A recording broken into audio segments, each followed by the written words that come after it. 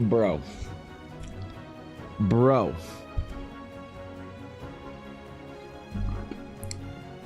I'm about ready to lose my mind, pack it all up, and move down to California. I'm ready. I'm this close. I swear to God, I'm this close.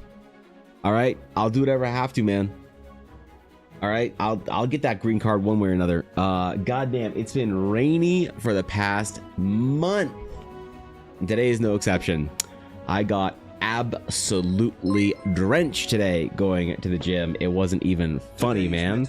Dude, what's up, Aduria? Abandoning their chat, fake poke cry. Streamers who are abandoning their chat.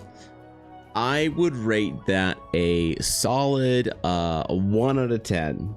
Not for the chat, for the streamer though, Aduria. Yeah, no, that's exactly how I'd rate that. Thanks for the 100 bits, man. What's up, guys? Good morning. Good to see you. Welcome back to the stream. Welcome back to the VOD. Good to see you, Con. Good to see you, Kitty, Steve, Atari, Aduria. Good morning, everybody. What's going on? Sabine, hello. Yes, that's right. I'm gonna be abandoning you guys. Yep, unfortunately, I have to leave tomorrow instead. A little family trip. I'm gonna go see Ella's elderly grandparents, and a couple things happened. That has pressed the Kitty. Oh shit, bro! Thanks for the 54 months. I appreciate that. Thanks for the resub, bro. Thanks, Kitty. Thanks for sticking with me. That's holy shit. It's a long time. Jesus, man, that's a lot more than 50 months. Oh my god. Okay, thank you for the sub. I appreciate it, Kitty. That means the world to me. I hope you have fun at Gen Con, by the way. Hope you and Steve have a great time at Con. But yes, unfortunately, I will not be going to Gen Con this year. I will be instead going to the dry prairie lands of Saskatchewan. All right, I've never been before, so should be something. But yeah, we were going to leave initially on Wednesday, Thursday, around there, after stream on Wednesday, but we have to move it up a little bit. Some things happen, just, you know, family stuff. Got to make sure that we can take care of some shit. So, you know how it is when the aging grandparents are aging. So, yeah, we'll be bumping the trip ahead a day. I managed to secure hotel and whatnot for that. So unfortunately, today will be the last stream of the week. I won't be live until next Monday, man. I am so fucking ready to not have to leave and do anything anymore for the rest of the year, except I have to leave for Edmonton in fucking September. God damn it. All right. I have a dream. The dream is, and I tell Ella this often, she's like, what do you want? What do you need? What do you got going on, bro? And I said, I need everyone and everything to just fuck off and leave me alone so I can just work and get stuff done that I want to get done for like a solid like 6 months. So hopefully the winter time will be that. And I've like pre-told the family. I told them, I'm like, dude, summer's fucked for me. I gotta be going on stuff. We gotta be going for every other weekend. It seems like, it feels like we gotta be going for trips and whatnot. We gotta be doing shit. We gotta be away. We gotta be whatever. During the winter, as the second I get back from Edmonton Comic Expo, I'm going to eat, sleep, lift, stream, work. That's it. That's it. I'm gonna get into my slumber groove for the winter until next May, June, I think next June. So from October till June, I am not leaving my house. Nope, I'm going to the gym. That's it. I'll leave my house, go to the gym. I'll come home, and I'll stream, and I'll enjoy it, and then I'll just work and just get stuff done. It's been actually a pretty exhausting summer, so I think Ella and I are unfortunately gonna have to do it again next summer, but maybe we'll have some little different things going on. To make it a little bit easier on me, at least for the streaming schedule. So I'm really sorry that I've had to be bouncing, you know, so often this summer. I feel like it is legitimately every 2 to 3 weekends. I'm gone somewhere. I'm gone. I'm out. I'm pieced. I'm disappeared. Which really fucking sucks. It sucks for me too. So I know you guys are missing your stream every day. You know, you're like, damn, bro. Where am I going to get some hot takes that I didn't ask for about art and whatever else the fuck Evan talks about, you know? And I don't know, man. Maybe watch a VOD. That's what I'll do. I'll just watch my own VOD in the car for the 9-hour drive we got to get going on. So good news is you get to relax your arm for a bit. Yes, hopefully. Hopefully. Yeah. No, that should be. Honestly, I've been feeling better with the stretches I've been doing. I've been like doing my nerve release stretches. I've been doing a lot of heavy work in the gym. And it's so funny because one of the doctors said to me, hey, do a bunch of forearm exercises and you'll feel better. And I've been doing them, right? But it's usually something that only extremely serious, like bodybuilding enthusiasts guys do in the gym, because it's not worth your time, right? There's if you only have an hour in the gym every single day, there's like 35 other things you could do that benefit your either health, physique, or strength, whatever your goal is in the gym, more than forearm exercises. So when you see someone in the gym doing forearm workouts, you know they're either an idiot or they're extremely serious. All right. And so I don't do that shit there, but I get to do it at home. So I don't know. It's been helping, honestly. It's been helping. But my scans and shit are in September, so yeah, we just gotta hold on till then. But yeah, a little bit of a rest will be nice. So I don't know, man. What's up, Savar? Good to see ya. Sasquatch Town. No, unfortunately, we're going the opposite direction of Sasquatches. Sasquatches live in the mountains. Saskatchewan there is not a single Sasquatch or mountain in Saskatchewan. It is a ancient land of prairies, canola, wheat, and a little bit of oil, but that's about it. So it's gonna be a very boring trip. But you know, it's good because Ella hasn't seen this part of her family in a long time, so we're going, seeing them. You know how it is with aging relatives. So we planned this trip back in the beginning of the summer, beginning of the spring, when her family came to town to see her. She was like, fuck, man, we got to make the trip out there. I was like, yeah, okay, fine. All right, we'll plan for it this summer. I did not realize we booked it for the weekend that is August long weekend. We could have picked any weekend in August. And we picked this weekend because, I don't know, why not, man? You know? I don't fucking know. And what happened is apparently this is a long weekend in Canada. I don't know if it's a long weekend in the US as well. But it is a long weekend in Canada, which means that hotels and everything was super fucking expensive. Because next time we go, oh, you bet your ass we ain't driving. You bet your ass we're getting on that plane and doing a little zip and getting there in an hour. Because god damn, driving, man, it's a whole fucking thing. So wish me luck. I will attempt to stay sane on the road. I'm not really a road trip person, to be honest. Never really handled road trips that well. About 4 or 5 hours is the longest that I do before I start getting a little, I don't know, a little something, a little weird, you know? Like I gotta get out of there a little bit. So I'm just not accustomed to it, even though I live somewhere where you need to drive everywhere. I just don't go out anywhere. So easy clap, you know? Good morning, Laura. Good to see you. How is Una traveling? We don't know really. I mean, she's in the car. She's fine. She's fine in the car. You know, she's easy. On a plane or anything, I have no idea. I have no idea, man. We never taken her on a plane or whatever. She's small enough that she could go on a plane very easily, but she gets very nervous. She's a pretty anxious dog. So yeah, I don't know how that plane would work, but car trip, the longest car trip we did with her was probably 5 hours to Edmonton, and she was fine. So we're not taking her on this trip. She has an infection from a wasp sting, so that was about a $400 vet bill. But yeah, she's doing better, but she is on heavy antibiotics and cannot travel right now.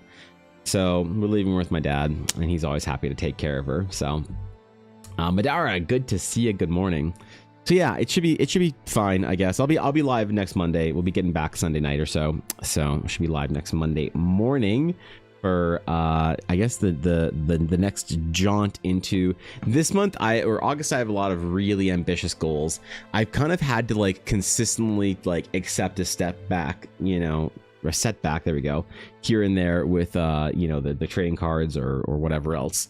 And August, I'm really hoping that I can just like lock in and find the time to just like be uninterrupted and just grind away the projects that I want to. Get the Astronaut finally released in its full glory. Get the adventure finally published, because I'm starting to look at printers and publishers for the adventures. So that's gonna be fun. And then a bunch of other stuff, some other secret projects I've been working on, some other Eldara things. I feel like there hasn't been a lot of movement in the realms of Eldara in the last 2 months or so, and that's fine. You know, that's the way it goes. There's ebbs and flows of projects as is needed to stay alive and to, you know, pay for fucking food and shit. But August is really going to be a focus month of a lot of really cool shit for Eldara. So I'm looking forward to it. I'm really looking forward to being home, and I don't have to leave then for 6 weeks anywhere. Yo, Imadara, thank you for the follow. I appreciate that. Welcome into the guild formally. I appreciate you. But yeah, I won't have to go anywhere until middle of September when we have to go to Edmonton Expo, which might be the last time we go. Edmonton Expo was not particularly the best event last year, and it was kind of one of those things where it was barely good enough that we were like, okay, yeah, I guess we'll come back next year. Had we known what kind of schedule we'd have this year, we would have said, get bent, not a chance in hell, fuck this shit, we're not coming back. So this might be the last year I go to Edmonton for Expo, depending on how it is. If it's a really incredible event, sure, we might come back again, but we're really probably not going to book it, because it'd be nice to be done after, you know, after Vegreville in what month is it? July. There we go. After July, to be able to say, no, we're home for the year, not going anywhere. We've got some other little events, Ren Fair around Calgary and shit like that, but that's all like fairly local to us. So it'll be nice, man. It'll be nice to cozy in, settle in for the spooky fall, which I've given up on summer, by the way. Summer is my favorite month. I like everything about it. I wear my fucking tiki shirts. I drink my tiki drinks. I enjoy the sunshine. I walk 50,000 steps a day. I do everything summer related, but it has been a constant fucking downpour here for the last like month or so, which is very unusual for where I live in the mountains.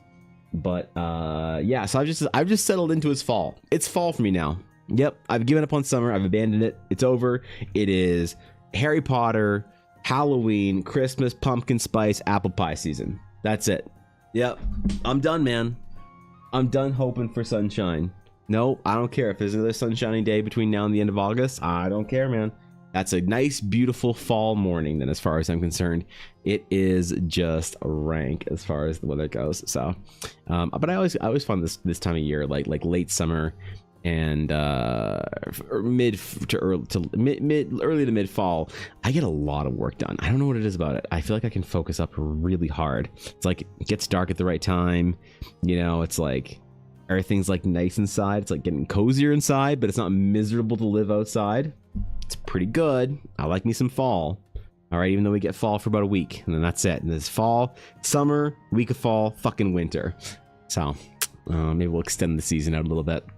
Mariah's begun defrosting. She has indeed begun defrosting. I was on my TikTok. I don't spend a lot of time on TikTok, but I like to scroll through and like all my friends' shit, and then I see what's going on for a little bit. So I scroll for like 5 or 10 minutes, usually a day, and I'm scrolling through looking at shit, you know, looking at art things, D&D nerd shit, and I start seeing fucking Christmas TikToks, and I'm like,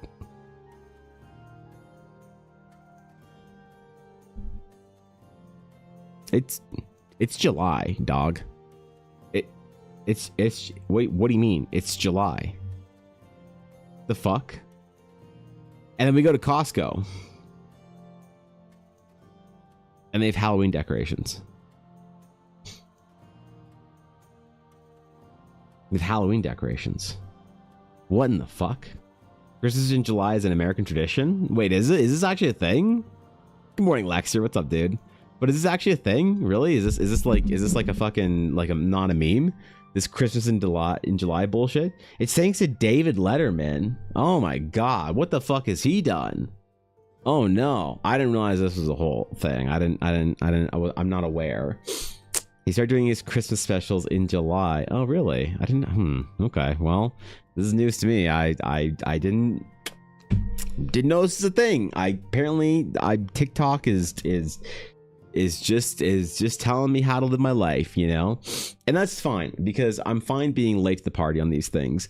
You know, I was at a family event recently and had someone making a very compelling case as to why one should be obsessed with the fucking news, and I'm like, yeah, I don't watch the news, I don't care, I'm too busy to fucking worry about, you know, the world and all this shit. I just Like not everything stays the same, everything changes, and the only control you have is your own creations and your own project and your own direction. So I just focus inward because focusing outward stresses me out. So I don't know what's going on.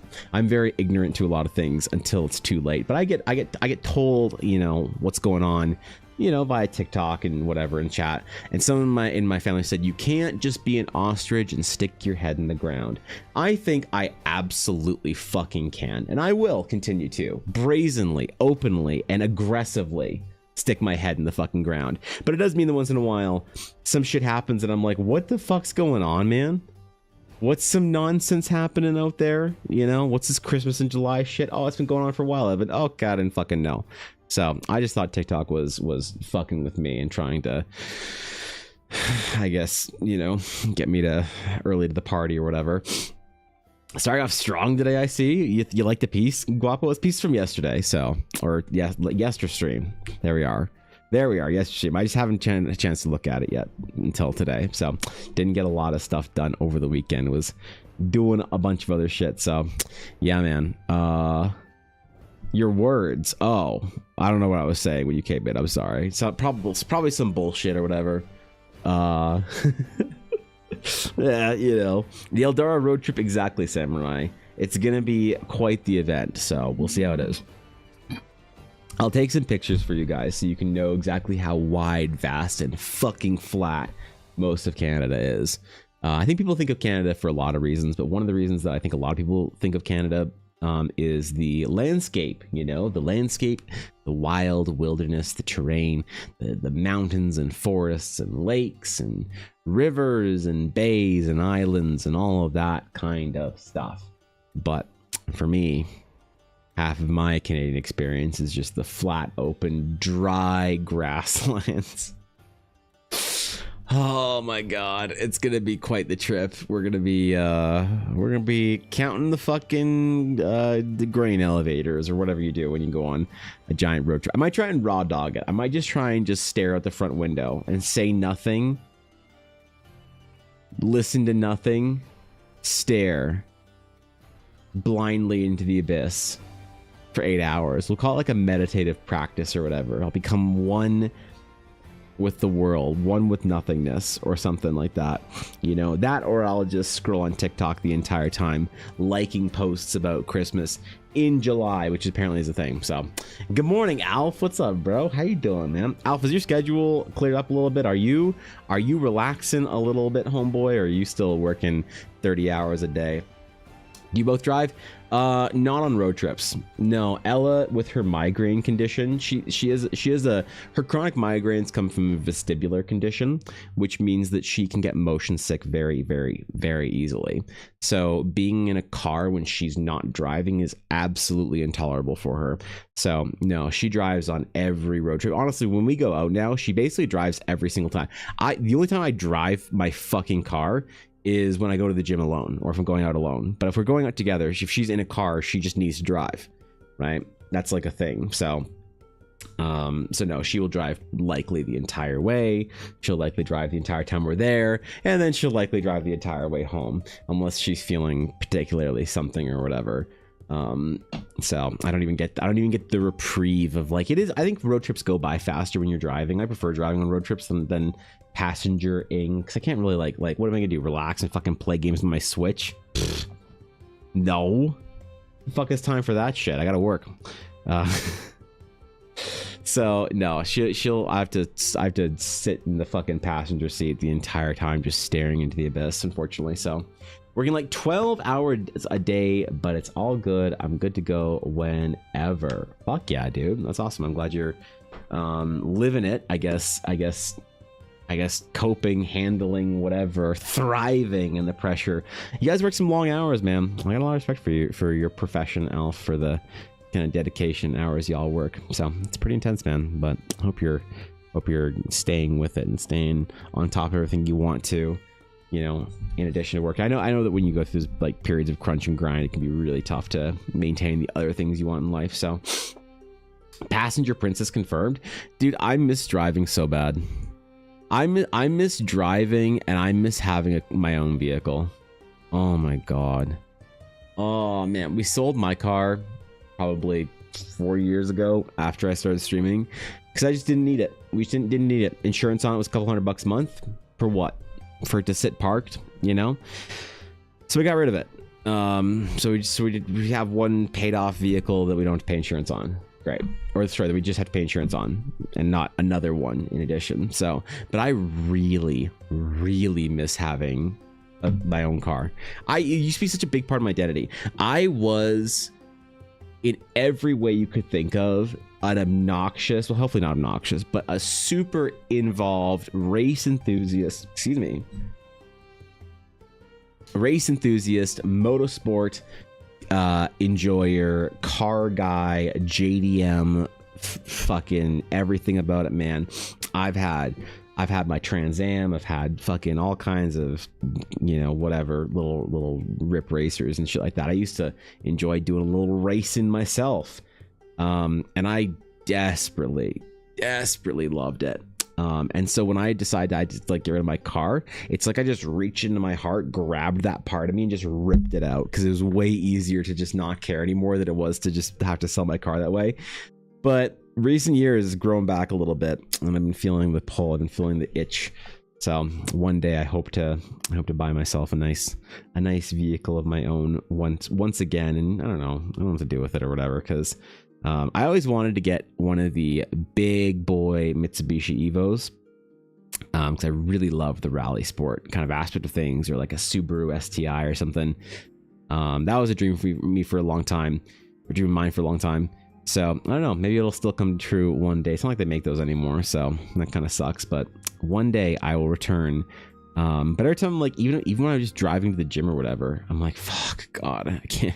I just hate driving, like, the automatic that we have. I fucking hate driving. I just want I want a manual transmission. Fucking bring me back, man. You know, I need to get super loaded so I can buy myself like a Supra or a 300 or a GTR or some shit like that or whatever. So I honestly love to get my hands on one of these little K mini trucks you can have imported. Those are cute. Yeah, those are fun. Some of my area drives one around, and I see it on my highway fairly often. I think they're really neat. They're great, you know. Yeah, they're fun. They're really reliable. They're built with that Japanese mindset that everyone will get their car fixed by everyone. So you should build it to basically be able to bolt on anything, anywhere, anytime. Not with like the German efficiency of engines, where if you even like mention the engine, it'll just stop working. But if you just ignore it and you pretend that it's not there and you take it in for servicing, it'll last you until the fucking apocalypse. So no, man, I want yeah, I really want to get a car at some point in time for myself. But right, it would just be a frivolous luxury. It's not like I have to go anywhere. Not like I leave my house for any reason other than the gym and groceries and the occasional fucking road trip across the world. So who'd have thought? But today we're gonna get probably the last like normal coffee request from the first round of whatever or last round in June. We're gonna get some character design stuff done. We're gonna get a couple things finished and just see what's up, man, because yeah, I'm hoping to get a bunch of stuff done before the trip, so I can come home and just be refreshed. Well, just come home and be fully invested in the Eldar process. I can't say refreshed because these aren't exactly vacations this year. You'll leave, you go somewhere. There's something to do, you know. It's not really a vacation, as it were. But all right, upon viewing this piece, I am satisfied with the level it reached last stream, and I don't think there's anything we need to do to it. I think we can just deliver it to our illustrious client. I did a little bit of mucking with it on Saturday, so a little bit of that. But as is per tradition, I start off my stream now with a quick little speed painting. So let's get a little quick one in there, man. Oh, that's right. I'd forgotten about this entirely, dude. I'd forgotten about the tower. Oh, yo. I'd forgotten about our tower, man. I fucking love towers, dude. They're the literal best. This is also number, what, 7? Ooh. We're almost on day 10 of this shit.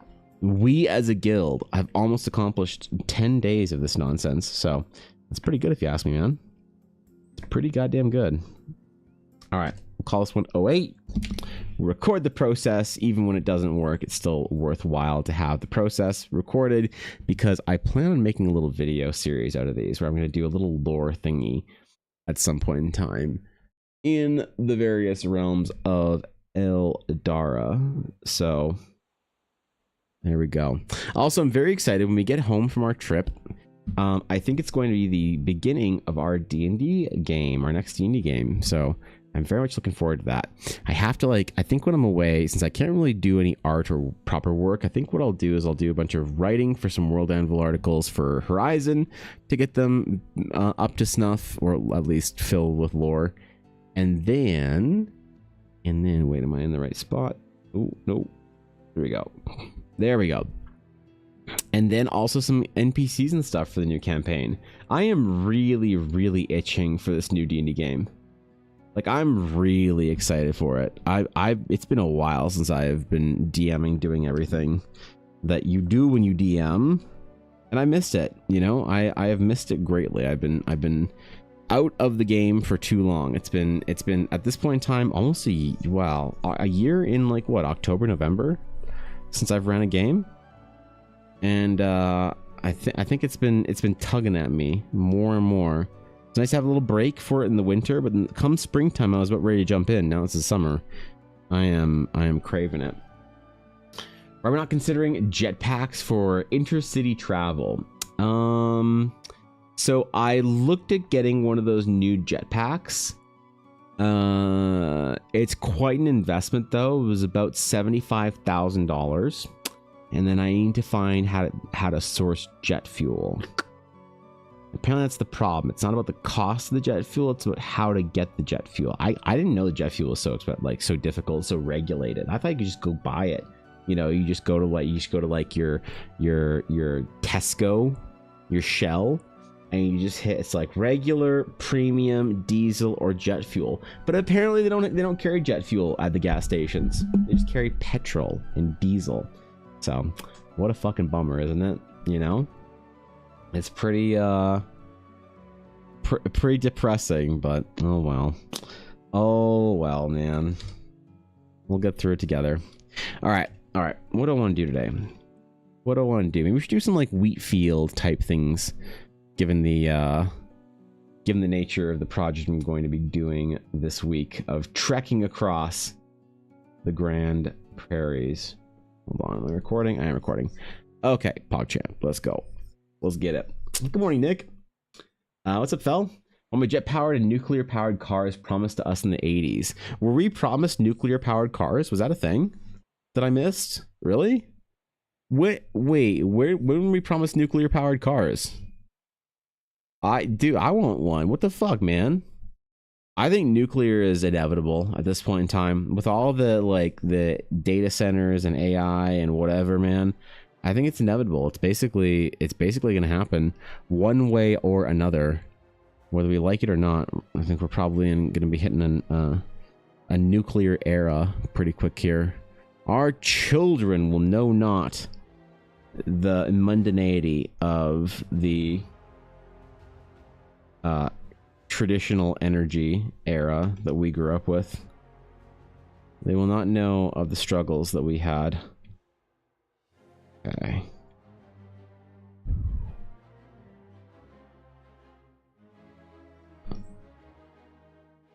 All right, we're gonna do some prairie stuff. We're gonna do some yellow plains with maybe a monolith, maybe a ring. Maybe we do an Eldari ring, just off in the middle of the plains or whatever.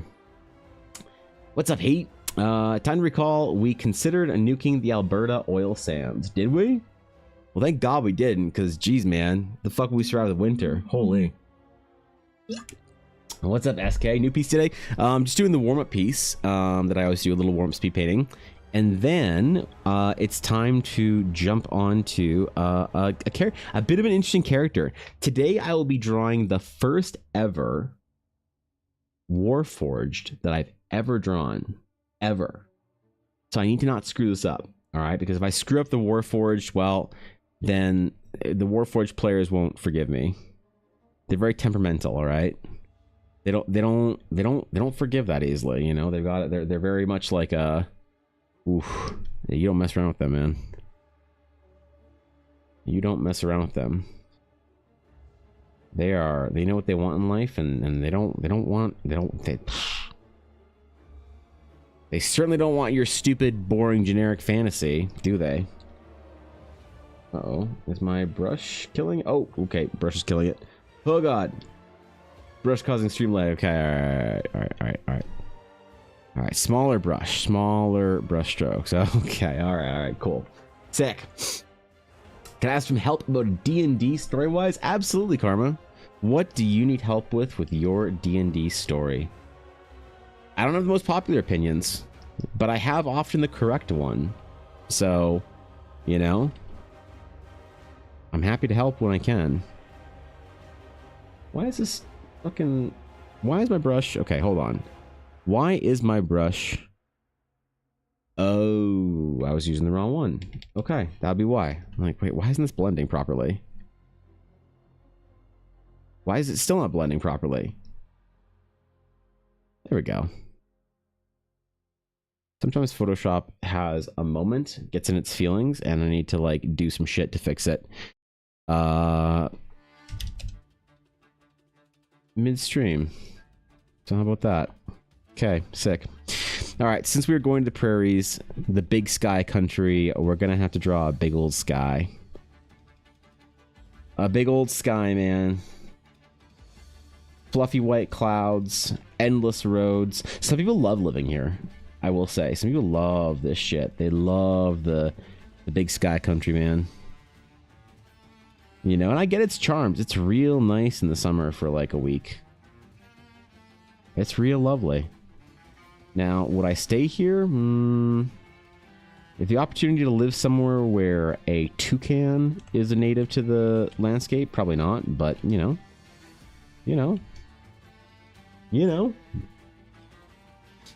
Like solar powered cars are in the near future, maybe. As far as I have like read in my ponderances on solar energy, from what I can gather, there's a limitation in the amount of energy and the efficiency that a solar panel, even like the best solar panels we can physics wise, energy transfer is limited in a solar panel, and I don't think you could make a solar panel. Like supposedly there's like a physics fucking reason why you couldn't make a solar panel small enough to fit onto a car that would power the car. You know what I mean? Like for its whole thing, like you need like a much larger solar array to be able to power one vehicle. So I don't know if it's possible. I don't know. I'm certainly curious as to the idea of the nuclear powered car. I'm not sure how little fucking nuclear reactors work like that. That's interesting to me. This is like some Fallout precursor shit or whatever. I don't know, man. I don't know. We'll see what happens. I'm always a futurist, all right? I'm always like someone who likes looking towards the next whatever it is and saying, hey, that's a cool thing, we should look at this. One might say always the correct one. I generally have the correct opinion. It's usually the one that people don't want to hear, though. That's the problem, is I always usually generally have the right opinion. The reason people get mad about me is because they don't want to admit that I'm right. Yep. It's a difficult burden to bear, but I will continue to hopefully bear it worthily. You know? Hopefully I will do my best. They don't want to admit it, man. But I'm right about dragons, and they know it. They just don't want to say it. Grains, vegan zombie, art morning with Evan. Well, that's something, I guess. Yeah, that's... Oof. A vegan zombie. I don't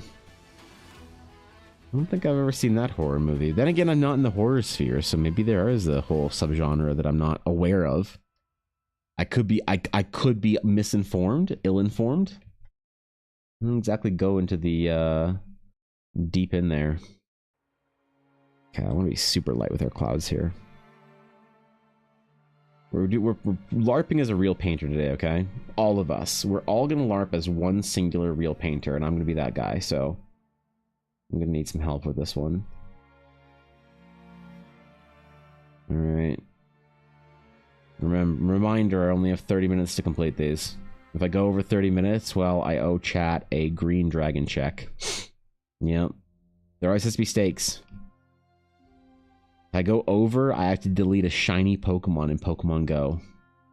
Or I'll just ban anyone who reminds me that I went over. Yep. That might also be the better way of doing it, you know? I'm not saying that I know the right way of doing it. I'm just saying I know my way of doing it. Need Shattered Sea crystals. Look, okay. We're not in the Shattered Sea, bro. Alright, not today. Not today, Guapo. 37, unfortunately not quite there yet. Yeah. Like a vegan zombie would just eat lots of mushrooms. Be really great to mix that into the Last of Us universe. Am I weird for saying that I never cared for Last of Us? I don't know shit about I know there's something to do with mushrooms and zombies in Last of Us, but I've never really given a shit about The Last of Us, and I don't know why. It came out at a time when I was super into the Sony landscape and sphere. Like, I was a Sony fanboy when Last of Us came out, and I just saw it. I was like, Like, am I missing out, man? Have I missed out on a cultural moment?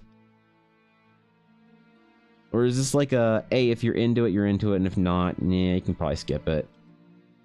I know there's like a new season of the TV show coming out. I've had 2 people in my personal life tell me to watch it, and I've had multiple people in chat tell me I need to watch it. And I'm just getting to a point here where I'm not entirely sure who's right. I need you guys to tell me what my opinion should be, because God knows I'm not forming it on my own right now. Mushrooms are not a plant or animal. It's an entertaining reflection. Tastes like plant to me. Mycelium. Pfft. I do like mushrooms. They're basically free in calories. I ate a ton of them because of that. Game series is just so good. I don't fish many video games, but this one I have played more than once. Oh, really?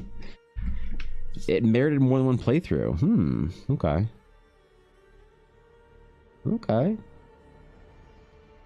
I don't know, man. Maybe I'll give it a shot then. I probably won't give the game a shot, but maybe I'll give the TV show a shot if people think it's worthwhile and a good representation of what we loved about the games.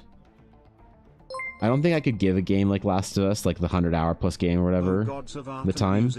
I beseech you to bless us this What's up, day. Fox? Oh, Please shit, bro. bless our programs yes. so that they may not crash, our pens so that our lines are steady, and our colors so that they are true. Wait. May our hands be guided by our visions to allow them to come to fruition. Wait. In the name of the Wacom, the iPad, and the pen and paper, I gift you these bits in offering to that you may grant us these blessings today. Thank you. Amen. Thank you. Hello, Evan. I must lock in and lurk. Okay, bye. All right. I'll see you next week, Fox. I'll see you next Monday. Have a good day. Thanks for the 100 bits. But hold on. Fox just said our pens and our lines are steady, and our colors so they are true. So how do you get a true, proper color? Well, to get the most accurate colors, you need to buy a Wacom tablet. Like a Huion doesn't have the same color correctness as a Wacom. XP Pen, iPad, none of them have the same color correctness as a Wacom tablet. A Cintiq. Specifically a Cintiq Pro. So Fox is basically saying that she doesn't support young artists just starting out because they can't afford Wacom tablets. So Fox is saying that she supports the corporatization and monopoly of color correctness, and if you're a young artist, you shouldn't even try. The only way you can do it without a Wacom tablet is to generate it on Midjourney or one of the other AI image generators. So Fox is saying that none of us should become artists. We should all just be AI image engineers calling ourselves artists. Interesting. Okay, cool. I'm not saying I disagree. All right. Look, I'm just looking at the message, trying to read it clearly, you know?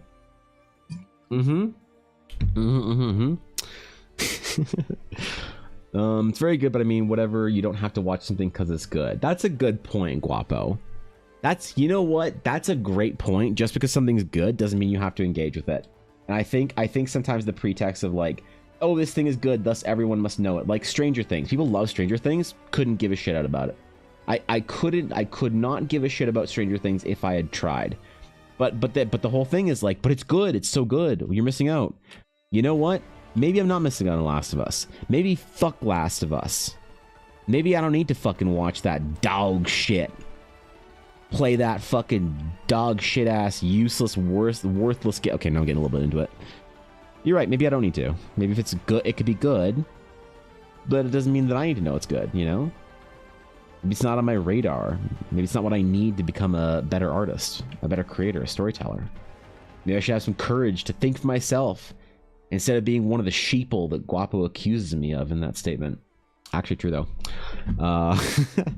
Season 2, but Season 1, Last of Us was cool. As an Albertan recognized different filming locations. I wanted by some in Edmonton when done up. That's cool. Oh, yeah, they did film some in Alberta, right? Interesting. Okay. All of you know, no AI could ever replicate my artistic styling. That's probably true, Ashy. Oh, wait, Ashy's here. Hold on, let me do my pulse. Hold on. Ashy's here. Oh, new scout? Is this current character good? Should I scout for her? Okay, hold on. Kita-san Black.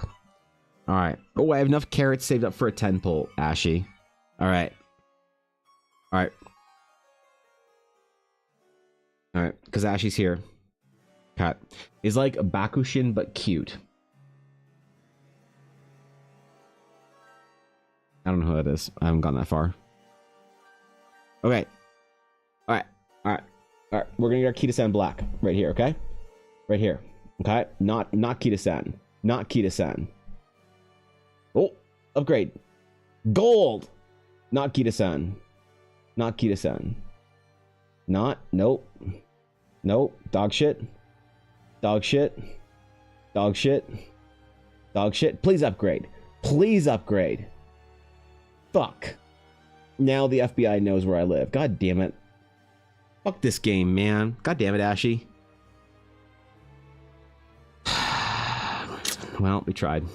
We tried. All of us together, Ashy. We all tried. I have one free scout, though. Here. Free scout. Wait. Oh, no. I need to buy carrots for that? Oh. Okay. I guess I'm screwed. All right. Well, I have another 10 pull of free carrots tomorrow, so... not that I'll use it because I'll be in a car, but I'll wait till I get home so I can do it with Ashy. If I get my Kita-san Black, I want Ashy to be here. I want her to know she's the only person that matters when it comes to scouting for Uma Musume's. Yep, there's so much media available. It's important to be discerning and prioritize what you want. It's nice to be a few years behind as you can see what survives beyond just being trendy. So what you're saying, Heat, is that my opinion that the D&D movie is fucking trash is valid and you agree with it. I'm so glad that finally other people are starting to view the D&D movie with the same kind of scorn as I have. I'm so unbelievably grateful that it's now becoming normalized to say that the D&D movie was shit. Thank God, man. Thank God we're all in agreement with this now. Holy, could you imagine if we weren't? I couldn't. I literally couldn't. I wouldn't be able to even. A literal inability to even. Yeah. I agree people don't have to interact with any specific media, especially if it doesn't interest you. Why waste time on it? Exactly. I think some people, though, they like value something really heavily, and they're like, "Oh my God, this thing is this anime changed my life," and I feel like, meh, doesn't interest me. It's like an indictment on them. They like feel bad. They're like, "Oh, well, but if it doesn't interest you, that means that it wasn't a life-changing anime for you. Oh, but that means then what am I doing with my life?"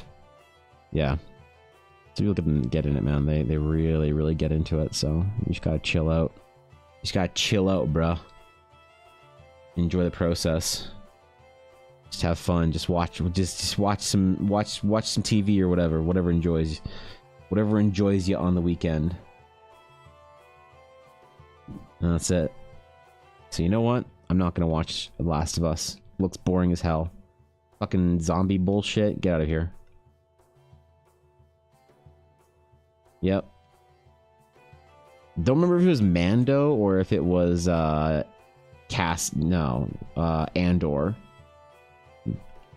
There's either Pedro Pascal or Diego Luna that does Last of Us. I don't remember who, but I like both of them. Still not watching it. You guys have given me the courage to say no today. Appreciate it. Can't escape the Haunts game? Well, you can try. I haven't been playing it much, so yeah. Haven't been doing it much. 9% of Uma polls are preference of do you like their aesthetic or running style. I just want the Kita-san black, bro. That's all I want. I just want Kita-san. So Thought the D&D movie was funny. A lot of people thought the D&D movie was funny. And you know what? I'm glad. I'm glad you thought it was funny. I'm glad you didn't think that it was fucking regurgitated Marvel movie fucking trash writing that couldn't make a good movie any worse than they have recently, so they're just trying to make worse movies even worse. And that doesn't make sense. It'll make sense in a couple of years. Don't worry, I'll be hailed as a sage. I'm glad you enjoyed that dog shit piece of garbage. I couldn't, and I tried. I tried so hard to. I like my trash. I like trashy stuff all the time, man. Like World of Warcraft. I used to play so much World of Warcraft, dude. Trashy video game enjoyer right here. You'd think that I could enjoy my trashy D&D movie. I enjoy trashy anime. Could not enjoy trashy D&D movie. Ugh. I tried to. I tried so hard, man. It upsets so many people that I think it's so bad. I enjoyed the D&D movie while recognizing it was not an artistic masterpiece. Acknowledging taste preferences subjective outside the brilliance of your art is fun. Taste strips for dinner parties to provide people with experiences reality really different from one another. Dinner parties, bro. What's it like to be normal?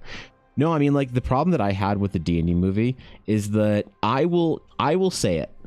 I will say it. I will say it. I will say the unpopular thing that we're all thinking. I will be the voice of our society in these dark times.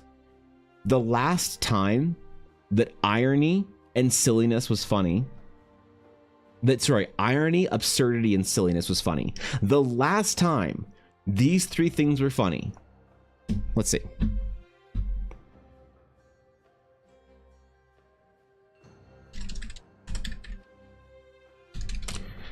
Was 1983. That was the last time that irony, silliness, or absurdity was funny. 1983. That was when Monty Python made The Meaning of Life.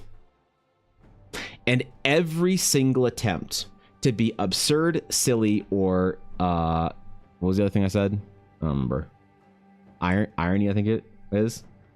Every single attempt since then, 40 years ago, nearly, has just been a stain wiped on the carpet compared to the one moment in time. Yeah. Yeah. Oh, it's a fat dragon. Okay, man. Sorry, bro. Jeez. I can't believe you're taking time away from your Cards Against Humanity game to come watch the D&D movie. Holy. Oh, I get it, because the dragon's fat. Oh, very clever. Never saw that joke before. Holy.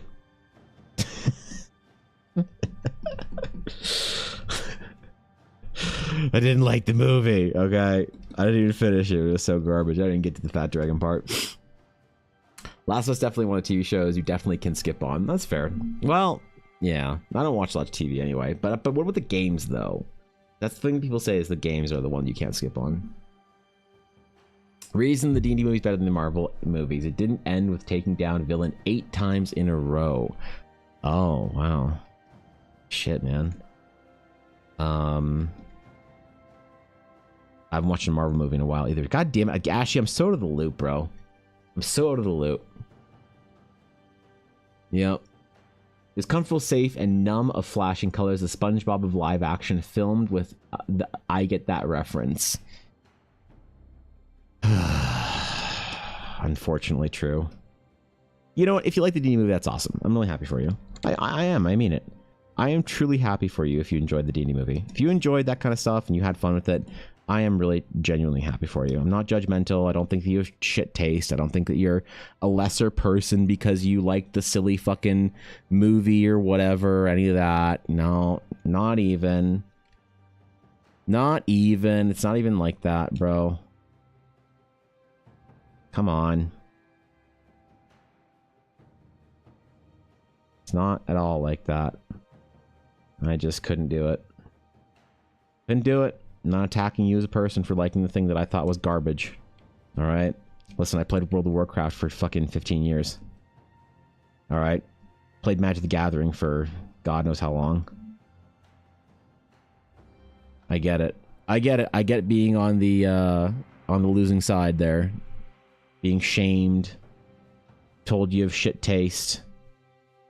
That you're morally lesser for enjoying the thing that you enjoy. I get it, man. I understand. I ain't judging. I'm just refusing to be a part of it. That's it. That's it. You didn't get the Fat Dragon part? That's why you didn't like it? Oh, that's why I didn't like it. Okay, got it. Got it. Got it.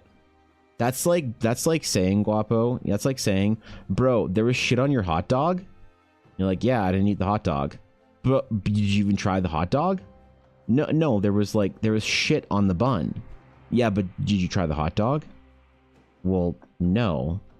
There was literal feces on the bun. Like, well, you can't say you didn't like it until you tried the actual hot dog. Like, I'm pretty secure in my assertion that I wouldn't have enjoyed it. Yes. Pretty solid on that one.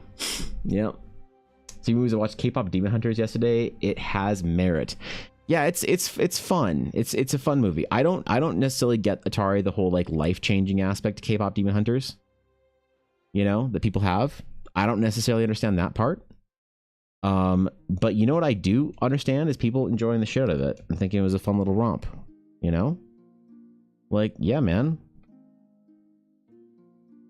Why not? It was cool. It was cute. It was fun. You go on a little adventure. Will I probably watch it again? Maybe not, but I enjoyed it. It was better than a lot of the animated kind of movies that have been coming out recently, so. But the hot dog was good. Oh, okay. Yeah, apparently. Good morning, Brooklyn. Weekend was good. Weekend was good. Got a lot of stuff done. Got a lot of shit done. I was very productive. I felt very good about myself. Is that a good thing or not? I don't know. Productivity being the defining factor there. But no, it was good, Brooklyn. Hope your weekend was equally as whatever you wanted it to be. Productive, not productive. Whatever. And to get a lot done because going away this week. For the like 15th time this summer. Holy. I had to get a lot finished so that I was ready to go. So I was able to properly get my shit in gear and in order, as they say. It's a little path here leading towards our ultimate destination of our tower. I think I wanted to do an Eldari ring, but I don't know. I want to do a tower with some floaty shit above it, so... I'm just deciding the floaty shit. That's why I'm rendering the foreground, because I don't have time to think about it out loud. We got stuff to do, man. We got things to get to. We got, holy, 30 minutes for this, and it's already been 25 minutes. I might go over it, actually. Yeah, shit. Oh, well. And that's why the D&D movie was good? I don't think so. No. No, no. I think the D&D movie, the writer's dream of having the actual genuine charm that K-pop Demon Hunters had. A lot of the must-watch is more cultural. I can't make a reference. Then you communicate that we are similar. Exactly, Ashy. Oh my god. Yeah, wait. She gets it. Guys, how does she gets it? She just knows, man. She just knows. Fucking Ashy of Heart. Holy. She just knows. Who is this woman? Call wife when you have a moment, please. Call wife now or when I take my break in a little while, Ella? You listen to Tchaikovsky, sometimes you bounce to bad techno pop. Sometimes it's a gourmet meal, sometimes popcorn for dinner from the glass house. No stones will be cast for other people's taste in shows like their anime watch history. What does that have to do with me saying the D&D movie sucked? I'm confused. I'm probably not following along with the conversation happening in chat. I'm confused. I don't know, man. That movie was fucking garbage. I'm glad people loved it. I love my garbage too. But I can't sit here and be gaslit into thinking that was a good movie. I refuse to it now. I refuse. I will die on this hill. I'll take my stand. If I don't speak the truth, what am I doing?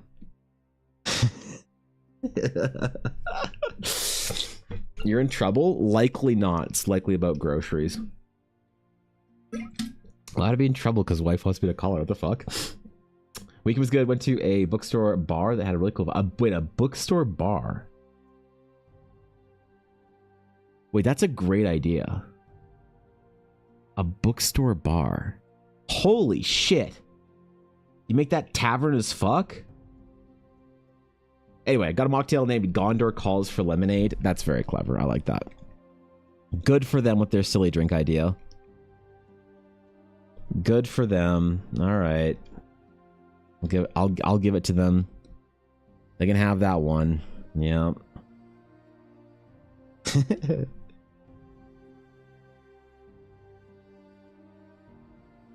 All right. All right. Fair enough. Bookstore. Well played. Well played. That's cool. That's a great idea, though. A bookstore bar. Bro, I want to start a bookstore bar. What the fuck? What am I doing with my life? More people need to clarify it was a movie of quality and it was a fun, entertaining movie? Sure, yeah. Yeah.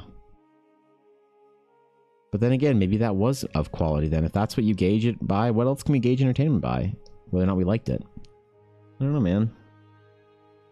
Oh, I'm on the same... God damn it. Alright, well... One of these days, I will figure out how to art, and you guys will be the first to know, alright? You will be the first to know when I figure out how to art.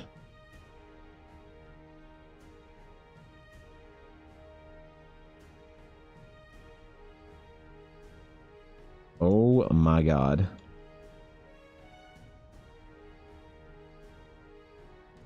It'll be a legendary day.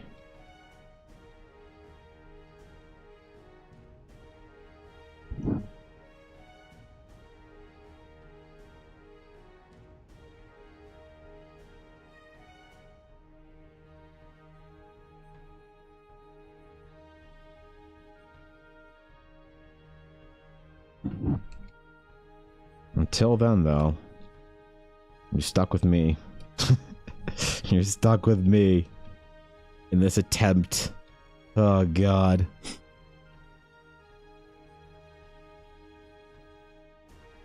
What layer am I on? Merge. Wait, why can't I merge this down? What the hell? Merge layers. Okay, never mind, we're good. Only a couple more minutes. Oh, God, I'm already at 25 minutes. Is Smaugust happening this year? I think it probably will, because I have to draw green dragons for the Dragon's Claim, and so why not take the opportunity to draw some Smaugust and show the nerds how to really draw a Daggerond. That's right. No feathers. No weird gold dragon wings. Only the finest scales for my dragons. Samurai.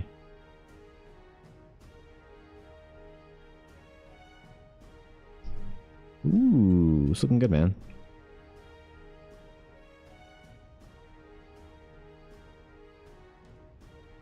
I love me a monolith. What is it about monoliths that I love so much? Where did I go wrong? Like, what trauma did I endure to love monoliths? How did I come to this?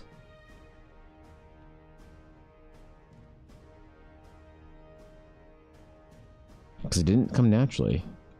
Somebody had to tell me at some point in time monolith was life, and I said, yep, that's what I want to do for my career.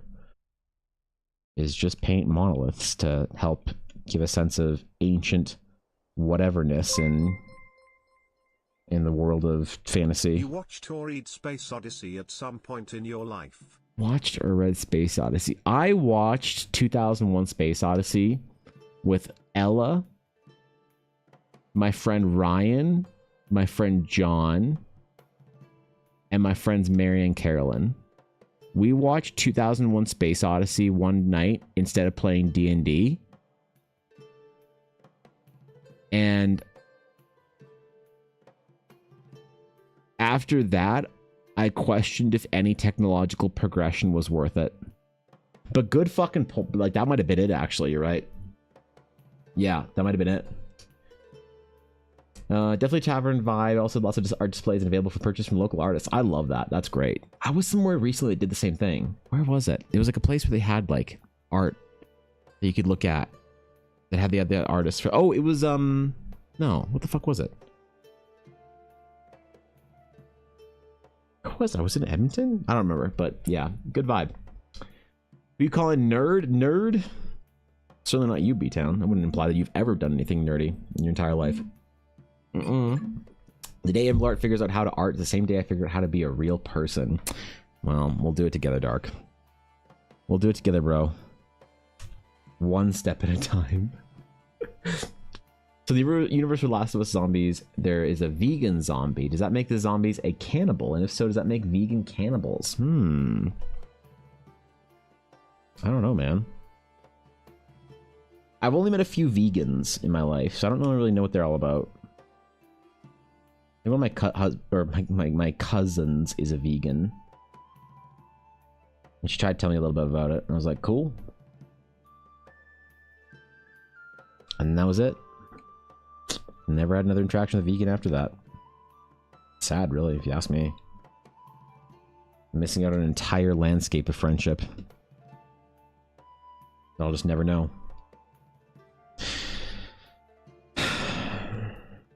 Oh well, steak time. That's fine. Steak time. Yep. Gas that grill up. Let's go.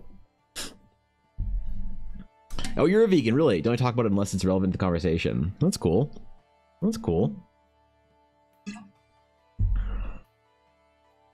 I'm always so curious about the vegan and vegetarian perspective on like fake meat foods. You know, because like I can understand the like I feel like people could thrive as like vegans and vegetarians, but like I see a lot of the options. It's like, why don't you just eat a bunch of chickpeas and try to like, instead of trying to fucking form it into a burger or some shit that like supposedly tastes like meat. I really respect the vegan and vegetarian I don't know, what do you call it, mission. I think if I like went vegan or vegetarian, I would just like actually just eat fucking plants and shit. I wouldn't go to the store and get like some like meat shaped plant or whatever. It seems really nasty to me, but I never had somebody give me a good perspective on it. The perspective of somebody who hasn't like engaged in sort of like the other side of the culinary tradition. Because like, you know, it's like if you eat a lot of like sweets and stuff and someone tells you about like sugar-free soda or something like that, you're like, oh, it's disgusting. But like once you actually like get on it and you're like off of sugar and stuff for the most part, you're like, yeah, it's pretty good, you know. So it's like you talk about like the vegan options for stuff and people are like, oh, it's so nasty. It's like, what about the people who actually it's for, you know? What do they think about it? How do they make it good instead of being whatever, just nasty ass shit?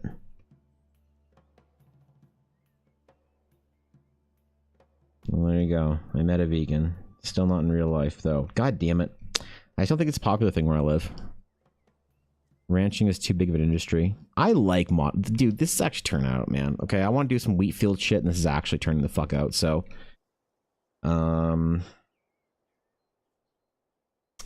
Oh my god. Jamie Jones has a grass brush. He actually has a grass brush. Oh my god. Grass. I wonder if I can use some of that stuff here. Oops.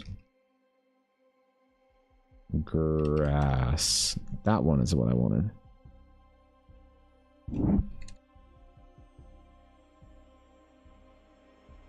Oh boy. Look at the way it colors, changes color and shit here. That's, oh my god, wait, what is this brush, Jamie Jones? Mr. Jones, what are you doing with this brush? Holy. What are these brushes? Wait, this is rad. Holy shit, dude.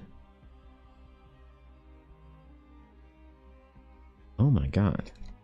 I'm learning things. I'm experimenting. I'm doing the thing I'm supposed to do with this shit. Let's fucking go. Junk food vegan options are often good transition foods for folks who aren't great cooks and aren't familiar with cooking vegan and how to use their spice cabinet.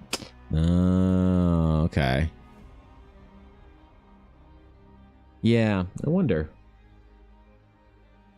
It's bad that I was about to click on stream to heart it. No, Jay, that means the world. Thank you. Heart right back.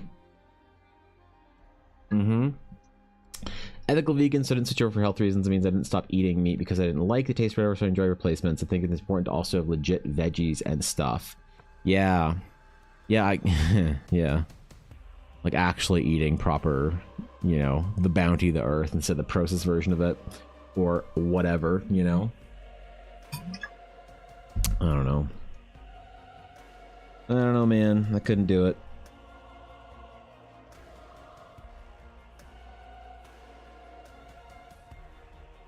I might never know.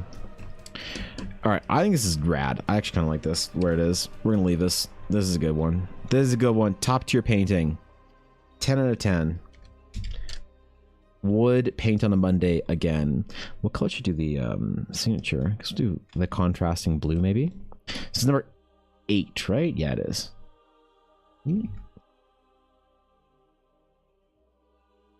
Oh, we faltered a little on that signature.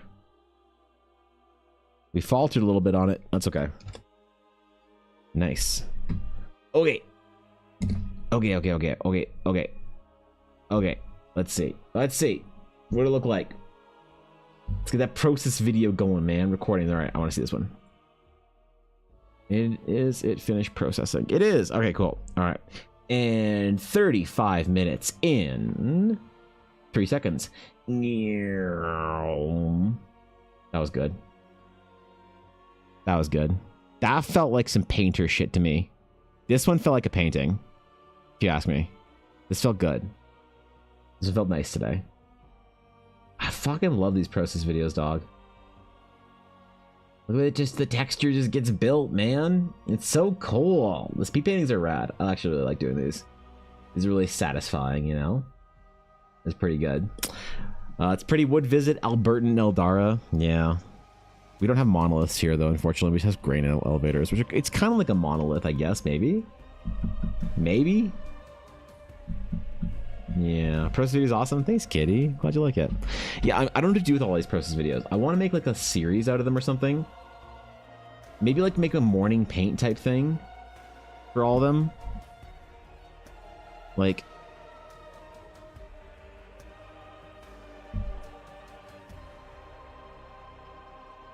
fuck, man. I thought I lost the process video for this piece. It's because the fucking thumbnail for the video was this shit.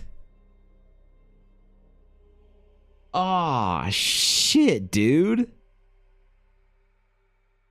I could have, and I deleted the second half of this then, so I could have made a process video out of this character. Aw, come on, dude. I thought this was a speed painting video because the thumbnail was the tree, but this is the tree video. Oh, shit, dude. Oh, well. Oh, well. Damn it. You win some, you lose most of them. Yeah, I don't really know what to do these. I might make like a little video series about places in Eldara or something like that. This one people liked so much that I'm actually going to make the Patreon print for July. So if you want a print of this, I'll probably only make prints of this for Patreon and not even for my print store. So this will be the July patron print. You have precisely 2 days to sign up for Patreon if you want the print. I think we'll do this. This is going to be a little city in Kelhet. It's going to be really, really rad. I'm looking forward to it. Cool, man. Cool. Good shit. Still recycled, but I don't think they stay recycled because if I'm not mistaken. Oh, what the fuck? Oh no. There you go. If I'm not mistaken, I think it gets fucking straight up deleted because it's such a large file. Let me check. Let me check. Ooh, maybe. Hold on, this might have been smaller. Ooh, wait, I can restore it probably. What day was this on? Hold on, it'll be the next day after it. So this was 07/23. 07/24. Restore.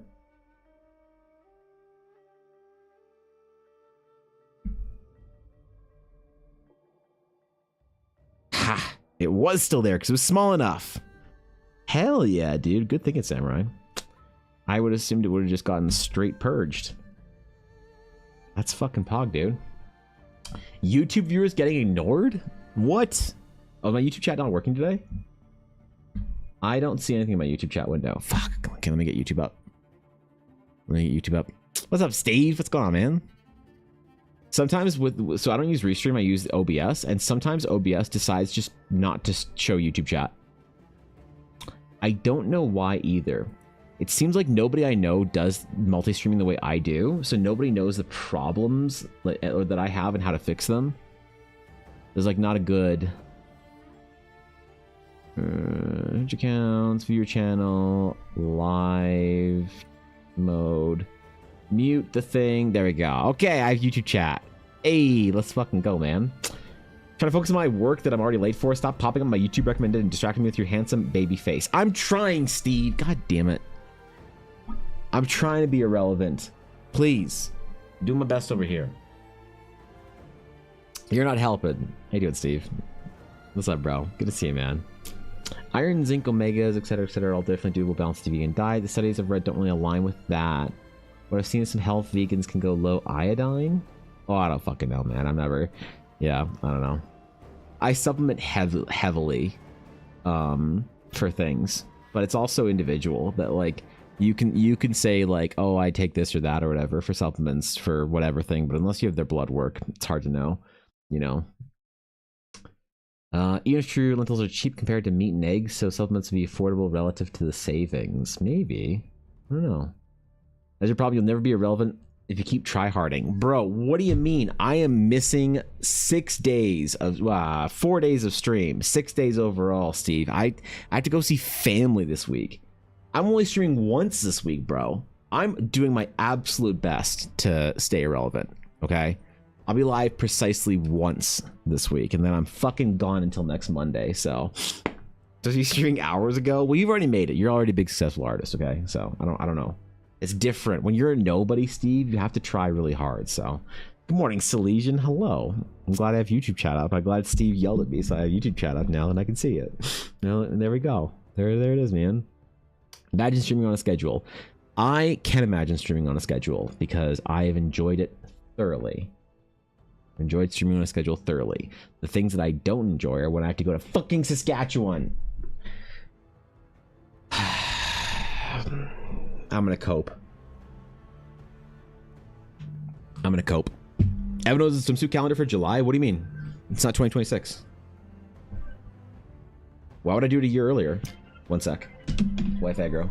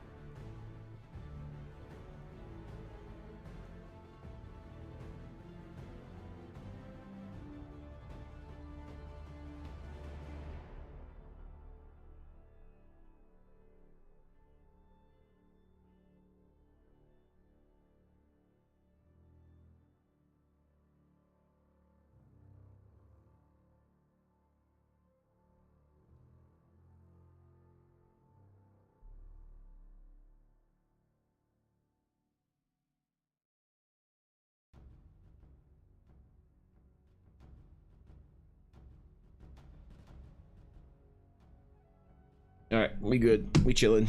Sorry about that. Flatlands is where Evan is heading, the flattest part of Canada, Saskatchewan. Yep. Yep, that's right. Hold on, need to send a text to do a thing. Okay, oops, where's my, dude, I'd never send, I hate that old people use text. I had an elder in my family ask me, he said, hey, how do I get a hold of you? I was like, well, why, what do you mean? Well, I sent you a text. I'm like, oh, I don't see my texts. Well, what do you mean you don't see your texts? I'm like, well, I just, my phone gets so many notifications, I just don't see my texts. Like, I missed like half of them. Like, well, okay, but like I emailed you a thing for like whatever a while ago, and you didn't respond to that. I'm like, oh yeah, like my email is also just a fucking diseased like cesspit. And they're like, well, how do people get in contact with you? That's the secret. Working as intended. But I have to use text when I'm interacting with the elders of the family. Apparently they've just caught on to text, which is great. Good for them. I'm proud.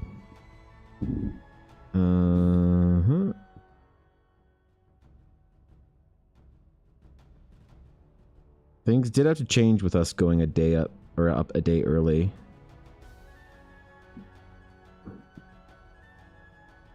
But kind of wish that we could then like, not like leave early, but like, I don't know. Still not, well, maybe if I stream on the weekend. But I can stream on the weekend when I get home. You'll be there one day. Why aren't kids these days using message flop or whatever? No, I mean, I don't know. I think that like the 90s millennial generation, if you were like 10 or under when like Y2K hit, I think that you have pretty easy understanding. Maybe yeah, I don't know. Maybe be a little bit older. But you have pretty easy grasp, I think, of the flow of technology, the changing of things, the new apps, the whatever. It's like there's a transition of culture between the old to the young that happens every generation. A lot of old people can't handle the fact that the transition of culture happens, that they're no longer the trendsetters or the relevant ones culturally, that the young are. But tech was always like a weird thing like that, you know? I think though that our generation grew up with the trauma of parents and grandparents being tech illiterate, though we like know not to do that now, you know? It's impossible to get away from, so. Everyone knows your stream is your only contact method. Yeah, I mean, like, unironically, it's like, how do you tell a parent that the best way to get in contact with you is Discord, and only on a week where you don't get fucking bombarded with Discord DMs? How do you even tell them that, man? All right, so we have, as a guild, all of us has been tasked with a task, a very important task. Where is it? Payments and orders. Non-completed. Where is it? There we go. View details. The correct question is, which communication method will actually get your attention? Sometimes it's important to let you know that your grandparents are in the hospital and asking for you. Correct. And I always tell them, if it's important, fucking call me. What they're asking for, Steve, is how to get a hold of me for irrelevant stupid shit like sending me a funny meme. It's always like, you didn't respond to the meme I sent you 2 weeks ago. Well, where'd you send it? Well, I texted you, I emailed you. Okay. Well, a fucking grandmother is in the hospital. I always get a call out of that. You know? It's always the dumb one, you know? Always the silly things that they want. Cool. Okay, wait. Why are my windows fucking... Wait. What? Alright, there we go. We're good. When we used to get away from old family members by saying we do text, not phone calls, now we're avoiding them by avoiding texts? Yeah, maybe. I don't know. I don't know how that transition happened. Get that EB, create a dump account for that. Maybe, yeah. So fucking hot. Dude, I'm trying my best, Steve, but I don't know what I'm supposed to do to help you here. I got, you know, it's not my fault, man. We'll go straight into the circular file. Yes, yeah. I feel it's so hard. I have an aunt who actually blows my texts and Facebook messages with random memes all day long. It's so annoying. I don't respond to anybody who sends me anything, whether it's a link to a funny thing or whatever.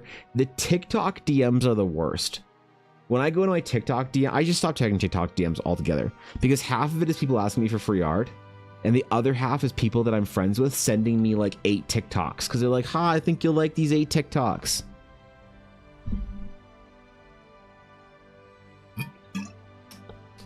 Want to bet?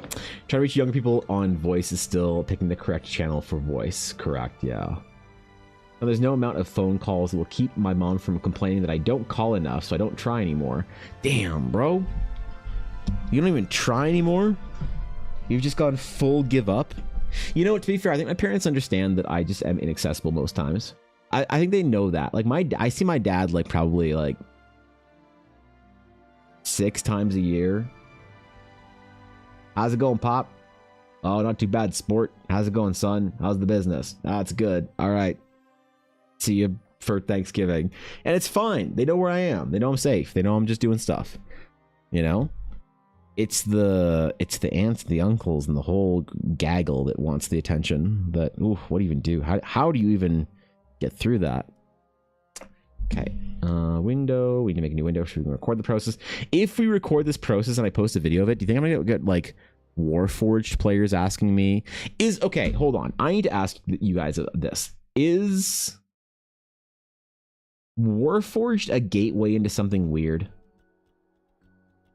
Like, you know how you draw one Aarakocra and suddenly you have DeviantArt messages of people wanting furries and shit?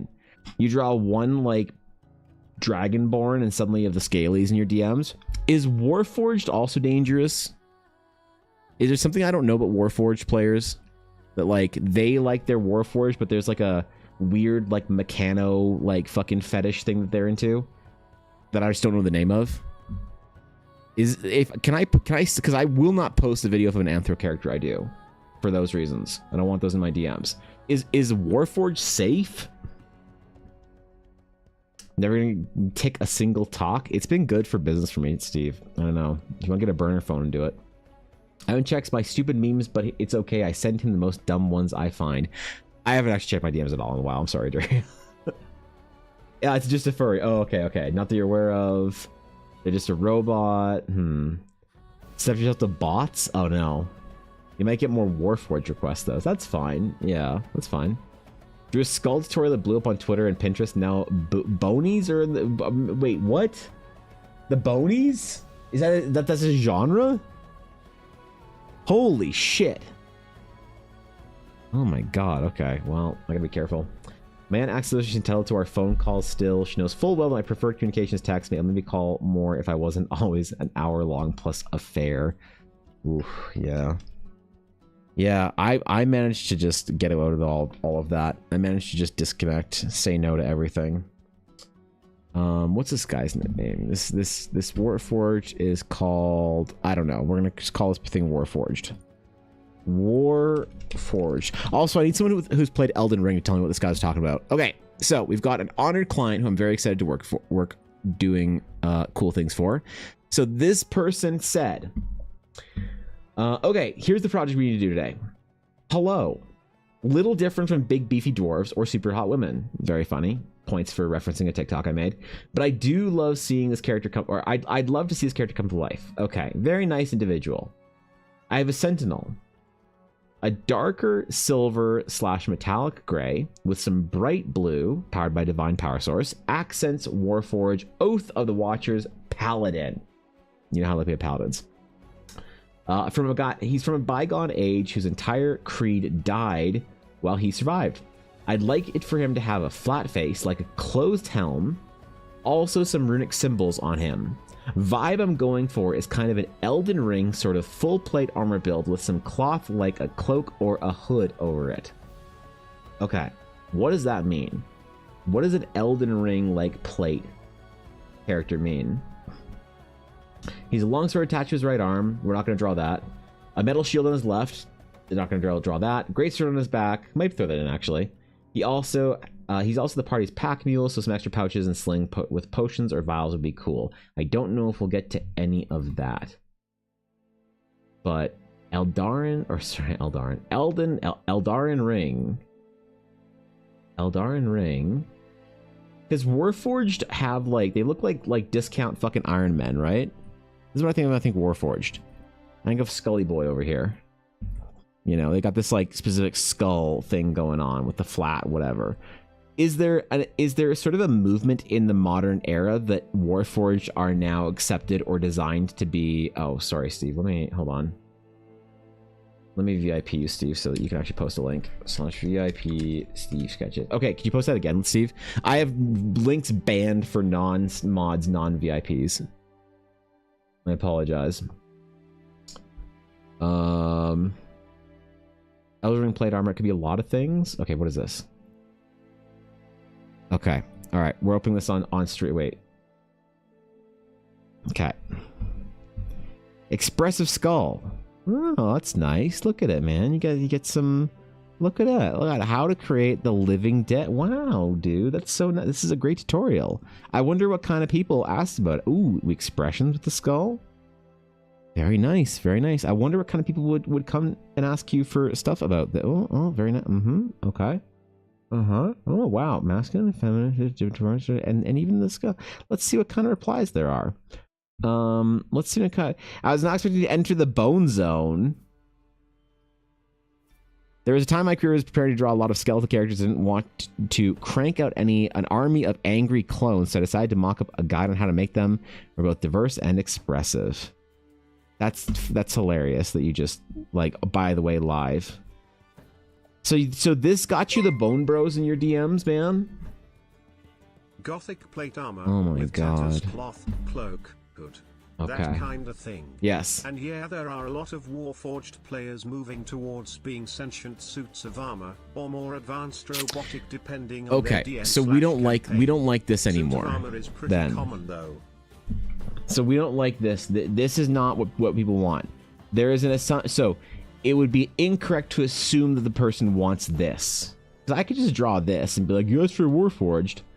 But obviously, if he's going for a different vibe, so we need something that's more armory and less like actual D&D Warforged. Okay.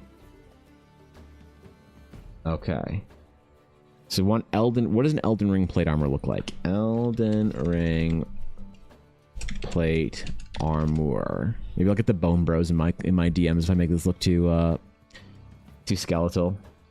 So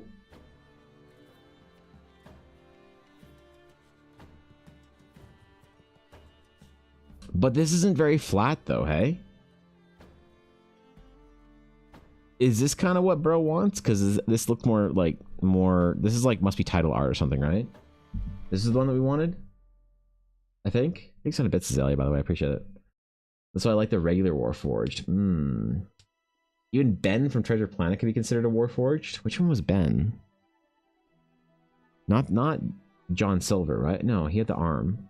Which one was the red robot? I think they went by Taint last time I checked. Yeah, and they're trying to recruit me back into their guild. Guapo, it's really tragic. So something kind of we're looking for kind of a Crusader helmet-y type thing, mask, visor type vibe, something along these lines, with a cool cloth hood and something else. Ooh, this is cool. This is Elden Ring enough for people. We got that Gondor fucking Royal Guard vibe in there. That's rad. The fucking eyes covering the face helmet. That's so good. Holy, or the hands covering the face. Damn, that's fucking sick. Or do you want the cage like these ones? Or whatever the fuck this guy is.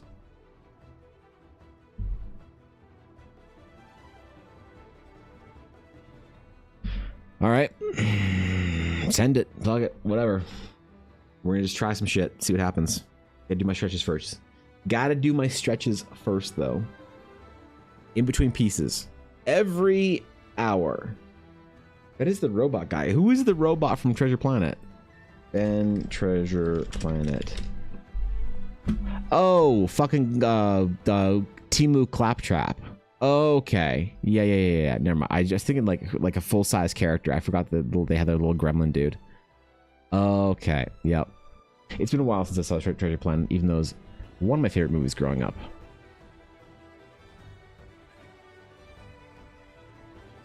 Okay.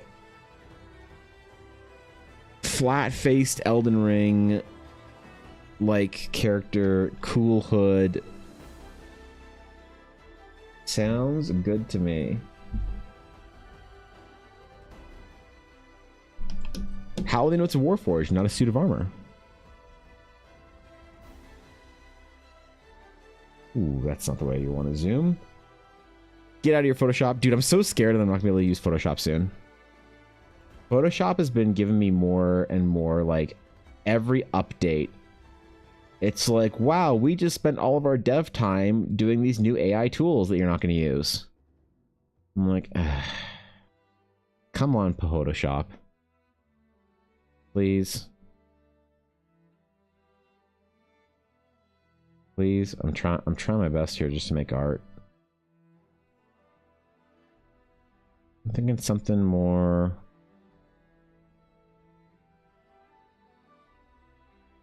Did he say anything about visors? Hold on. Oh god. Oh no. Back. Requests. Oh god. View details. Dark silver metallic gray. Runes. Flat face, like a closed helmet. Also runic symbols on him. Vibe I'm going for is kind of Elden Ring sort of plate armor build with some cloth, like a cloak or something.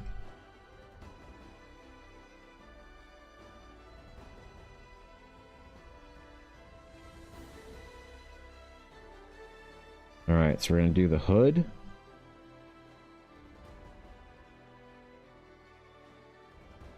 Oh my god, a helmet with a hood? That's just a Destiny character! I'm already anticipating the comments. I'm already anticipating the comments.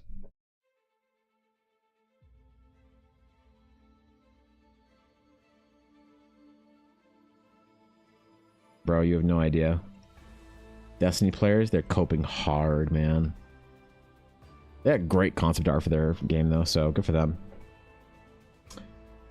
You mean Ben? He was Crazy Island guy stand-in. Okay. Yeah. They should have given a photo example of what they wanted. No, I mean, like, I don't work from reference, so it's better for them to give a vibe. But I think that the problem is if somebody gives me too descriptive of a description with the kind of the base like vibe, and not that I'm saying this guy has done that, obviously, but it's just sometimes people will say, "Hey, I want you to make me something kind of sweet and spicy. I want you to cook me something sweet and spicy." I'm like, okay, cool. Yeah, I can do that. Sweet and spicy. All right. I'm like, yeah. And just so you know, I have this, like, you know, fucking white people teriyaki chicken recipe here. This is the exact recipe that, you know, you could look at as for inspiration. I'm like, okay, isn't that kind of, against what I was, okay, all right, that's fine. Yep. Gotcha.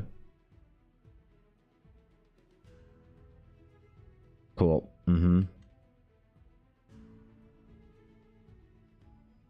You get that a lot.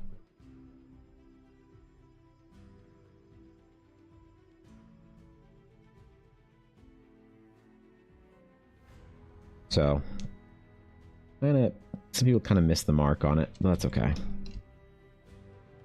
That's okay. Because at the end of the day, I give myself enough sort of like room in here to be like, hey, this is what I said I'm doing. You know, this isn't what you wanted. Probably should have fucking read the description of what I was actually doing. But everyone that's had like some sort of more specific character they've wanted me to do has been like pretty happy or pretty pleased with my interpretation of whatever it is they're doing. Whatever it is they want.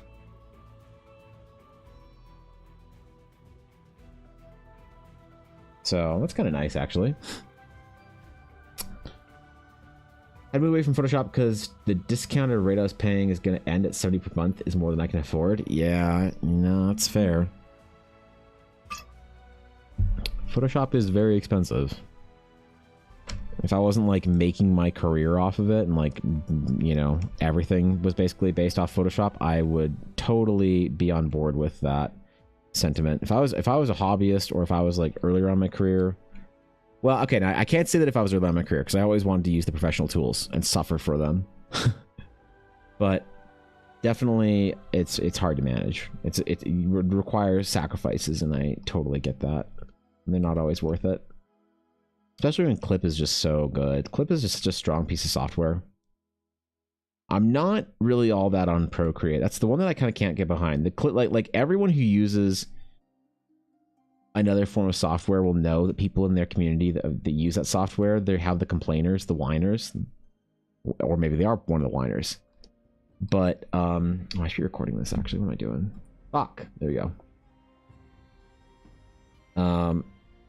And they just want to whine and complain about stuff, but it not being, you know, the reason they do it because it's not Photoshop. That's something. That's a whole nother thing, actually, if you ask me. But anyway, I wouldn't recommend anyone start with Photoshop. Very difficult to justify if you're not making money with it. It's one of those, like, you will know when you should switch to Photoshop. When you outgrow Clip or whatever, you'll know. But like I was saying, Procreate's the one that I kind of can't get behind. Even though there are great artists that do great things with Procreate, even with them, I still look at them and think, you could be like doing way more powerful painting and stuff like that if you were using Photoshop or even Clip. So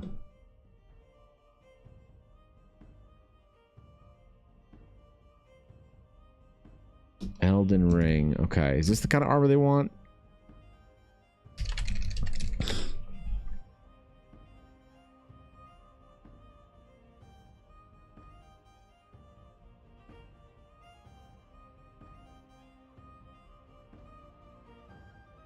Looks like this helmet has like mail on it, but I'm not sure how to do that with this shit.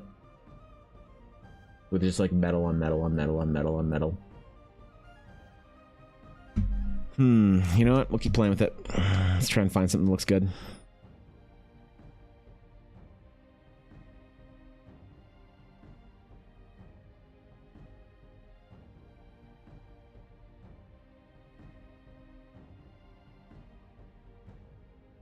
Does Flat Face and Elden Ring? I always think of the Elden Ring helmet as they like this shape a lot in Elden Ring. You know? And like Dark Souls kind of stuff.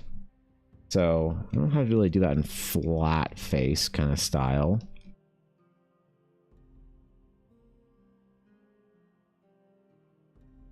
Let's see. Maybe this whole like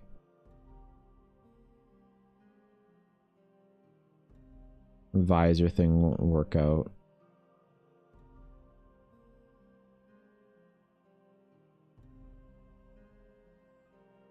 Maybe it will.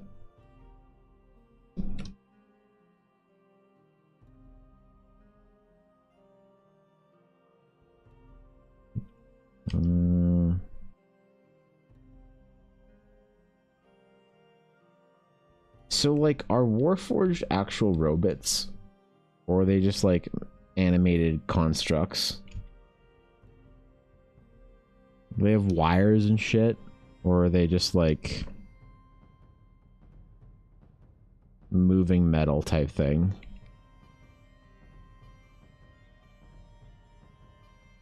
I need to learn more about Warforged, I feel like. I'm gonna be doing Warforged art for people.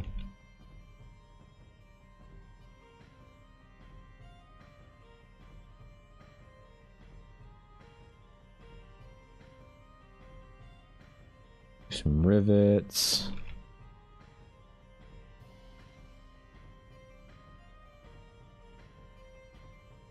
Extend our hood down a bit. Tatter it up a little.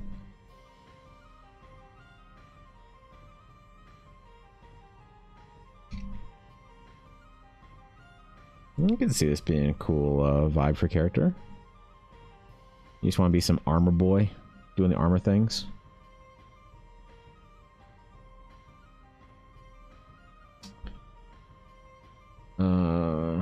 Yeah, good to see you, Ernesto. Good morning. My understanding is that Warforged are a type of animated armor. Okay.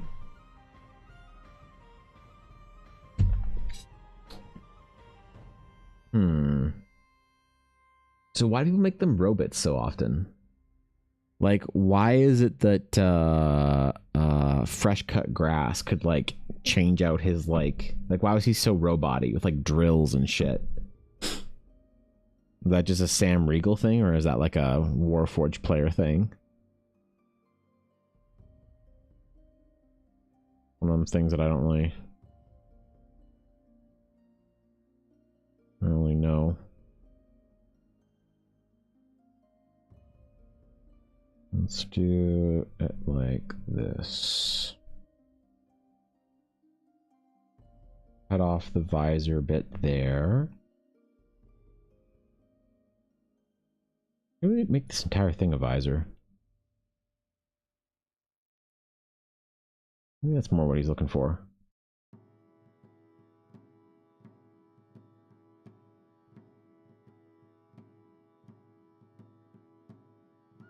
I just don't know what the fuck Elden Ring armor means, man. Elden Ring helmet. And it seems like no one really does either. Is this the helmet that everybody likes in Elden Ring? Or is it like something more like this? Or something like this. This is what I think of when I think of flat-faced helmet, you know?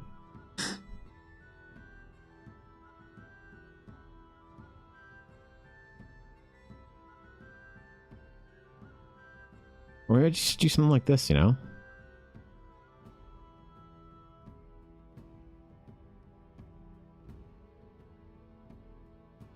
But he said flat though, hey? So how does that work?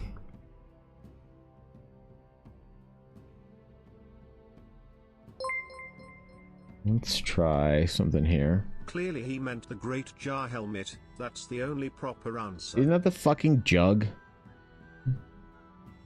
Isn't that the jug? God damn it. You trying to get me to draw a jug for, Duria? The hell, man? Means you want dark medieval but cool night guy. Oh, okay. But why flat face? How does that even... How does that relate, Ashy? Definitely both a Sam and a Warforged enjoyer, but homebrewed for the campaign. From a blend of organic and inorganic materials, robot-like core or root-like cores infused with alchemical fluids. Okay, so it's like kind of not just... Okay, interesting. Armor with a little bit of alchemy nonsense, body horror and that shit. Just like a pug face. Oh, okay, yeah. What's up, Plucci? What's going on, man? Good to see ya, bruh. Oops, no, not the crop tool. Oh, God. Oh, God. Oh, God. Oh, God. Oh, fuck, man. Now my... Oh, God. My recording got screwed up. Just because I hit C instead of V.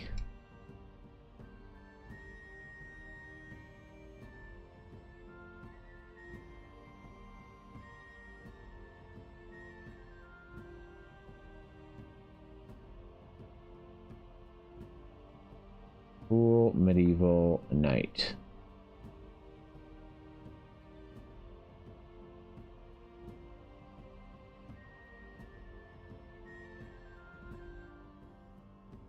Now she says she knows.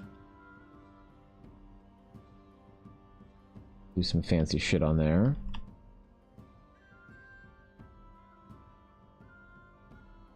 Okay.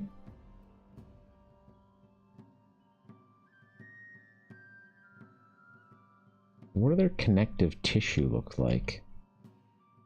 How do you draw muscles and shit? You know what? I'm not gonna bother. I'm just gonna cover it with fabric. That's what we're gonna do. For our Warforged mans.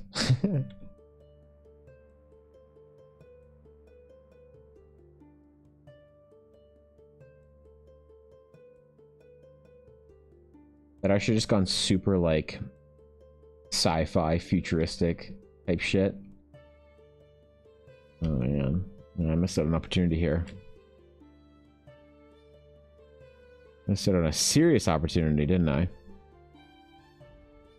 Bye points, Plucci. They weren't worth it anyway. You couldn't do anything with your points. No, unfortunately not.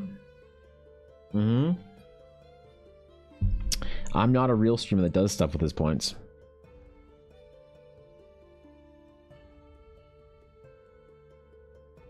Yep. I'm not the guy for it.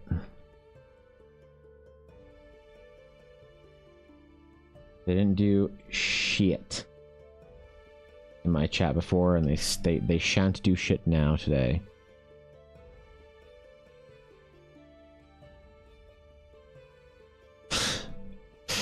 Probably shouldn't be so excited about that, but I am.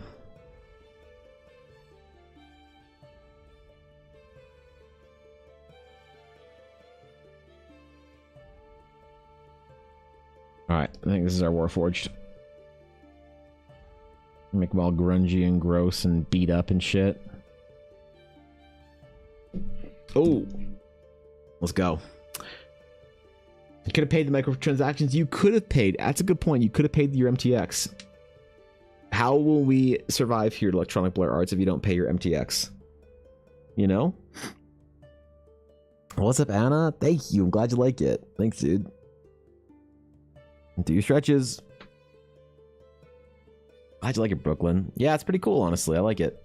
Like, I think I can do this kind of Warforged better than if somebody just wants, like, a traditional Warforged with their weird, like, fucking Iron Man mask face thing or whatever. That's a little bit weird for me. That's a little bit more difficult, you know? To manage. So wait, did somebody, like, build their Warforged, or... I don't know. I shouldn't ask too many questions. I really shouldn't.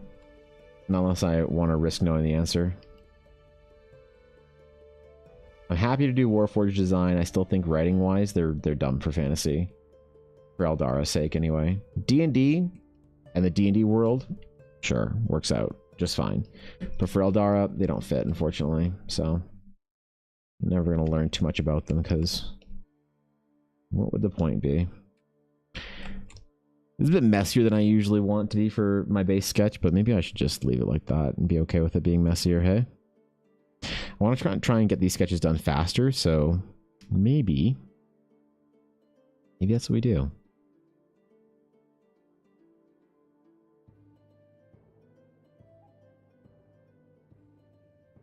Under sketch. Copy it. Delete sketch. New layer. Line work. All right. Kind of reminds me of like the paladins that I like drawing, so this is gonna be cool. It's gonna be sick. What's up, Carter? Good to see you. Apart from the microtransactions, they are life-changing for given values of life-changing. That's true. The microtransactions are pretty amazing, honestly. I feel like they... I mean, I don't want to overstate the importance of them, but realistically, who I was before I engaged in Evan Blair Art microtransaction, who I was after Samurai was completely different story. So, you know, I will back you up on that one. Okay, so gangly armor. Scratched, beat up, bent. Because, like, Elden Ring overall is pretty grungy, right? Like, nothing is clean in Elden Ring, is it? Unless it's, like, an evil villain that's supposed to be clean. Or something. I'm just guessing there's, like, something like that. Guessing if somebody wants some Elden Ring shit, they want it all nasty, don't they? They want it, like... They want their fucking Warforged dirty.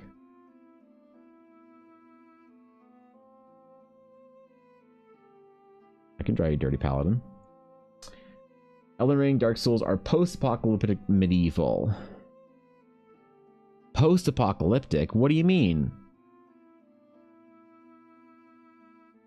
What's the 15-hour lore video condensed into... No, I'm kidding. I went on an Elden Ring, Dark Souls... Not Elden Ring, sorry. Dark Souls only, because I realized they're different universes, I think. Lore.delve at some point in time, like earlier this year. Because I was like, I want to listen to a lore videos about something, to learn how to better make lore videos my own. And like, you can learn a lot about lore videoing from a lot of the great lore video makers, but I think that if you're really interested in the subject, maybe you forgive bad lore videos. So like World of Warcraft lore videos I've watched a lot in my life, you know, Warhammer, whatever. So I was like, let me listen to lore about something I don't give a shit about, but I at least am favorable to. Like, not to dig on Ashy. This is though it's gonna sound like it. Like, I wouldn't watch like a Five Nights at Freddy's lore video because I just couldn't get into it probably. But like Elden Ring, Dark Souls, like, yeah, do I care? Not really, but it's enough to keep me interested. Okay, I'll watch the video, see if I can learn how to make good lore videos. Cool. Sit down for a Dark Souls video. It's not very good. Okay, well maybe I should give another one a chance. Okay, not very good. Give another one a chance. I'm like, okay, what's up with this shit? Why are they all trash? Go on the internet. Look up, what is a good place to find Elden Ring lore? And they link me on the Reddits this fucking video that's 13 hours long.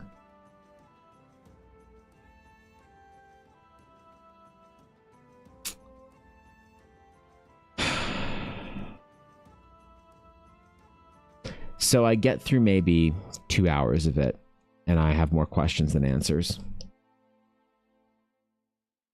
So, I don't know. Maybe I'll find my Elden Ring lore or my Dark Souls lore one of these days, but I don't know if I could sit through that, you know? 100 plus game theory videos on FNAF? Oh, yeah. Well, I respect the hell out of Five Nights at Freddy's. As a franchise, as a creator, the guy who created it seems to have pretty high standards for things, like with the movie and shit. So I've come to be understood. So super respect the hell out of it. Glad that it's like something that people can go deep on lore wise, but it's just not the kind of game that I would play, you know? But maybe it is. I mean, like, there are certain games that are similar to FNAF. I think they're similar, that I've enjoyed watching people play. Like, Welcome to the Game. It's a cool one. So, maybe I would. Who knows, man? Maybe I'll do a Halloween stream. Play a spooky game. That or just give up and play Little Witch in the Woods. Call it my spooky game. One of those cozy games they made for people that have, like, PTSD or some shit. Where nothing really happens, but you just, like, live a cozy life. Those are great. My universe I actually borrow from the Aetherborn of Kaladesh, blended a little with the remnant of FNAF. The Warforged are containers used to control raw aether, blended with life essence, the same thing vampires need to survive, as far as less robotics involved. It's probably the way to do it, you know? It's probably the way to do it, is to have some sort of magical explanation for it. I always find that, like, the Kaladesh, like, kind of like Magitech. Kaladesh is probably the best example of doing, like, Magitech in fantasy without breaking it, I think, like, from a visual design standpoint. Super favorable to it, but even then, I don't think it fits in Eldara. Like, I don't think you could have Kaladesh in Lord of the Rings. You know what I mean? It'd be kind of weird. You're on the fucking wall top in Helm's Deep, and instead of army of elvish soldiers from Lothlorien marching to your aid, it's a bunch of, like, flying fucking, like, ornithopters and shit. I don't know. Wouldn't quite fit the vibe, you know? Where all my artificer brain cells go. Okay, yeah. As they should. As they should.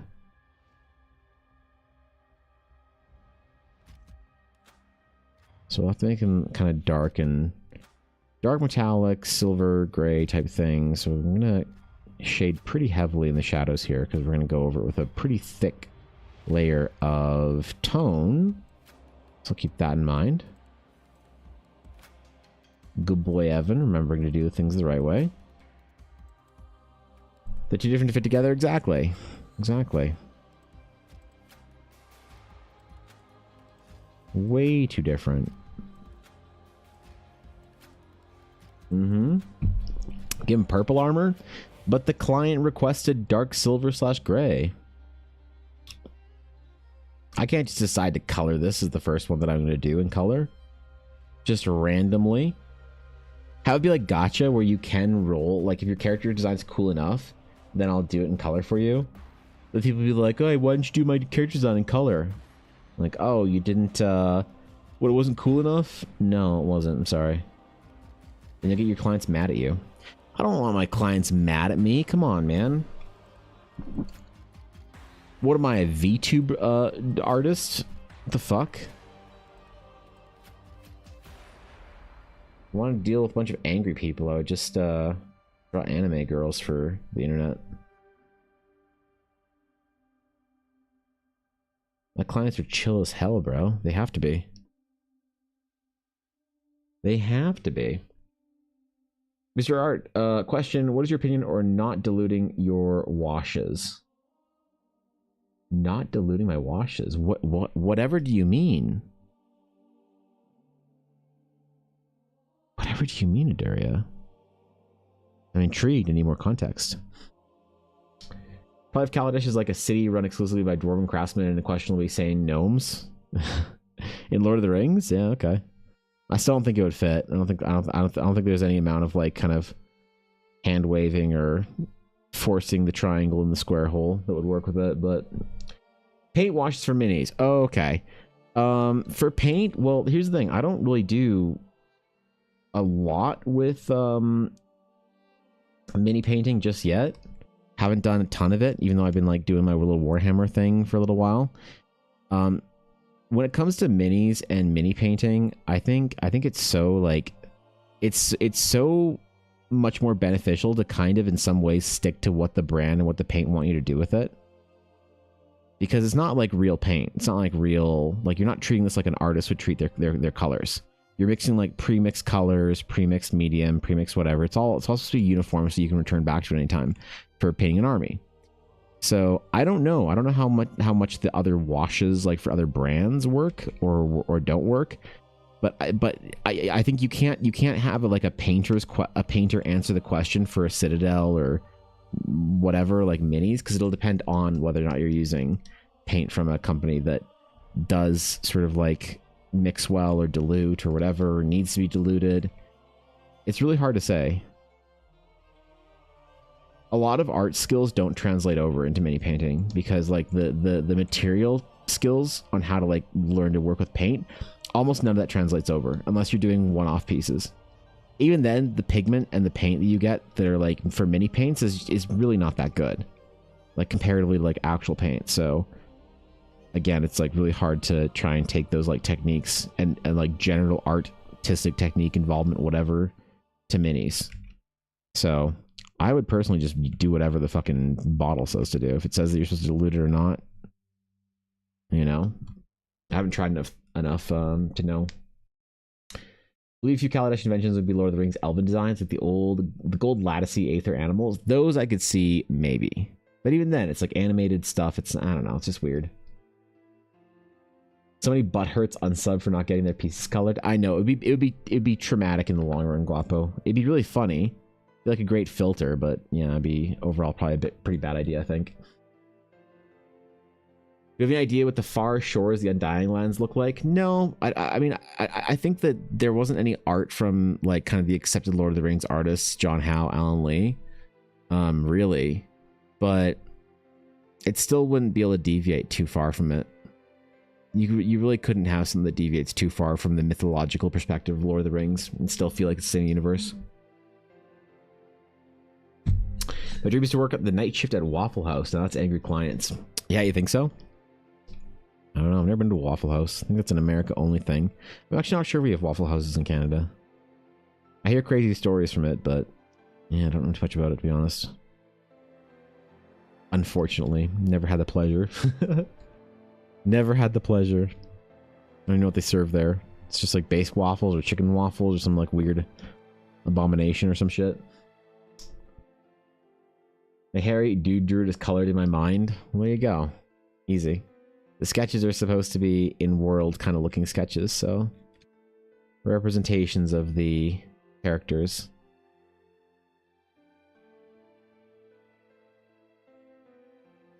Not one-to-one accurates of what they look like, you know? It's never supposed to be that. Never was, never will be. Or maybe I'm just bad. It could be that too. We never know.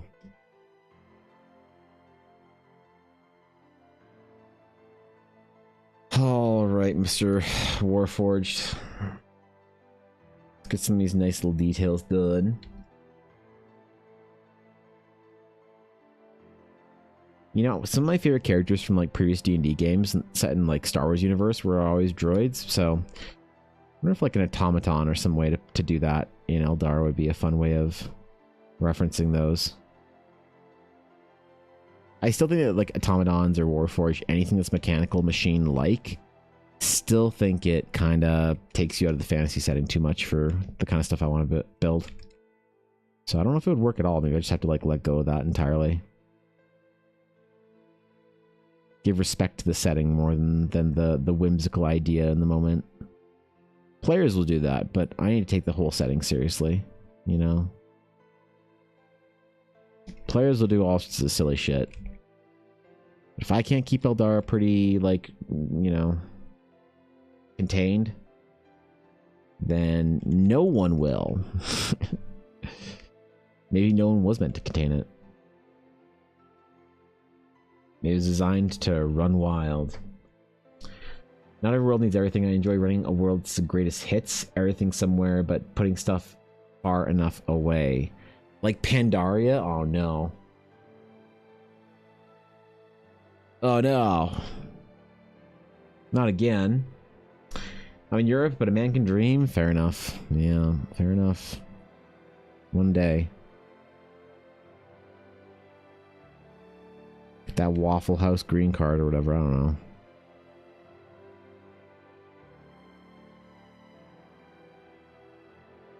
know. Warforged are constructs, they don't have to be mechanicals. Again, literally just an animated suit of armor that is sentient. Yeah, the problem is if you show a Warforged to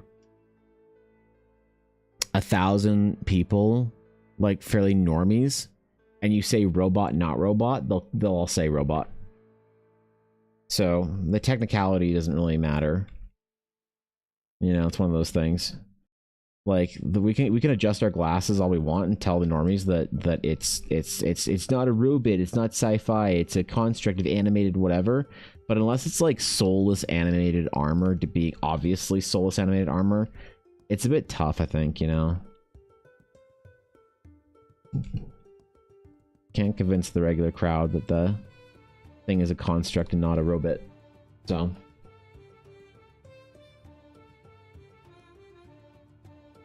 really like the advice that D&D is actually a post-apocalyptic setting. That's why we go into tombs and caves, find powerful magic.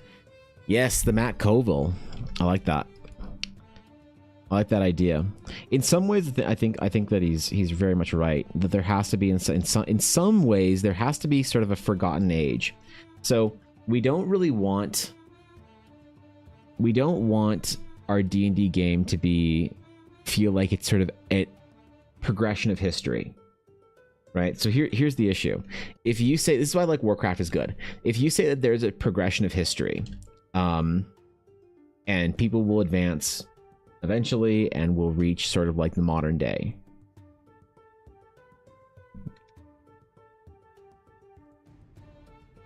Right? And it's like, you are here in the fantasy scale. The problem with doing that, with saying that, is that like realistically, okay, so it's literally just medieval. Not medieval fantasy, but medieval historical whatever. So everything kind of needs to develop the same way it would have historically. One of the good things about fantasy, the ways to like help break that idea, is to say that there is some sort of like large, long history, and the world has evolved in a different way to stay fantastical because of certain things, magic, whatever it is.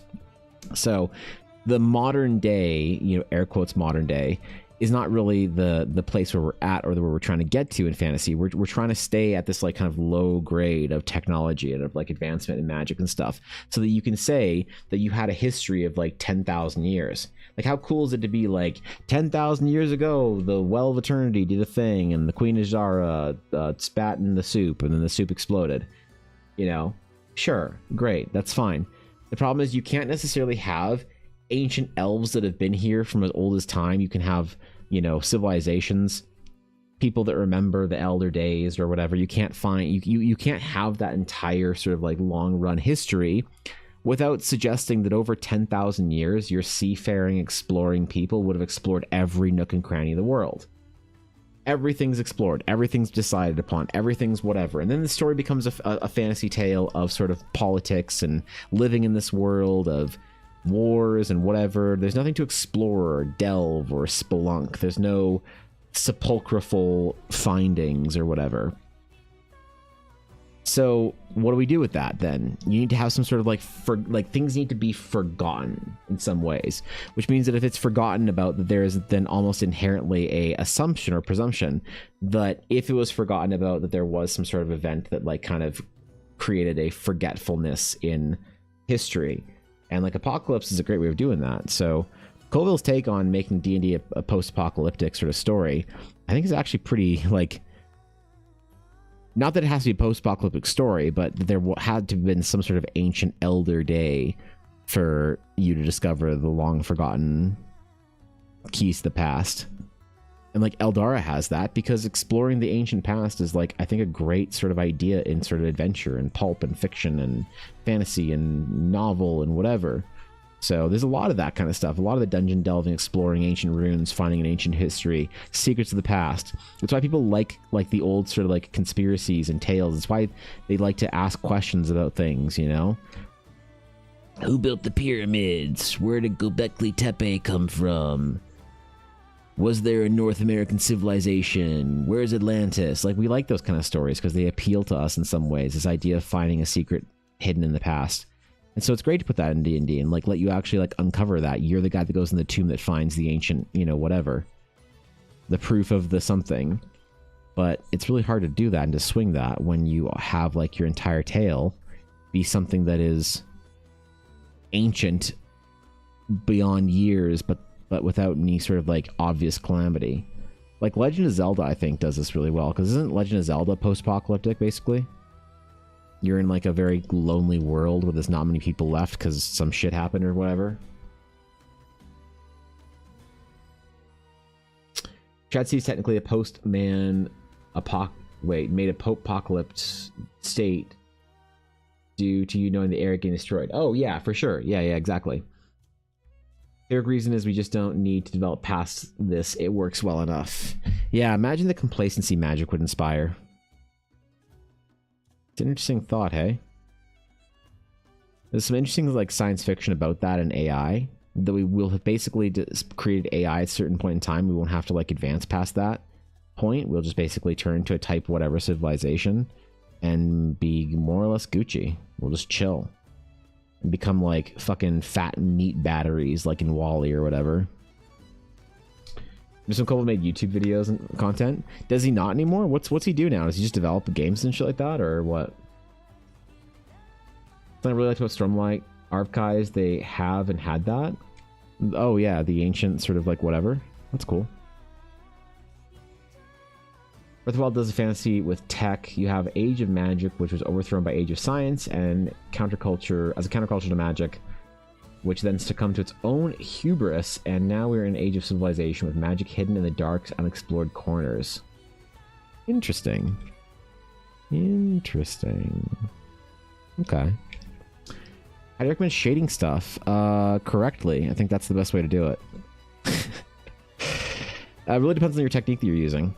Are you sketching? Are you painting? Are you inking? They all have different sort of techniques for shading. The kind of technique that I'm using right now is more in the ways of pencil sketching with the context of painting. Like I don't do art like full-on graphite artists do. I do sketches that look very sort of like kind of almost like, what's the word? blueprint for a painting, which has its own kind of aesthetic of ruggedness. So I recommend you study an ancient way of doing this, either the ancient pattern of inking, the ancient pattern of sketching, or the ancient pattern of like actual sort of like graphite art. But what I'm doing specifically is I'm shading this as if I was sketching for a painting. So I'm thinking about a lot of shadow shapes, things like that, losing detail. All that is good, in my opinion. It's basically war every few 100,000 years or 2,000 years that wipes out 90% of all life on the planet and sets civilization back to a stone age. Doing the old Mass Effect there, but in this fantasy age. I like it. Not quite. There's no Reapers of it. Yeah, whatever. Cole made a video saying basically I've said everything I can think of to say I provide a valuable option or opinion on the changes. I'll make a video, but also I've done it. I succeeded. The channel served its purpose. Oh, really? So he basically just like said, I won the game. Fuck you guys. Fuck the grind. That's interesting. Yeah, when will I make my last YouTube video, Ashi? When will I share my last bit of art knowledge? My last bit of Eldara lore? I think there's like a very high chance that I won't let anyone else touch Eldara when I'm done with it. When I'm on my like last days and I'm looking at my empire, my multi-billion-dollar empire of Eldara stories, when I've redefined what it means to tell a fantasy story, when people hail me as the savior of fantasy, the second coming of J.R.R.R. Tolkien, the man who saved fantasy from the mediocrity of the new millennium. And I look back on my life and they say, but Evan, we want more Eldara. Long after you depart, we want more Eldara stories. I will say, then go make something new.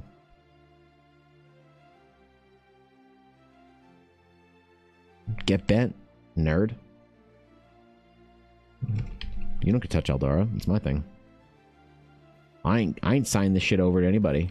Holy, could you imagine? I will maintain tyrannical control over the end products for Eldara. Oh man.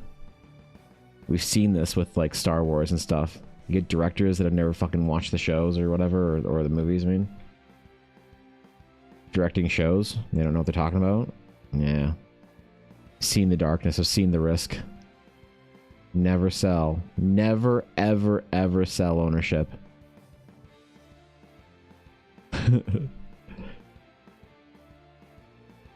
Lesson learned.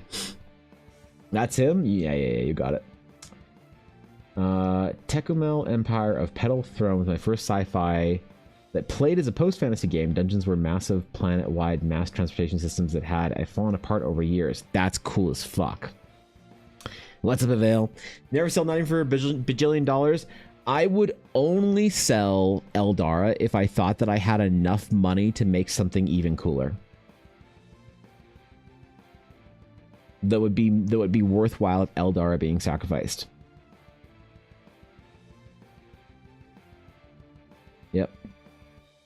Yep. But people wouldn't pay a reasonable price for Eldara until it was successful enough to be worth that price, at which point in time, why wouldn't I just keep investing in my own thing? You know? But money? What's the fucking point of money, man? Bro, I want to have a ton of money. I want to be filthy fucking rich. I want to wield capital like a warlock wields the fell. And I want to point all that at cool projects. I don't want to buy yachts and boats and bullshit. I don't want to buy fucking mortal comforts. Like, once you're like safe and you know you can afford emergencies, you can, you know, get some experiences here and there that are worthwhile. You're safe and secure. I don't think, like, personally, I think that the overindulgence in those kind of things, in cash and money and whatnot, I think the overindulgence in it is actually a surefire way to lose your soul. So whenever I make money past the point of safety, security, family, all those things, that money will always be invested back into my own projects. If I won a $50 million lottery today, I'd have like after taxes and everything, I'd have $45 million to play with for video games and comics and things that I want to make. I'd start a fucking game studio. I wouldn't go out and buy fucking Lambos and shit, man. You know, not to say that I wouldn't like buy something fun or whatever, you know? Like, I don't mind, like, I like nice shit. But I learned my lesson when I was young. When I was young, when I was an early 20-something, I bought designer shit all the time. Not all the time, I shouldn't say. But I have like 3 Louis Vuitton bags that I bought when I was a young 25 or 22-year-old graphic designer making way too much money living at home. Because I thought it mattered. And I liked it. I still like it. I walk by the fucking mall on Louis Vuitton. I'm like, oh shit, that's a nice ass pair of shoes, man. That's good. Don't get me wrong, man. I like that shit. But like, at some point in time, I had this kind of like, not realization, but this just like, I saw people around me doing it wrong and it became revolting and I can't enjoy it anymore. So I don't want to buy, I fuck, if I could get a white gold version of this fucking thing, sure, whatever, you know, but you wouldn't ever see me spending millions of dollars on ridiculous shit. You would never see me buying, because I think once you have the power to acquire, then you just, if you indulge that, you just lose yourself in it. You know, I really believe in that saying that at a certain point in time, I don't know exactly how the saying goes, but it's at a certain point in time, the things you own you. I think that's true, man. I felt that having to move around. When my parents divorced and I had to like move and whatever and do shit and split and like go places and whatnot, I realized a very core lesson that it's not good to have things. Everything you own is a liability. When you buy a nice car, well, now you're fucking terrified someone's going to run into it. You buy a nice watch, well, now you're afraid someone's going to steal it. You know, all that kind of shit. I ain't about that anymore. You know, it's something I can't like do for myself. So but then, okay, so then why do you want money, Evan? So I can do cool shit. So I can do cool shit with it. Like I can start a video game company. I can fucking hire artists to do comic books, to do whatever. And I will always reinvest anything I get beyond the scope of like sort of, you know, health, safety, whatever, comfort, all that shit. I'll always invest the like luxurious kind of like financial gain that I have in my life back into my own project, because that's the only thing that matters to me as far as like what I could like what are you gonna do, buy a yacht and then die? What would I rather be you know, would I rather be known as a creator like Mike Morhaime or a creator like Bobby Kotick? Mr. Kotick is very successful and wields billions of dollars and has never done anything anyone thinks is creatively useful. But Mike Morhaime, still very successful, still has lots of millions of dollars, but everyone thinks of him as like a creative, you know? Absolutely, that means more to me. Nah, man. Nah. Fuck the money. Someone wants to buy Eldara, they better be giving me enough money that I can do even cooler shit with. If someone ever wants to buy into Eldara, they can get bent. If they want to own part of Eldara, they can eat shit. If they want to give me a substantial portion of money where I can like do something crazy with it that would be worthwhile, it wouldn't be me fucking retiring on a beach. It'd be me being able to do some cool project that I want to do. Build my movie franchise, whatever it is. Legacy, man. The things you do, not the things you own. Also, traveling changed my mind about a lot of stuff. I realized the first time Ellen and I went to Japan that I wanted to go to Japan again and didn't want to buy a new car. I started seeing everything as withdrawing from that vision, that dream. Every time we'd like go to buy something like a new game system or whatever, I'd always be like, bro, this is like half a plane ticket. Instead of buying this, we could save this and go to Japan again. And so like all of our friends always thought that we were like so wealthy and extravagant because most people prioritize their things over travel. So once they do travel, if somebody's traveling, they must be doing insanely well for themselves, right? Because how could you afford all the things that I afford, that you afford, that you'd afford before you travel? But Elle and I were broker than anyone we knew in our 20s. We put all of our fucking money into travel because it was so much more meaningful to us. So we'd have friends that make like over 100 grand a year when I was barely cracking 35K, being like, wow, I didn't know you're so like do well off now that you guys are off to Japan again. And I'm like, you just bought like a $75,000 BMW that has like a 5% interest. Like, what? Are you fucking stupid? What do you mean? You spend more money on your BMW in 2 months than we spend on our trip or whatever. But it's what people prioritize, you know? Crazy. And but the thing is, if that's what you like and that's what makes you happy, then fucking go for it, man. Like, hey, you got the means for it and you want to buy the shit and you value that over the experiences or things or whatever, you don't want to wield your capital to do cool projects, you want to like enjoy the luxuries of like the modern world, go for it, man. Fucking, I support you. That's just ain't what I'm about. So not even for $1 bajillion, Avail. Not even for $1 bajillion. Pull some board shenanigans and take away all your power, like in the Social Network. Oh, well, rookie mistake. Never create a board. Kind of want to own a mountain. It's the only way to unlock they dug too deep ending that I want. Oh, you want to own a mountain and then create a mine where you dug too deep to dig into the ancient places of the world that ought not be spoken about. I see. I see. Excellent. Actually played one more Forge. His name was Sir Patches. He was a gnome who went insane.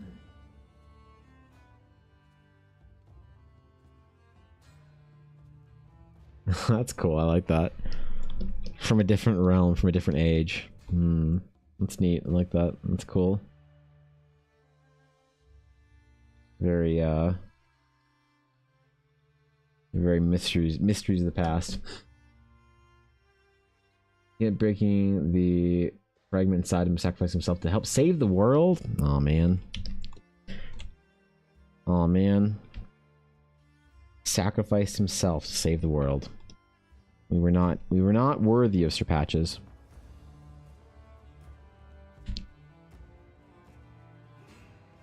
And yet he still saved us all. Or some shit, I'm assuming, you know. Something dramatic like that. Words spoken at a somber ceremony.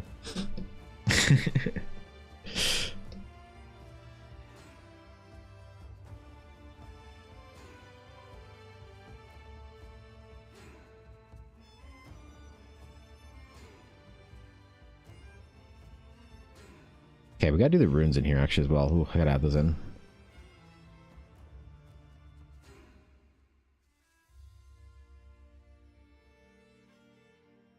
I forgore. We'll add that shit in at the end. That's all we'll do. That's what we'll do. That's the easy way of doing it. After all the other details are done, we can rune them out, bro. Make them look all magical and shit. All paladinly. Glyphs, ruins, with runes to explore in the ruins. What's up, Ren? Went from like a Garlean Empire age, woke up in feudal Japan age, woke up as a statue in a small village. That's cool. That's cool. That's a fun story, man. Statue comes to life as the hero of the age.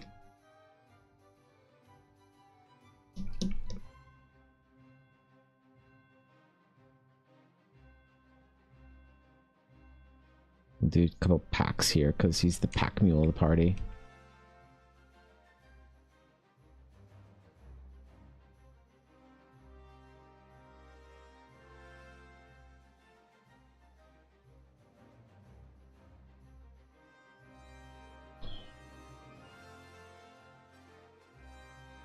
It's carrying the shit. Maybe we'll put the greatsword in if we can fit it. I don't know. I don't want to put a weapon in the background because then people will be like, oh, I want my sword showing too. But maybe it'd be okay for once in a while. Maybe it'd be okay once in a while if I'm feeling it. What I'll do is if somebody wants it in there, I'll be like, oh, that costs extra, sorry. Just so they don't think that that's something that they can just like demand because they saw it in another piece. And it's something that I need to like then have specifically stated. You know what? No. Not making it too complicated. You remember what I always say. Never overcomplicate the thing. I don't think you ever said that, Evan. I said it once, at least, you know. Covering from Comic-Con from the weekend. Ooh, that's cool. Had to do way too many conventions this year. I miss just enjoying comic conventions like nerd cons. Just enjoying them just like as a guest, right? Not as a vendor. I always feel like it was a good time.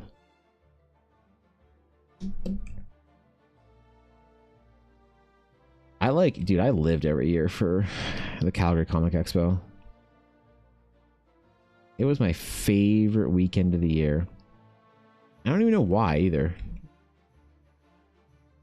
Go down there with the boys. It's probably more fun if you have friends, so.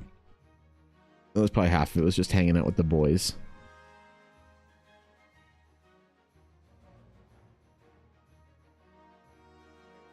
Go down there with Ella and my friend John, Yavuz, and Kay.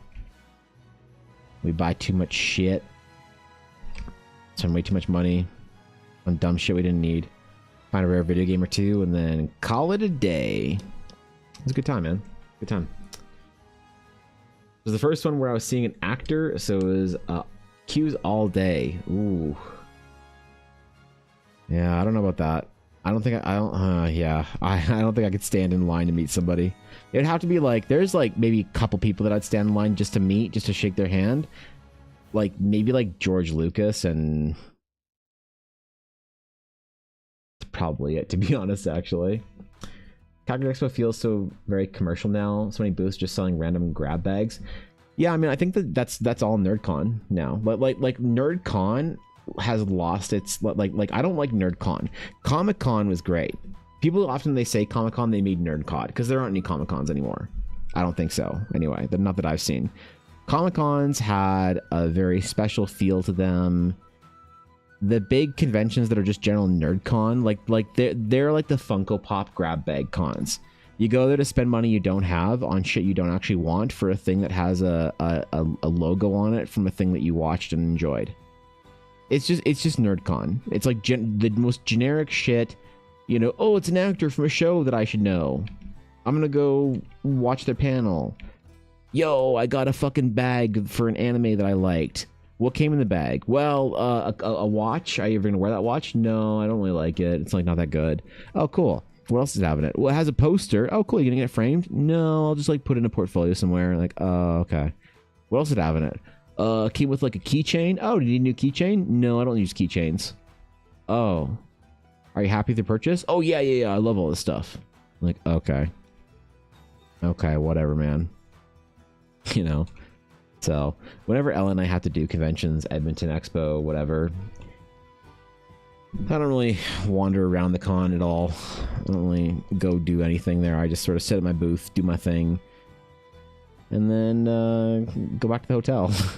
GameCon is the only convention I thought that had like a bit of a focused spirit to it, because it's more about the, like gaming and shit and wargaming, tabletop games.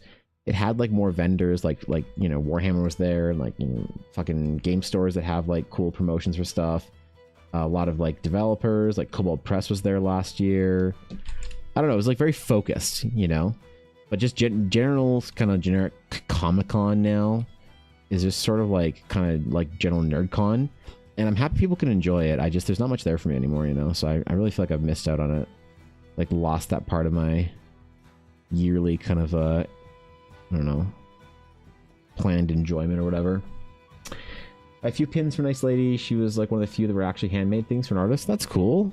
Well, like Artist Alley is like pretty big, you know, as far as like there's tons of people there that make their own shit, thankfully.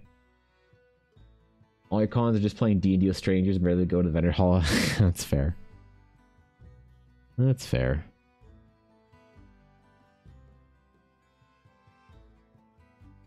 Yeah, that's probably fine. It's probably fine to do that. Just ignore the whole rest of the convention. There's like a whole group of people that like do the conventions in a certain way that I just don't understand, man. You know, a lot of people that like,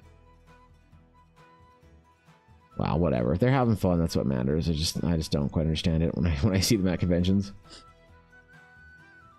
You're going to FanCon, where it was more focused on sci-fi and fantasy movies and books. I miss it so much. I did it when I was like 15, though. Ended up talking to Terry Brooks for about 15 minutes. Terry Brooks. What, the Legend of the Seeker, dude? 45 minutes about writing. It's one of my most cherished memories. That's awesome, dude. I love that. See, I would go meet somebody that I could talk to. The idea of like paying $50 for a photo with Hayden Christensen, I don't really care about that. You know, like, yeah, sure, that's cool, I guess. Would I wait in line and pay $50 for it? Absolutely not. But being able to talk to someone who does someone who like that you like, or something that you like, and ask them about their process, ask them about what they do and whatever, that's cool, you know? One con I got to meet my favorite artist. That was pretty cool. Even bought some dice. That's crazy, man. Yeah, fuck. Look, GameCon was a good time. I think the sort of something would express his class. God, I think you're right. You know, I just don't know if I want to set the precedent for it, Legion. There's really an artist alley at the con because the vendor hall is small. But there's like 3 actual artists and the rest they're all mass-produced figurines and posters. Lame. Sword of Shannara. That's weird. I recognize the name, but not the series though. Weird. If he's being generous, he was 230 pounds last con. Thankfully, the actor I was going to see was 60. Yeah, sure. I mean, that's, hey, if the picture means something to you, and you're like, yo, I got to be in the presence of the dude, the guy, whoever, that's cool. I don't know, man. I just don't think I would be particularly satisfied. Like, why you can't meet like artists that are too big or whatever, writers that are too big, unless you get a chance to like really talk to them.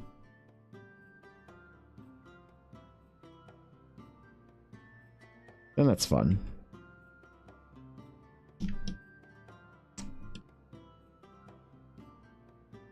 Okay. Yeah, as much as I want to do this sword, I don't think I can. I don't think I can. I think it's just. I think if I started doing weapons on backs, I think people would be like, "Bro, I want my sword over my back," and then everybody's gonna be asking for it. And some people aren't gonna have like a simple design like this. They're gonna have like a really complicated design. Then you have to like balance it with weapons and make it a whole thing, and then you're stuck, ever increasing the price of coffee sketches to match the level of detail that people are asking for. And then one day you're just at your regular commission price, but people don't get revisions. Wait, that's genius. Shit.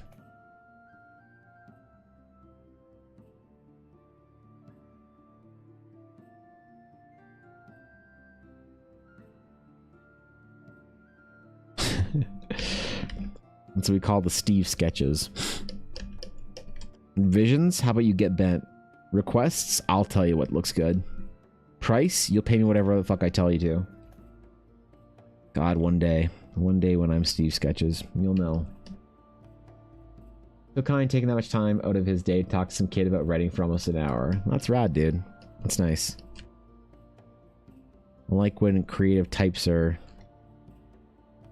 nice folks.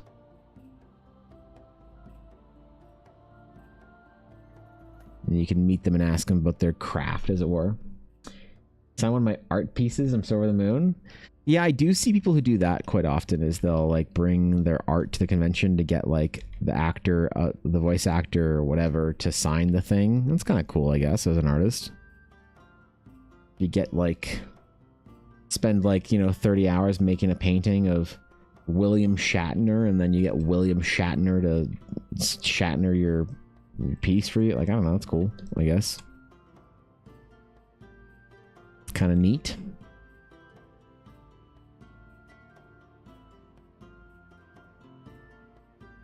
Nothing was ever as good as BlizzCon. BlizzCon was so good. It was the only convention that was actually like really, really good that I enjoyed, that I'd go to every single year. Probably wouldn't go to BlizzCon again unless like the tickets were free. I do have friends at Blizzard. They just can't get me free tickets anymore. I went for years when I didn't have the fucking money to, even in the slightest, but my friend Dashto, he always gave me the tickets for free with his Blizzard bucks that he'd buy them on. And it was very kind of him because he wouldn't be able to go if he didn't do that for me and Ella. So I always appreciated him for that. But yeah, they just made the convention more and more expensive, and it's like not the same thing anymore. So I don't know. Probably not going to go to a convention like out of sheer desire to until EldaraCon.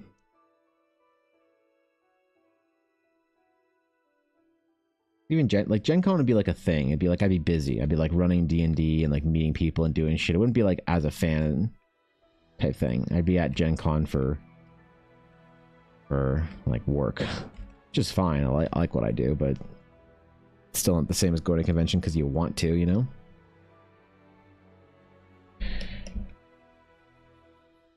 Okay. I'm not doing my stretches, man. Blizzard connections drying up. They are actually, though. Like, everyone I know quit their fucking job at Blizzard. It's tragic, man. What do I do? Like, when my free World of Warcraft sub and like dries up, I don't know if I'm gonna resub to the game. Right? They're just a cosplay. I wasn't in cosplay at the time because wanted a cool photo with the actor. So okay, so I'm so curious about cosplayers. I see cosplayers and I think they are the ones that have the most fun at the conventions. But I see cosplayers doing the wandering at a certain point in time. And I always wonder what the fucking point is. Where they'll go and they'll like have their cosplay or whatever, and then I just see them wandering the vendor halls, like just making laps around it over and over and over. And they look so bored. But I'll still see them just like waddling around the convention. And I'll be like, yo, you guys having fun? They're like, oh, it's the best. I love it. I'm like, you sure don't look like you're having fun. Like, I would assume that a cosplayer would go there, take some photos, do their cosplay thing, wander a bit, and then I'd be gone after like fucking 4 hours, man. Unless there was a contest later or something like that you had to hang around for. What I don't understand, and not that I'm like judging them, but I don't understand the cosplay wanderers. That's one crowd that I've never understood of the con going crowd. Like, are you just wandering around hoping some people will ask you to take your picture? Like are you just enjoying being in your cosplay and like embodying the character? Like, what? I don't know, man. I'm always so curious about it, but I never want to ask a cosplayer like, oh, you like, why are you just walking around? You know, obviously, it's a kind of a rude question to ask somebody at a convention. Remind them that they're just sort of like pacing around the convention. Why don't you just leave and go home? You're not doing anything. I've seen you make this lap around Artist Alley 6 times so far in the last 3 hours. So I'm assuming you don't really have anything left to do. Because it's like, you know, 20 minutes till close. I never understood it. There's like a whole dynamic of it that I just don't get them. That I want to understand.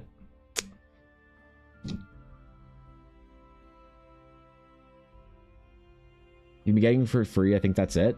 No, BlizzCon. No. BlizzCon is my favorite convention by a fucking mile. Had nothing to do with it being free.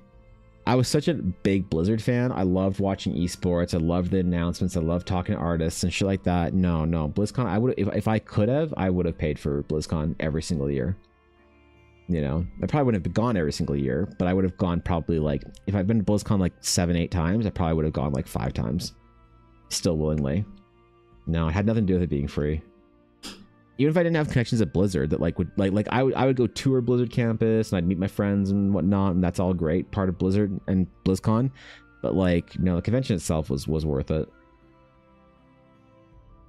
Cosplay of someone as King Arthur wandering around, his servants were behind him with coconuts. That's funny. That's funny the first time. Maybe the third lap, you're like, okay, Patsy, you know. It's the atmosphere I never want to leave. There's always someone who wants a photo.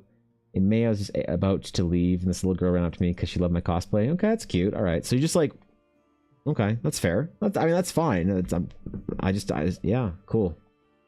The problem is people look so bored when they're wandering. They're just like, I don't know. I just don't get it like that. But I guess you're just waiting for something interesting to happen then. The expo was different cosplay meetups scattered every 2 hours through the day, so they could be burning time between the events. That's fair, actually. Yeah. Yeah. The blank look is because we're either neurodivergent or trying not to mess up our makeup. Usually we're looking at art, looking for friends, or waiting for a meet up. It's really rare that I don't feel busy while I'm in cosplay, even if I'm doing the wander. Okay, all right. So it's just the killing time in between.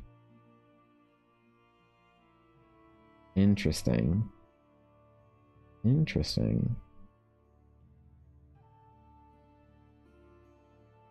Cosplayers are unfortunately in the they will never buy anything category, though. Not that I view people as just like financial transactions at a convention. It is interesting when you start to recognize patterns of people, the kind of people that will buy something, the kind of people that will look at everything and look at Ella's dice and be like, wow, cool, and spend 20 minutes there and be like, okay, well, I don't have any money, so goodbye. I'm like, you could have just left. You don't have to tell me that you were like, it's fine to chill out, but it is a meme, it is a joke amongst vendors that cosplayers will never buy anything ever. They'll never buy anything at your booth unless it's fan art. It's funny, man. I guess they spend all their money on their cosplays. That's the joke, I guess, amongst the vendors. The vendors for conventions are a different crowd, man. They're a little wild. They get into some shenanigans, bro. They get into some shenanigans. Are his eyes glowing? Hold on. Bright blue oath. Wait, with Sentinel, dark silver metallic gray with bright blue accents. Oath the Watcher Paladin from Bygone Age, whose entire creed died. Elden Ring sort of plate armor build with some cloth-like cloak or hood over it. Long sword attached to his right arm. Okay, so no eyes. We're good. Must be the exception. Yeah, maybe. Maybe. I don't know. It is funny. I always like to talk to cosplayers because they're really cool. But they almost are always, just browsing. They're just like, what sucks is when somebody's killing time and they're just wandering, so they're just gonna stand there like they'll like time burgle you for a while because they don't have anywhere better to be. Just find people who want to stop and chat with you, but the time burglars are the ones that I have a hard time with. That are the barnacles. The time burglars and the barnacles are similar but different. And this all relates back to my game store days. I recognize them from a mile away. I often buy stuff from cosplay, but then again, I'm a weirdo who spends like 12 hours in my costume. That's fair. Fair. When did trinket trading become a thing? Because it's maybe the most insufferable thing that I've seen happen at conventions that has evolved. Trinket trading is something that I can't get behind, man. You could say I'm a bit of a germ-conscious enthusiast. So I don't want someone handing me some small piece of plastic that's like a little fucking like gummy bear or some shit and be like, trinket trade. I'm like, oh, great. Thank you. It's very sweet of you. Now I have to wait for you to leave and pure all my fucking hands because everyone's like, I got con flu. Wonder how. Where is the origin of that shit, man? The trinket trading. Because I noticed it's a vendor and cosplayer thing. Almost nobody does the trinket trading that isn't a vendor or a cosplayer.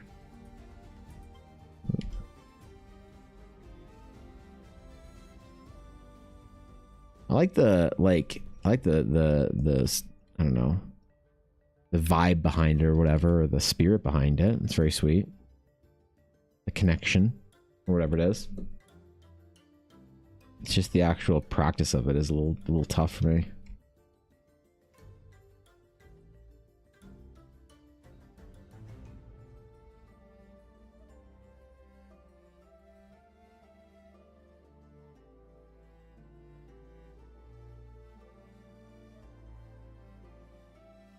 Okay, how do I render this out? Oh. Runes going past the mask.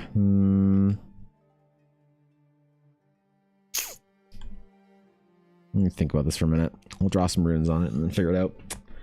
Don't want to touch anyone or anything at the con unless I have to. Exactly. Exactly. People can be so careless. Like they'll still go. They'll be sick. And they'll be like, well, I feel like strong enough to go to the convention though. And you're like, but that's not the point. The point is that you're going around infecting everyone. Who the fuck cares how you feel?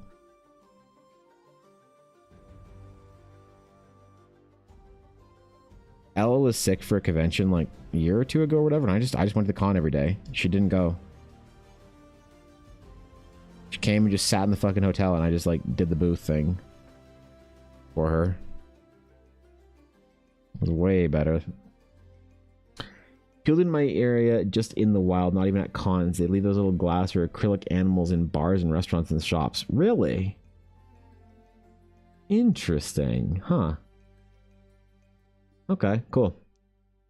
If I don't like anything at an artist's stall, I'll compliment their art just so they don't feel bad I didn't buy anything. That's cute. That's cute. I'm very used to that. I don't sell a lot of conventions. People don't like my art at conventions. I wouldn't waste my time with conventions for art if we weren't there already for Ella. You know, if it wasn't worth it to go for her dice, it's not like I would seek out any conventions or stuff as an artist. So I have great knowledge into this, but somewhat reluctantly, I guess you could say. Into the art sphere of things at cons. Hire me to mine the booth next time? Oh, I should. You're right. I'm sorry. Can't afford you, Guapo. That's the issue. That's the problem, man. I wish I could. An expensive booth babe.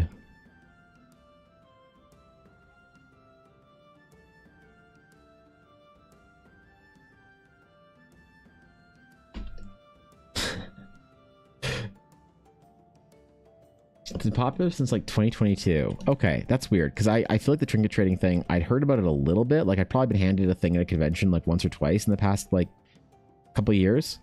But then this year at every convention, Ella bought a little fucking bag of little shitty plastic dinosaurs as our trinkets, and people love them. Oh, I got Triceratops. I see people who make like some really like cool trinkets, like individual ones.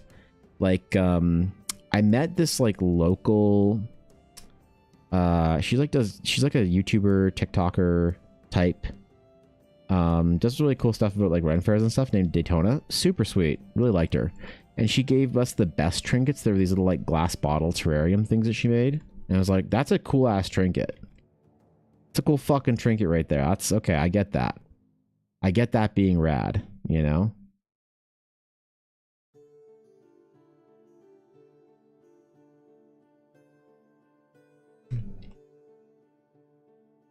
That's actually pretty sweet, you know?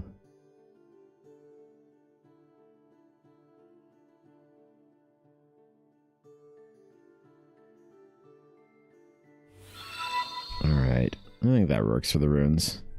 That's good enough. Chumpy, thank you for the follow. Welcome in, my friend. Honored to have you. Yeah, I think that's probably okay. I like that I have multiple layers of zoom. So I have my preview window, the stream, and then the tablet. It's one thing I noticed from Dave Greco when he was streaming. He'd always be glancing up at the preview window as like a, like for stream, as a way to like zoom out or whatever. You know? Sounds super rad? It was, dude. It was. Maybe I'll make my own trinkets for the next convention or whatever. Yeah, that's what I'll do. How could I make little trinkets that are pretty cool? Now, I do have the ultimate in trinket trading, I guess you could say. But it's reserved for very select few people. And those are sketch cards. I do have my sketch cards. I do not hand them to anybody. Alright? It has to be a very specific individual who gets a sketch card at a convention. Usually somebody from the stream or whatever. If I have them. So, nice work. Thank you, dude. Appreciate that. Thank you. It's nice of you to say.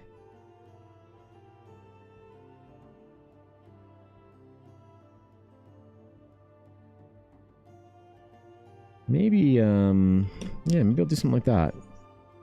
Something like make my own trinkets or whatever for next year. Next year's cons. I think it was definitely, it was never bigger than at any convention than it was at Ren Fair. Ren Fair was, oh my god, the trinket trading thing was everywhere. Everyone was on that shit. It's kind of cool actually to watch. You know, I might not want to participate in it, but it's fun to watch people having a good time. Right? Like there's a lot of silly shit that happens at Ren Fair that I like. I like people just being silly and shit. It's whatever, man. You know? And, if I don't want to go and learn Scottish fucking medieval dancing myself, it's fun to watch the nerds doing that. I'll say about like trinket trading and stuff like that, you know? And head to the boat. Have a great day, everyone. Enjoy Saskatchewan. I'll be way less stressed about missing things while at Gen Con since you're not streaming anyways. Steve, have the best time, bro. Have the best time. If you want to seek out Atari for the Eldara game. Give him your approval that he's running the Eldara game. Probably meet some people from chat, but probably too busy for that. So have a great time, man. I hope you get back with some cool ass stories and some cool whatever else. I don't know. People get at Gen Con games and shit. Who knows? Have a good one, Steve. Thanks for chilling. You may seek me out. Yes, yes, the master dungeon master himself, or an Eldar inspired something or another. Maybe next year at Gen Con I'll be able to run adventures. I would do Gen Con if I, you know, honestly, how many days are Gen Con? 3 days? 4 days? Something like that. If I could run 3 days of D&D at Gen Con, I would do it. And Atari said that you can get in easier as like GMs and stuff. If I could, like, if Ella could be selling dice and shit and like the Eldar adventure at like our air quote booth, and I could run D&D games for people, we could do a mini Eldara Con at Gen Con. That's like the most likely way that I'll do an Eldara Con, is if it's something like a Gen Con where I can run games, or like Game Con next year. Actually, hold on. Would that be something that anyone would travel for? If I hosted my own D&D game at Game Con next year in Edmonton, Alberta, potentially, and I was running like an Eldara one shot, I wonder if that'd be something that anyone would actually want to play in. And that could be mini Eldara Con. They're free GM badges. See? Exactly. So it's even more juicy. Even more tempting. It'd be so much fun, bro. And then I could like stop, like run on 2 days and then go play in one of Atari's games on one of the other days. Oh my god. Could you imagine? Could you imagine how much I want to fucking play one of Atari's games, bro? At Gen Con, be at the table with all the boys, just chilling, playing D&D. Playing D&D like we do it for fun. Holy.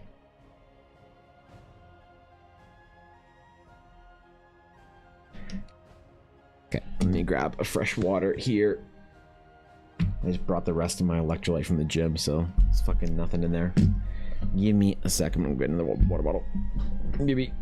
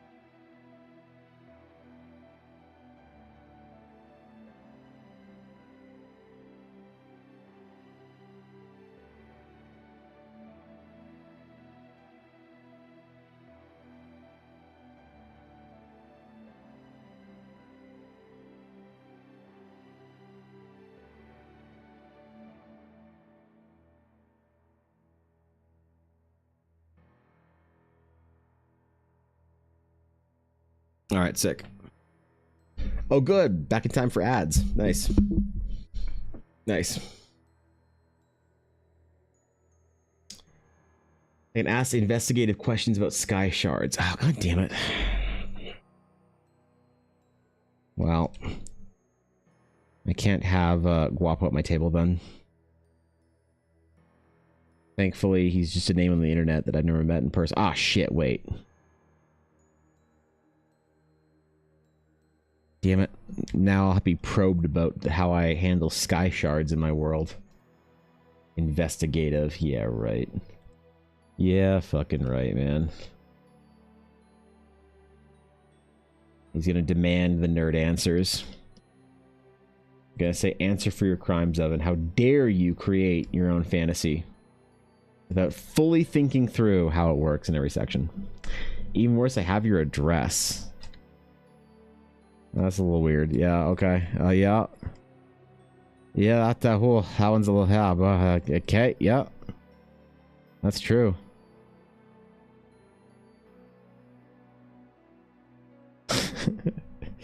I certainly hope so. That's right, Guapo, one of the few people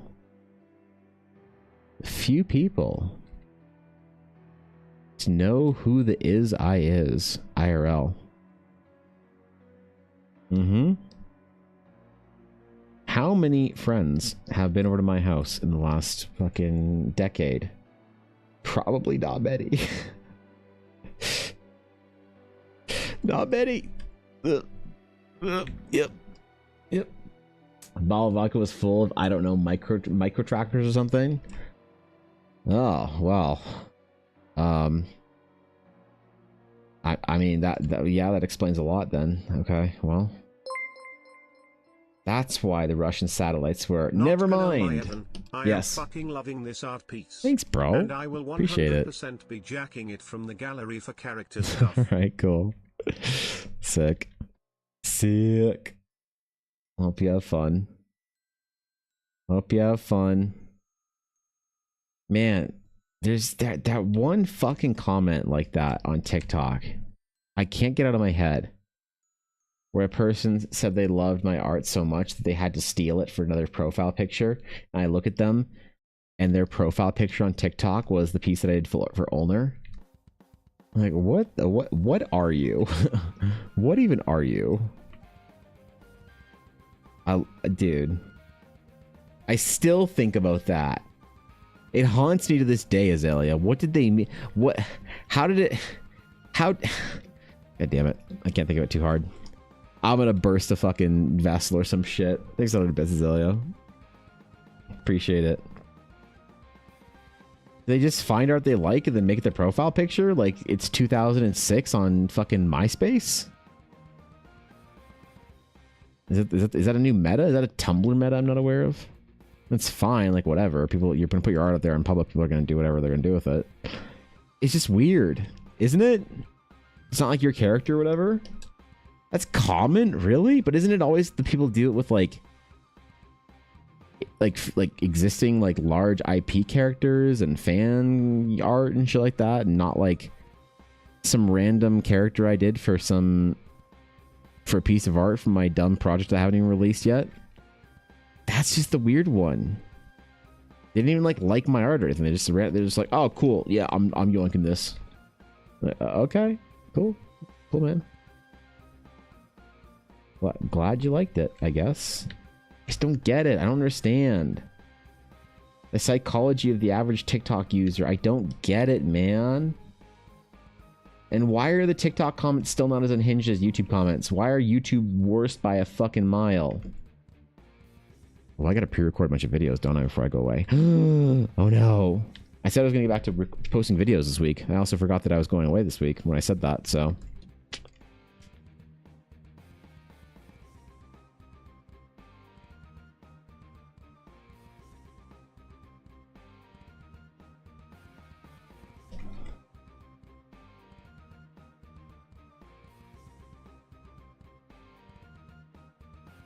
Okay. This works. I don't know what we'll do with that. Maybe we'll make the... Lighter colored cloak because the iron's going to be darker. I don't know. You know what? I'm not going to do any of that until the very end. That's what we're going to do. We're not going to do it until the very end, okay? Then that becomes future Evan's problem, just like it should be. So, you know, a ton of art that sits in a folder, and I just browse it for ideas when I go to make a new D&D character, but that's about it. That's fair. That is reasonable, I guess. Yeah, I don't know. I don't know what the... maybe it's a TikTok specifically thing. Not gonna think too hard about it. You start thinking about what people do on TikTok, and well, that's it. That's it for the brain. That's it, man. Next thing you know, you'll be posting AI art over which toilet you would use, like it's 2020 all over again. What a year for TikTok to get popular in. Age of the pandemic. What a strange future we lived in. Couldn't have foreseen it happening. Not in 1,000 years of tech did we foresee TikTok. You know? Thanks, Brooklyn. I'm glad you like him. Yeah, I'm kind of enjoying this idea, like, of doing a suit of armor style Warforged. Like, realistically, I kind of feel it, you know? As my first Warforged I've ever drawn, I feel like this is it's a good one, hey? You know? The suit of armor I think I feel better about than drawing, like, the Warforged in the form of, like, the kind of Iron Man D&D PHP Warforged. This be an ashy question, but I wonder when Warforged, like... Because I think Warforged were a thing in 4th Ed in their current sort of, like, form. I don't remember Warforged being their, like, kind of current Warforged aesthetic in 3.5. I could have missed it. There's a lot of books that I didn't have when I was growing up, but I don't remember it that way.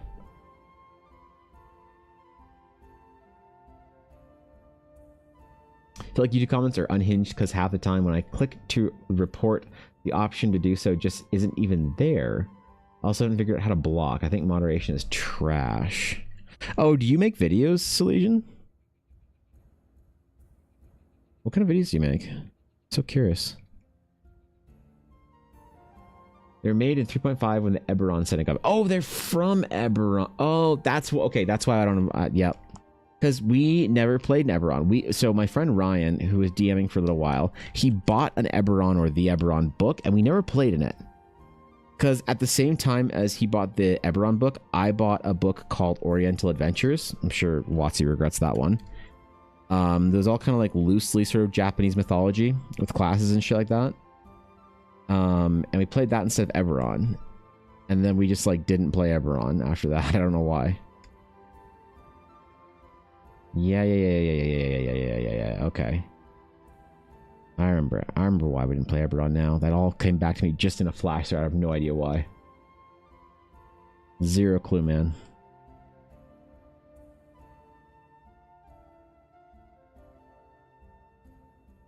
Okay. Some videos just live in the comments like a cryptid and see lots of bots and stuff. Oh, okay. So you'd be blocking them not for your own videos, but just like from seeing their... I see. Okay. That makes sense. Yeah, weird then. Okay, I think the moderation is trash, but then again, I think that like, how is... I still feel like TikTok or Instagram moderation could possibly be better. It's just like people just don't post so much unhinged weird shit on there, you know? So the stuff from Kara Tour in the spite of terrible book name is cool in spite of the book name. Yeah. Is that the setting? Is that what it's called? I don't remember. I just remember Ella playing a ninja and me playing a samurai and her killing me by accident. Like critically missing a guy twice. I made a simplified illustration of a picture of me and using the profile picture is very washed out when I randomly saw a comment with someone using the same picture. What? That's weird. Alright, fair enough. That's kind of strange. Yep. Okay, I'm glad I'm not the only one. Yeah. That's Why are people so weird, man? God, why are they so fucking weird?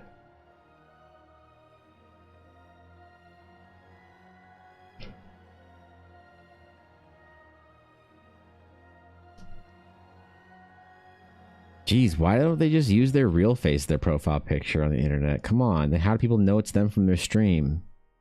What? Not everyone streams? Oh, fuck. I missed the boat on that one. I'm stuck in the old harbor, apparently. I wish we'd get a car tour remake. It's from the oh, okay, that's the setting from Oriental Adventures. The Age-inspired area of the Forgotten Realms setting. Oh, interesting. I still have that book, in spite of its unfortunate name. And I still love that book, I think, in spite of its unfortunate name, because of the games we played in it. In spite of its unfortunate name. You just have to keep saying that. It's like one of those things that feels like you shouldn't say it, but if you're like referencing the product, you know, it's like probably okay. No one's gonna bite your head off over it anyway, but it's just kind of not correct.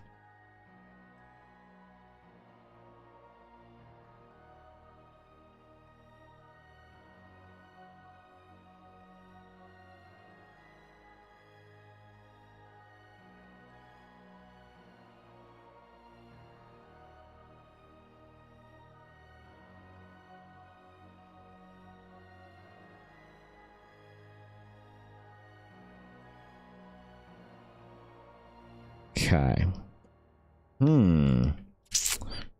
We put a pattern on this cloak. I think we do. I think I was like doing some sort of like long patterns that just kind of like flow down with the motion of the cloak. Show some of the folds and bends in it a little bit better. Why not, man? The Shugenja was a dope wizard S-class that had restrictions in order to harness the elements selected.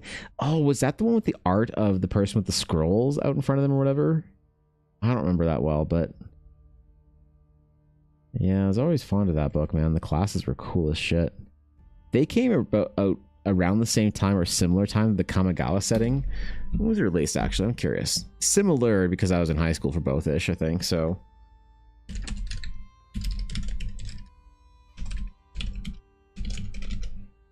came out, well, not the original one, not 1985, so 2001. And Kamigawa came out for Magic in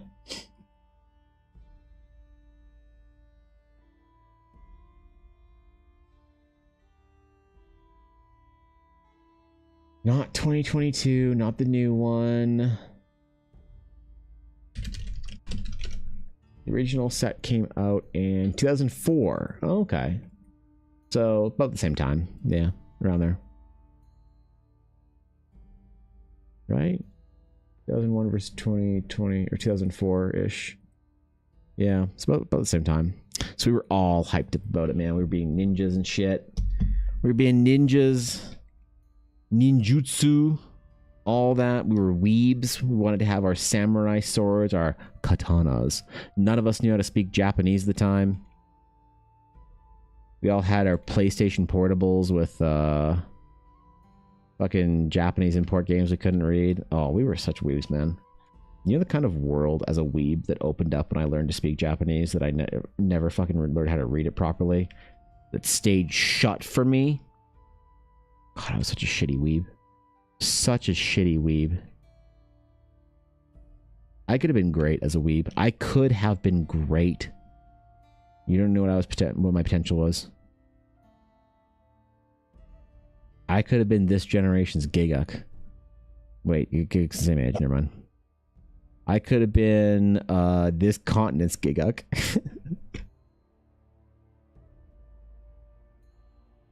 Wait, I'm not that thoughtful over literature and stories. Okay, you're not. Damn it. Damn it. Oh well. Just wait to be reincarnated in another world as a Giguk.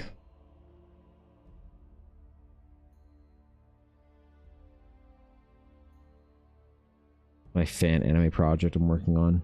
Just you wait. The question is, what is the first Eldarin anime going to be like? What is it going to be like? Do I go like proper Eldarin like fantasy and have something kind of like Vinland Saga, Goblin Slayer, that kind of thing? Or do I do something just complete bullshit? Some like fucking Stardust Academy, Astral Sages, High School Adventures. We'll let the people decide at the time, alright? Could be a manga title these days. Yeah. I was died and reincarnated in other continents, Giguk. It could be. I actually talked to a friend who he's trying to make it as a, I don't know where he's at right now because I haven't talked to him in a while, like years ago, 2 or 3 years ago. I asked him about all his obsessive titles and I'm like, why are these so popular in Japanese? And he said because it's so clever, because it breaks the mold. To have such a long-winded title, it breaks the mold of titling, and people think it's very, like when you read and speak Japanese natively, it's very deviant and funny. I'm like, when does it stop being funny? I'll never forget this. He said, motherfucker, if we knew when to like let go of a trope or a joke, isekai would have died 12 years ago. I was like, oh, okay, fair enough. Fair enough. Same reference, same whatever, still funny 15 years later, because got it. Changed my perspective on a whole lot of things. Like Freerun? Like Freerun's Legion? But good.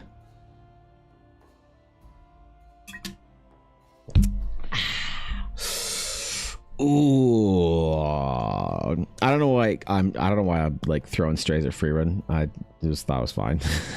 I actually haven't watched the anime. I've only read the manga. So if I could do something fantasy-esque that was as good as Freerun, that'd be pretty good, actually. That anime changed the world for like a year. That's what you can hope to get out of a good project, hey?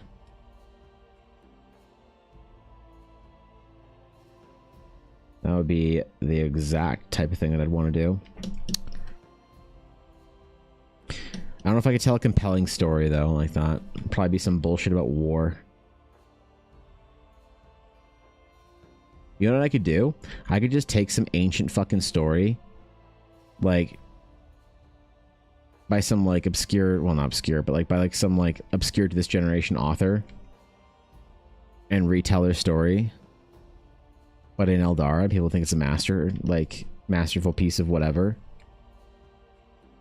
Like Tolstoy's fucking War and Peace or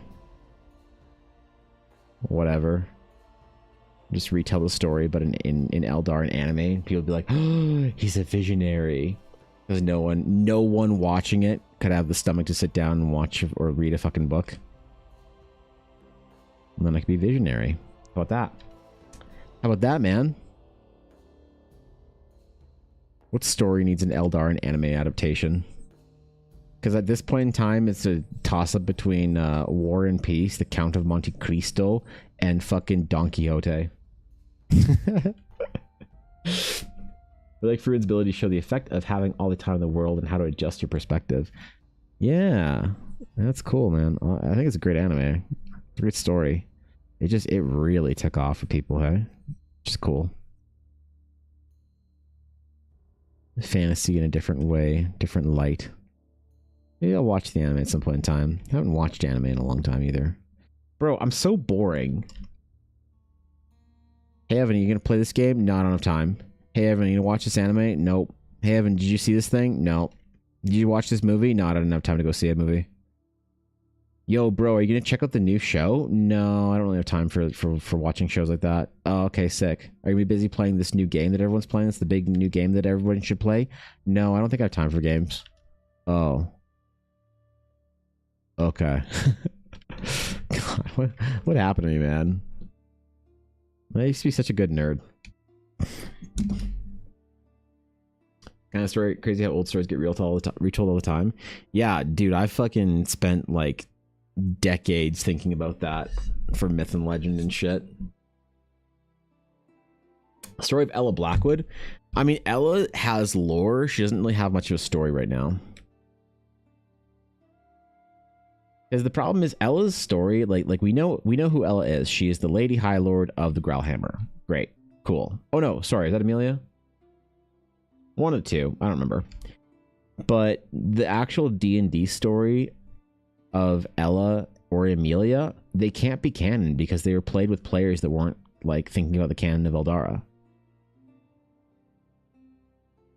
So it's like, how do I find a canonical story in there of like what actually Ella Blackwood's or whoever's story is?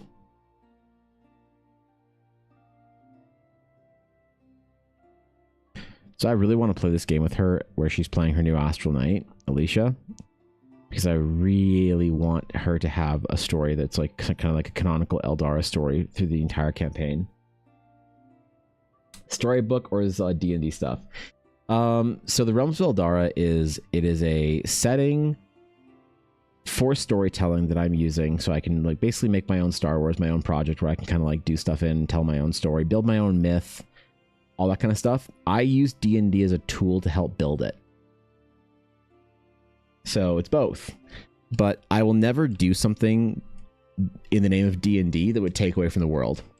Right? Like D&D has beholders, but the problem is beholders are a creature that is owned and created by Wizards of the Coast. So even though most D&D is very common to have certain things like beholders or your dragons to work a certain way or whatever, I don't adhere to any of that.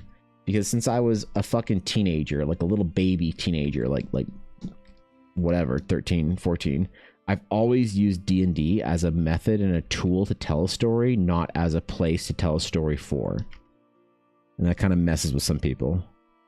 So I have to like be careful how I word it.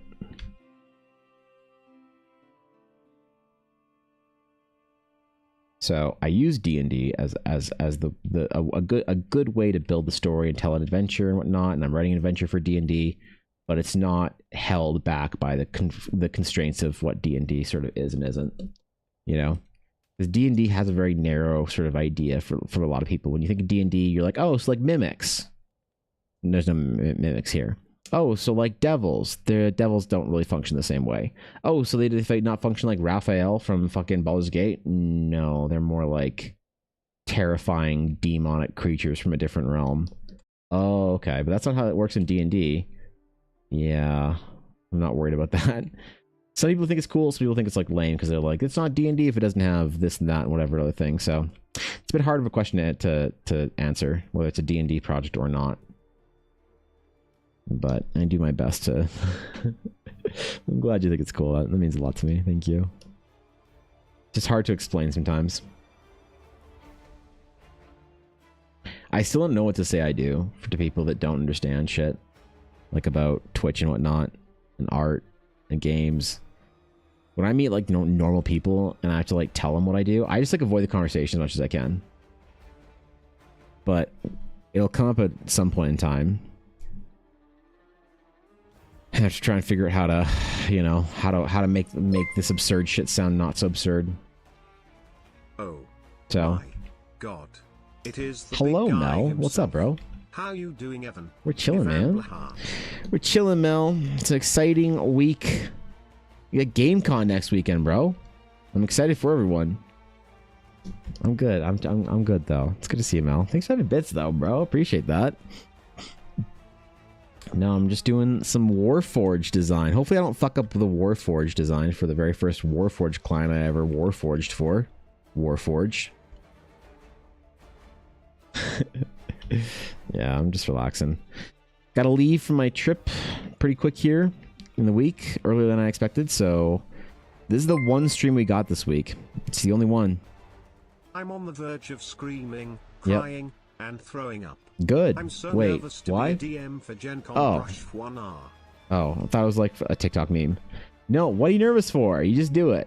Listen, the one thing that all DMs have in common is that none of them actually give a shit. It's all made up. The players have no idea. Nah, Mel, you'll do fine, bro. What are you worried about? You'll do fine. You'll do better than fine. You'll do amazingly. You won't just do passably. You'll do spectacularly. I have full faith in you. Full faith. Here's 100 bits though. Can we see what Mel puts into Eldara? What's Mel doing for Eldara? Wait, what? I'm confused. I don't think she's redeeming Eldara's story. I'm not prepared. Oh, okay. I'm so nervous. The rules don't matter. Before, so I'm scared. Brush one bounce. No, it's fine. Listen, all you have to do is speak authoritatively about the way you're running your game, and they will feel too awkward to question you. They do question you, you say, "Shut up, nerd," and you shove them in a locker. You steal their fucking lunch. You yoink their yogurt cups and their Pringles. You throw that fucking disgusting bologna sandwich their mom made for them out. You steal their fucking, whatever pocket change they got.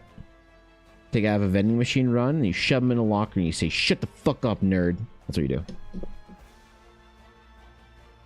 Right? Wait, right? That's what happened to me. Is that not... Oh.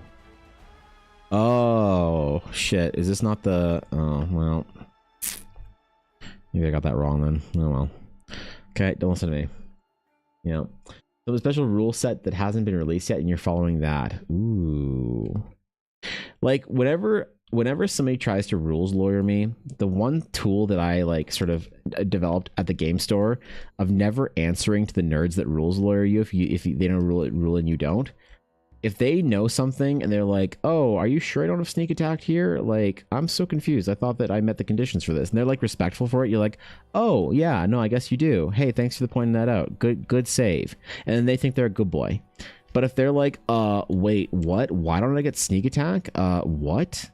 I have advantage on this, and it's a Thursday, and I have this thing and that thing, so I get my sneak attack. What you do is you say, "Yeah, you think you've met all the conditions for sneak attack, but you don't get it."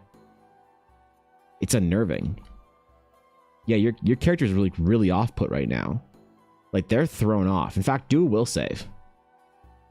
And they like fail the will save. You're like, okay, and you write something down. You're like, okay. Yeah, crazy. Yeah, oh yeah. That's the best way of doing it. I did it with somebody with magical darkness once. I'm like, I have a trap or whatever they had to like scramble around in the dark for, with like different checks and stuff. And one of the players is like, actually, I took this ancestry whatever thingy, so I have dark vision up to 3 games from now, so I see into the next 3 games of characters that I'm playing. Plus, like, I know when GTA 6 is gonna release. And you're like, wow, that's crazy. So you can see in pitch black. They're like, yeah, like pitch black like this. You can see perfectly well. It's like, yep, I can see as good as daytime in pitch black darkness like this. And you're like, okay, crazy. Have you always had that? And they're like, yes. I'm like, great. You don't see a thing. And it's freaking you out, man. Oh my God. You think you've gone blind, actually. You think you have gone blind. What do you do? Like, what? You watch him scramble, bro. Fucking try and outdo your trap. Fine, it's dark in there. Now it's magically dark. Get fucked. Rocks fall, your character dies. Please make a character that doesn't have dark vision. Kidding. Relax, man. I'd never kill my players off like that. Always be way funnier if I killed them off. Please, come on. Who do you think I am?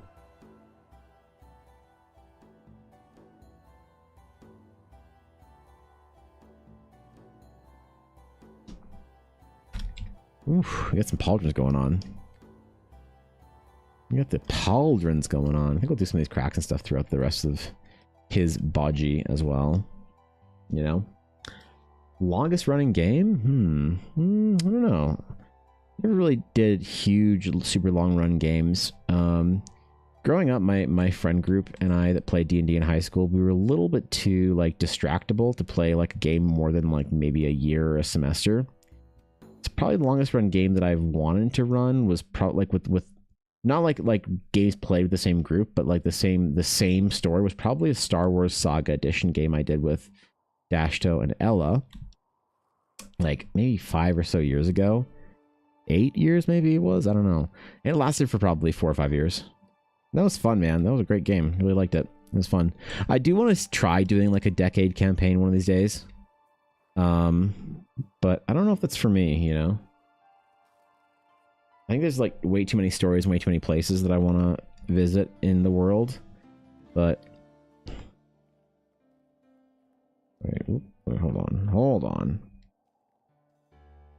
That's the tool. That's not the tool. What the fuck? Oh, that's broken. That's why this isn't working. Okay. All right. I see. I don't know. Is that considered a long game? Because, like, there's some people that think that if your game hasn't been going for, like, 10 years, it's not a long-run game. Dude, in the modern world, I think if your game isn't going for a year, it's a fairly long-term game. You know?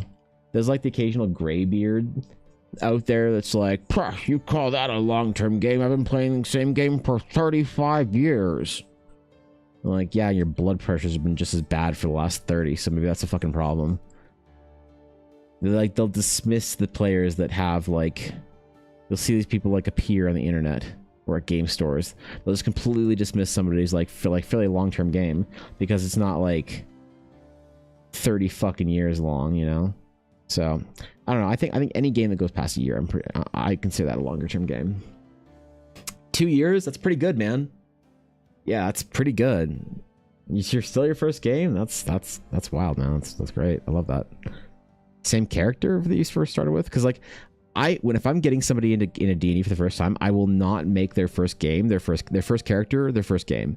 I almost always see somebody they're not quite sure what D&D is, and once they've played for a little bit, they want to immediately make a new character that they can tell a better story with. Or they want to change something with their character, whether it's the class or the vibe or the story or whatever it is.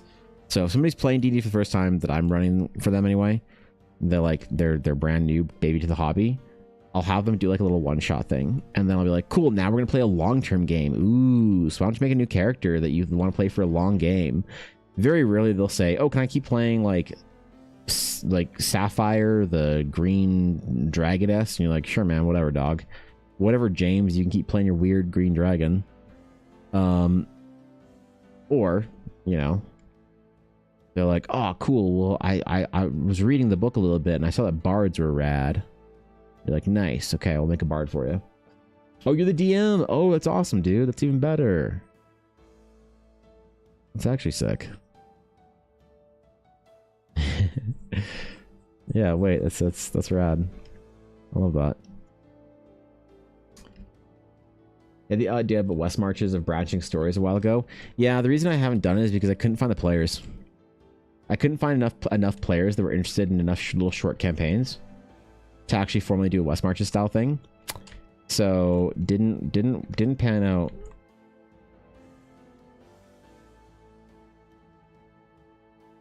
I've had a lot of offers from people to play D&D with me that are great, and I've had a lot of offers from people to play D&D with me that don't work from schedules, and I've had a lot of offers from people to play D&D with me that I just don't want to fucking play D&D with. So that's the problem, is finding D&D players is actually very difficult for me now. It wasn't like 3, 4, 5 years ago. I just had I had to fend them off with a phalanx of centurions. But today, it's actually pretty hard to find players to play D&D with that kind of align. Because I'm also basically done playing D&D with people that have a vastly different playstyle from me. It's just too taxing. It's too exhausting to have to try and play with players that are very, very different from the kind of game you want to play. So I'm very particular about who I play with now. You know? New player struggles a little bit with being creative and making new characters, so it's tough. Yeah, you know what was funny actually that helped my new players with? Playing Baldur's fucking Gate. They played Baldur's Gate and suddenly they opened up to what was possible in like a TTRPG. And they started asking to do crazy shit and doing all sorts of weird stuff that was really fun. It's like, why did it take you Baldur's Gate? I think the problem is D&D sometimes too open. I think I have a good system for that now for new players that are decision paralyzed or whatever. I think I have that down now, but I didn't for a long time. It was pretty tough, man. It's a difficult challenge as a DM. Understand your burden, understand your pain, but they get there in the end, don't they? As long as they're having fun. Main group is doing a bunch of short 46-session stories in different regions of our DM's world right now, and later we'll be taking on a larger, longer story with potential of pulling in the old characters. I love that. I love that. That's great. That's awesome. Building the world out, call back to the previous game. That's really cool. I had one session where Ella met 2 of her previous characters in game. And I made her have a conversation with herself. And one of the players is like, wait, I don't understand what's going on. She just could not wrap her head around. She's like, who's speaking right now? It's kind of cute, actually.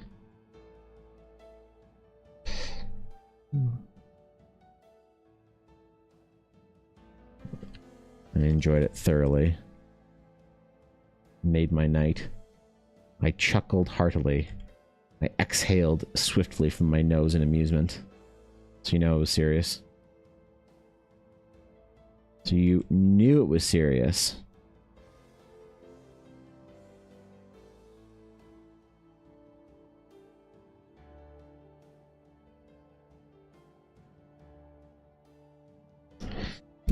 Stretch time. Stretch time, bro.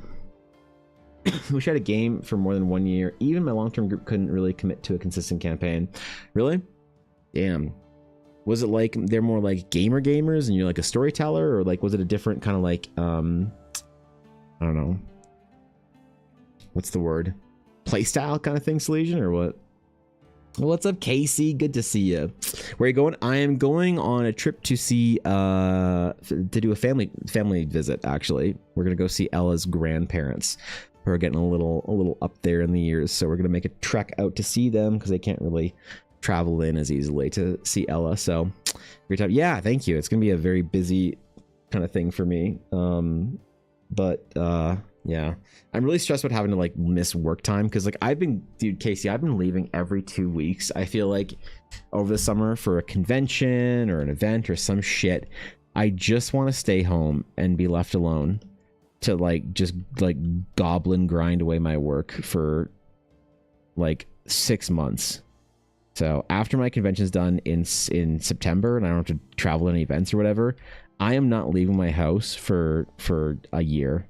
I told my parents, I'm like, okay, October when Thanksgiving rolls around, I am not going to Thanksgiving. Okay, I will miss me with Thanksgiving. Christmas, I will send you a card. All right. New Year's, fucking not even on a good day, and maybe Easter. Maybe I'll emerge for Easter. And they're like, okay, man, like good luck, bro. Like, great, cool. I ain't doing shit until next year. What's up, Bella? That is true. Yeah. Ella knows. Ella knows. What's up, Bright Rose? Unless we go to... Oh, I forgot about that. Oh, fuck. Not one night. It's like, oh god, I forgot about that. There's a chance I'll have to leave somewhere in November for a night, so that sucks. It's hard to make time for those trips, but yeah, it feels like there's never enough time to get the stuff done. Right? Big projects, man. They just don't happen. You gotta force the time. Grab it by the throat, throw it in a locker, call it a nerd. Wait, damn it, again with the experience. Shit. Oh well. Alright, delete sketch, done. Let's finish this bad boy off so I can leave with one less project in the tank, man. One more thing delivered.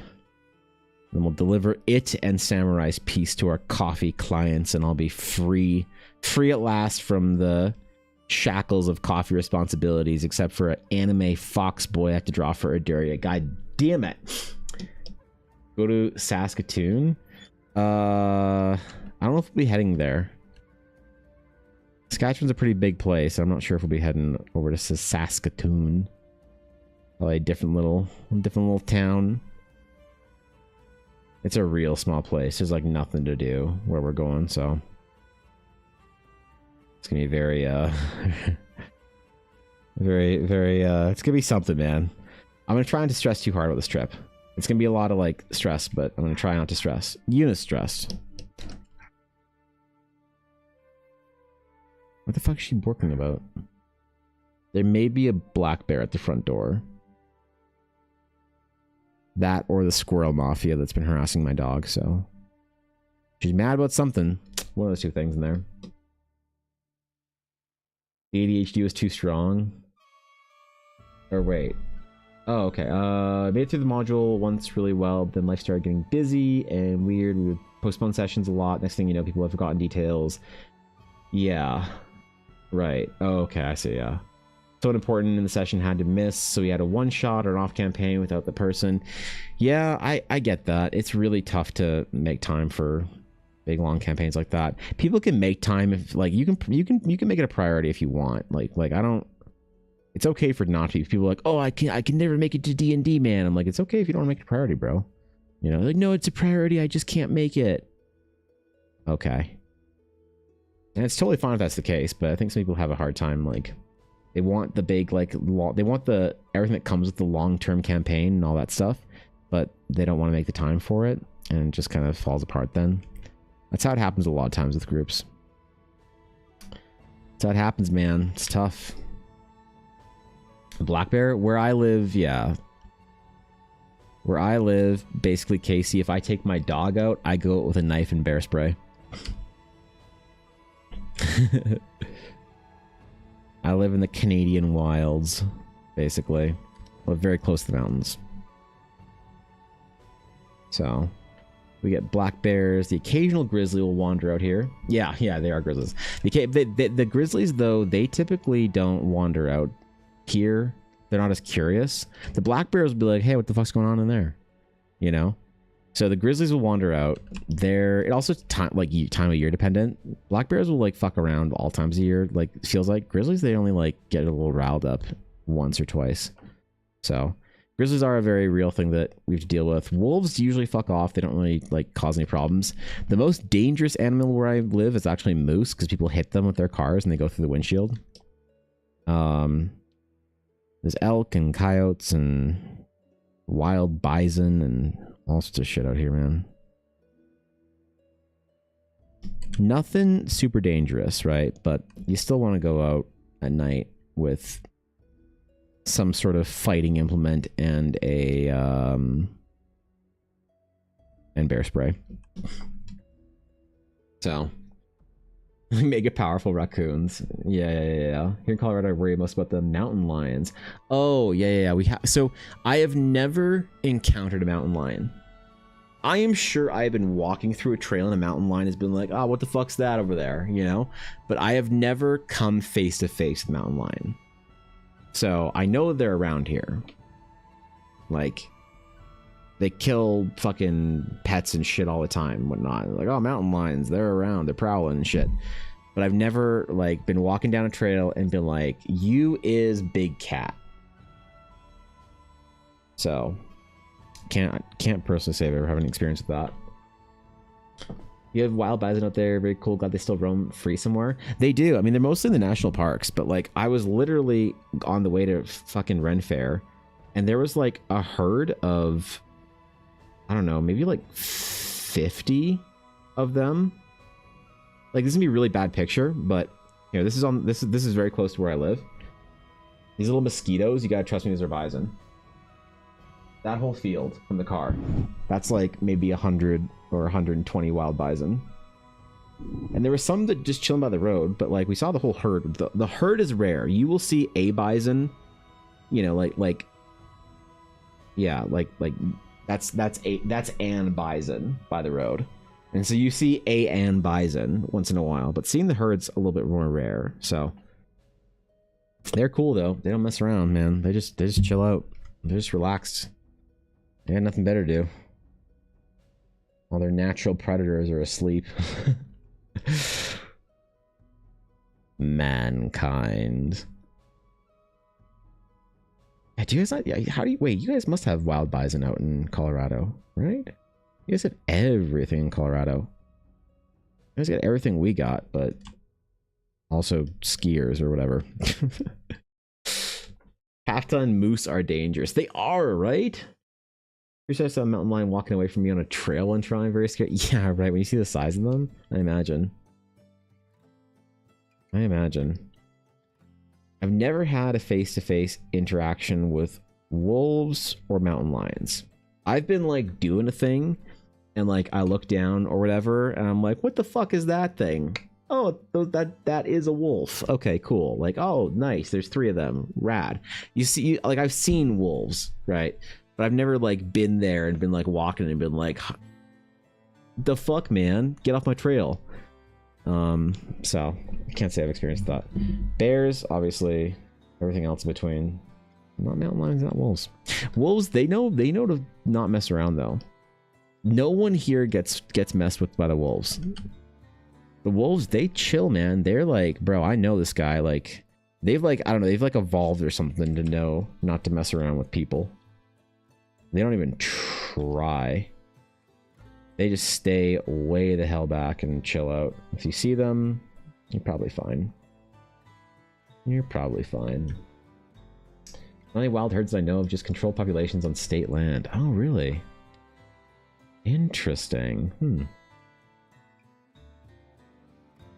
I always think of Colorado having basically some of the best, like, Colorado, Wyoming, Montana, of having some of the best, like, wildlife in all the US. I'd love to take a road trip down and go through those areas, but, like, I have almost basically no desire to see Colorado or Montana or Wyoming because, like, I live in Alberta in the mountains, so it's the same shit. I want to see, like, the weird stuff, like that Utah shit or whatever.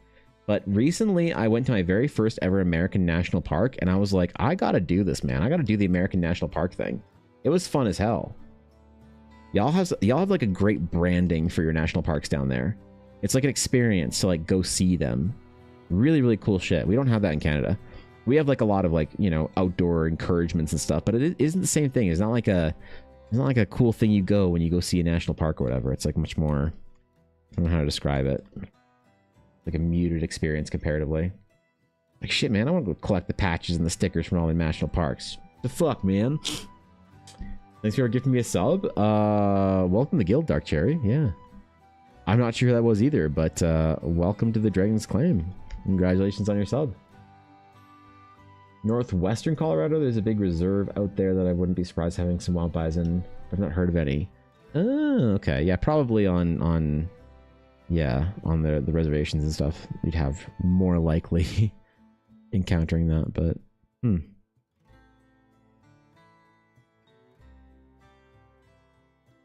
Alright. These are supposed to be glowing, I guess. Maybe I'll just make them lightly.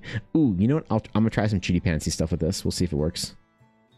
I'll experiment a bit on this piece, alright? I don't like to experiment on like requests and comms, but I will experiment on this one because it's a bit different. And it's not that big of a deal. Little things, alright? Little experimentations.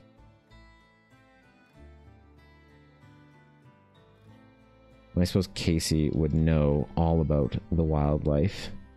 As Casey has a particular proclivity for being most excellent at creature design and animal studies. Probably one of the best on Twitch, to be honest. Should probably go follow her if you aren't. I'm just saying, man. I'm a fan. Leave me be. That's cool. Okay, I like this. Now let's try. Okay, wait. Is this gonna work? This is gonna be either terrible or look awesome. Let's give it a little hint of a glow. Ooh, just little bits here and there, maybe. All right. Yeah, that's cool. And then what we'll do is we'll chop away at it. Ooh, for our shines with our.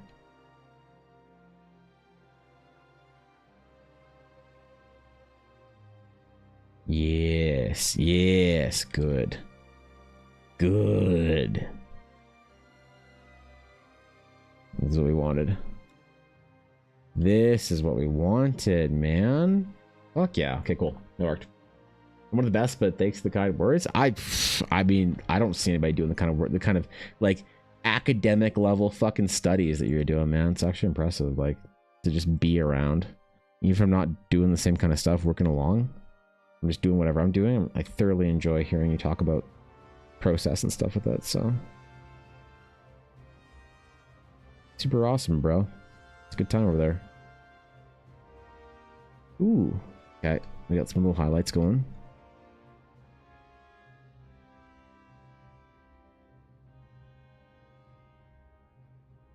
Now the cloak. The cloak. The cloak. What do we do with the cloak? What do we do about a cloak? Do we make it darker or lighter? I think we make it like a mid, whatever. Maybe push this to be darker. Or go super dark with our cloak. We'll see what looks good in relation to the iron skin, whatever. Oh, wait, this is all. I forgot.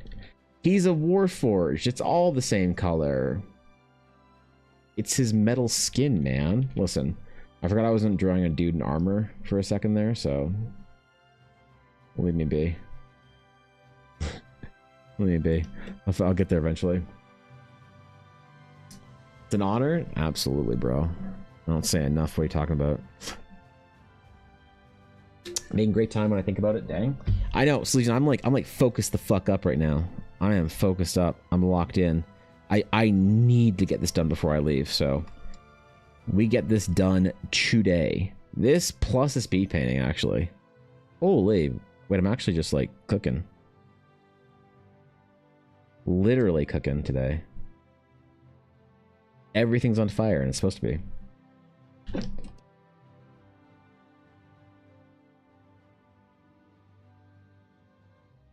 Okay. I think this is the right thing to do here. A couple little edge highlights on it, and then just chop away at all of this with our big, nice, fancy scraped paintbrush that I fucking love, man. I love that brush so much. I never understand when people say, like, on comments and stuff for videos, like, what brush do you use? Like, brush with a lot of texture? I don't fucking know. It's not like, oh, I use number 312. What do you mean? What brush do you use? I don't understand the question half the time. The dude is armor. You're right, it is armor. It's armor and also dude. A suit of dude. Wait, I mean, shit. That's a different movie. And then we chop all this away. Give him that nice sort of like portrait bust type thing going on there.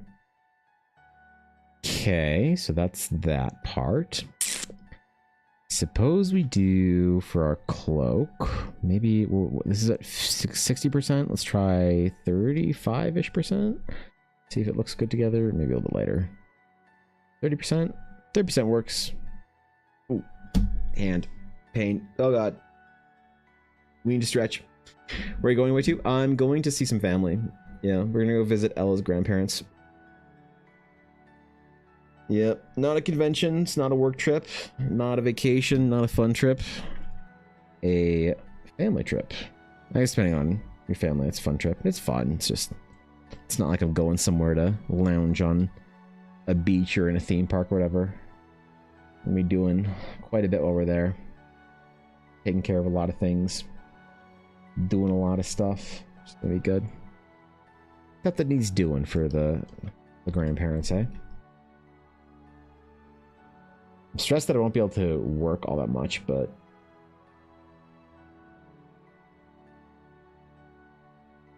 Oh, whoops. Modify, contract. God, I got a macro that in. I'm the worst Photoshop user I know. And I know Galaxy Goldfish. That's right. Fucking catching strays when she's not even here. She's a great artist, just, you know, I don't think she knows Photoshop, that's why well, she's easy to pray for this one, okay, I'm just, you know, being honest. Yep. Yep, the Doomer, right, Dude Armor. Darmer. Yes, thank you. That's the clarification we need. There's something you're most excited for the trip? I am... You want the honest answer? The honest answer is going to be really boring. I am most excited for seeing Ella get some time with her grandparents. That's what I'm most excited for. Ella does not have a very big family. And so when she gets to see her grandparents, it's like a really, really awesome thing. She's very happy. So I am most excited to observe her doing that and just chilling and just doing whatever she's going to do with her grandparents. A bunch of the family's going to be there, so I don't know. I'm excited for her to get some time with them. She hasn't had time in years. Ella can't really travel because of her migraines all that much. And then her parents are, or sorry, her grandparents are much older, so they can't really travel. So it's like, how does anyone see anyone, you know? It's very tough. I'm excited to watch her having fun with her grandparents. It's gonna be awesome. I bring it all that's sweet and important. She won't always be able to see them after all. Exactly, you know? Yeah. Yeah, and I mean, one of her grandparents just got, like, recently diagnosed with dementia, and so it's important we make the trip out there. So I'll be support crew for whatever I need to do for her. So I'm anticipating it being a very fulfilling but exhausting trip for me, so.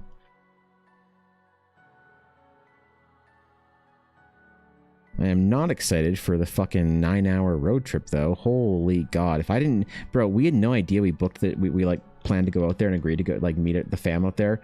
They said, any weekend, just let us know. We said, this weekend, we're not at a convention. Not realizing it's August long weekend in Canada and that hotels and flights would be, like, 3 times as expensive. So, like, ooh. Okay. Well, hotel can dumpster us, and then we won't fly, so I guess we'll just drive. Grandparents were very nice. They were like, oh, you should stay with us. I'm like, sir, ma'am, I am so allergic to cats, I would literally die. I can be in their house for probably a little bit of time, and then after a little while, man, like sleeping there would be absolutely off the table for me. Absolutely off the table, unfortunately. It's what, August long weekend? Something like that. It's a long weekend. I don't know what it is. I don't fucking know what weekend it is, but it's some kind of a long weekend here. I'm not very good at keeping up on the dates and stuff for what event it is. Might be a Queen Day. I think Victoria Day is earlier. I don't know. I don't know what day it is, but actually, what weekend? What?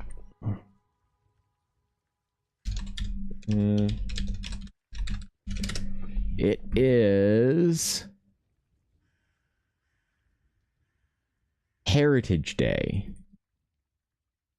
Heritage Day, is that it? I don't know what fucking day it is, but it's something to do with that. So they got a weekend called August long weekend. We basically do. We basically do. So like, no one knows what a long weekend is here. It's not like, oh, it's Memorial Day, it's Labor Day, it's President's Day, it's fucking whatever day. It's like, bro, it's like May long weekend. Oh, what's May long weekend? I don't know. I don't fucking know. I'm not sure, man. Oh, hey, look, it's Victoria Day. Ah, cool, man. Hey, great. You know, just nobody has any fucking clue. So there is that, I suppose. Arcade warehouses are shutting down then for civic holiday, whatever that is. Basically. Yeah.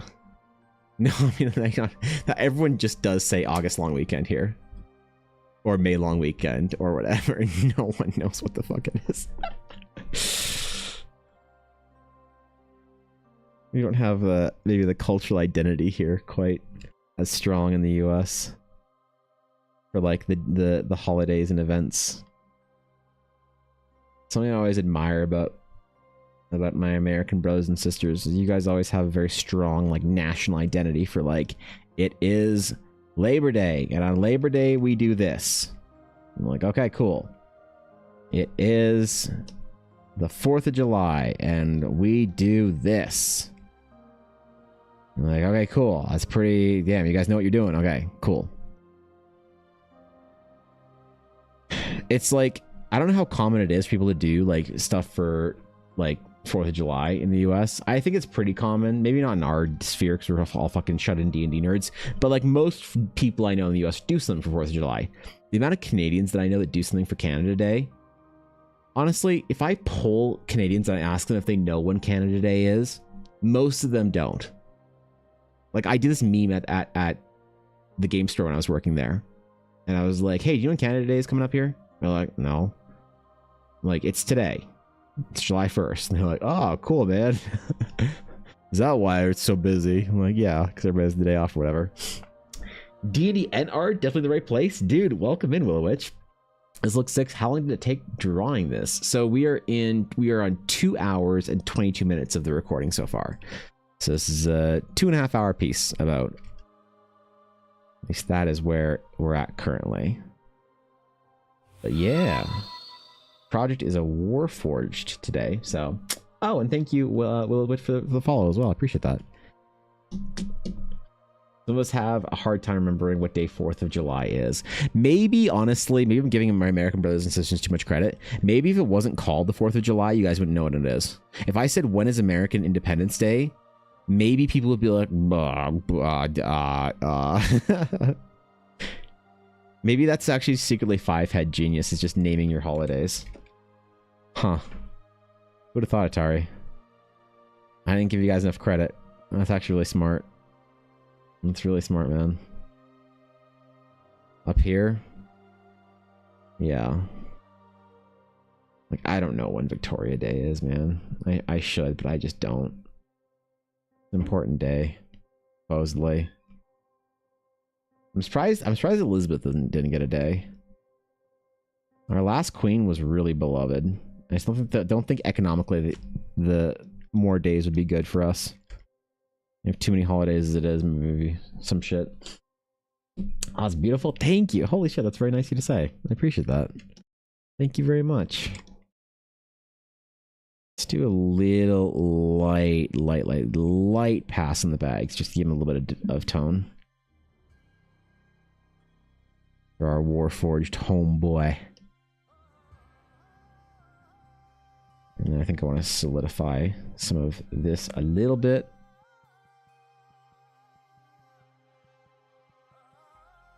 Oh, what the hell? What the hell kind of color was that? There we go. The reflections are nice with this brush, but I think that with the glyphs coming into play, it's a little bit too bright. So we'll blunt that a little bit. And then probably save this shit.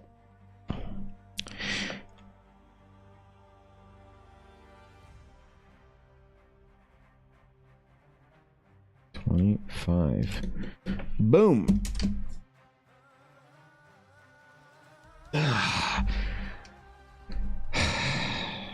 Do we do the great sword? Fuck it, let's do the great sword. Why not? Fuck. Why not? Why not? Screw it. It'll be very quick. Because I'll do a very, very quick pass on one. We'll just do a very small little sketch of the handle and the hilt. It'll be fine. And we'll read the description again, make sure we didn't miss any details for our most illustrious of clients here. I actually have no idea who this is. I think they're a person from TikTok or YouTube. This isn't a stream request, I don't think. Because they referenced a TikTok that I did, or a YouTube video, or whatever it is. They saw the video on, so I assume that's where they would know me from and found the coffee or whatever. So even though most of the requests come from stream, I think this person found it independently because it's on my link tree. You know, it's available. Go greatsword. All right, yeah. Okay, we'll do the greatsword.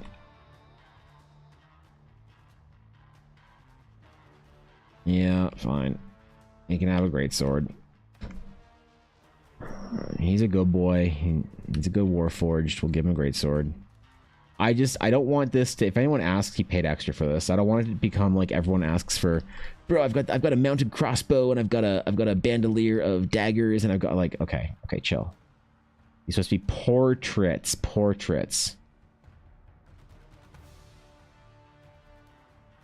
But I feel like because he's not, we didn't draw any like facial features on him because obviously he's a Warforged with a helmet on. I feel like we can spend a little bit of extra time. Normally I budget about 3 to 4 hours for these, and if I'm 2.5 hours in, why not? Greatsword is a little treat, yeah. Y'all been good today, so you get a greatsword. I used to draw myself. This is really a level I wish to get to one day. Did you learn somewhere, or did you just by yourself? So I think a lot of the misconception about art school is that it teaches you how to draw. So I did go to art school, but I didn't learn how to draw there.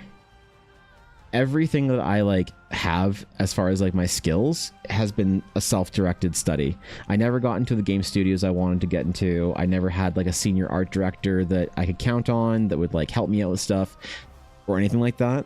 So I did go to art school, but it's not, when you say that, sometimes people are like, oh man, I wish I could go to art school because then I could learn how to draw. To be honest, most of the progress that any artist makes, I feel like, happens in the quiet of their own, you know, progress, or at some sort of like a mentorship level with someone at a studio or whatever. Very few people actually learn how to really get good at art school, I think. And I'm part of that crowd. Art school, I did go to a character design program, but it did not teach me the ways. All of this it just taught me the culture, more or less, and how to sort of like think about art and how to learn art, as far as like what to prioritize and how to like take it seriously. That's like the one thing I think the main thing I think art school did for me is it taught me how to take art seriously. So like when I'm on like fundamental sketch number 25 and it's been like 3 hours, I don't get like tired I don't stop when I'm tired. It's like, okay, this is what is expected, you know. This is where it gets real. When you learn sort of like what is required of you to actually progress as an artist and to be good. Not that I think I'm like good or anything. I wouldn't accuse myself of that. But yeah, no, I mean art school technically, but no. Didn't learn that much there. Not so far as getting good at art anyway. So what's up, Cat? Good to see you, bro. That's very cool. Katana with an amazing crossbow embedded in it. You have to draw it? Okay. Not again. Shit. Art school forces you to draw like all the other schools. Yeah, I mean, that's one of the things that I think is when I talk to people who are only self-directed in their studies, a lot of them don't really have an indication as to what is required of them to progress. And I think if you work in any sort of formal environment with other people, whether it's an art school or at a game studio or whatever, then you're like, oh, wait, you guys don't stop after like this amount of time. Oh, so wait, when you're doing an illustration, you don't do 3 thumbnails, you do 70 of them? Oh, fuck. Like, that's the kind of stuff that art school teaches you. So when you say like, oh, here, you know, once you get the composition of your illustration done, then you like go on to say what to do. People think, okay, like figure out a composition. They don't realize that that part of the whole sketch requires you to spend like, you know, 25 hours on just that or whatever. So it can be quite the endurance race anyway. Give you some theory, or I don't know. Do you feel like you got anything out of it though? Yeah, absolutely. I definitely feel like they teach you how to learn, but like where I graduated with, I couldn't go into the games industry and join up at a studio when I graduated. I wasn't good enough, not even a little bit. They didn't prepare me for that. Unless you're going to an extremely high-end art school, typically they don't have the ability to prepare you for the job that you want. It's still very much like useful. Like I would definitely go to, if you're serious about going into art as a career, I would seriously find a way to do it, unless you are insanely good at being self-directed. And then I'd take that money and put it into mentorships and classes and lessons that aren't part of a formal education. But the problem is, if you take probably like 20 people in a room and you ask them, how many of you are good enough at being self-directed in learning that you wouldn't need to be like whipped in your sort of, you know, environment that you like an art school or whatever?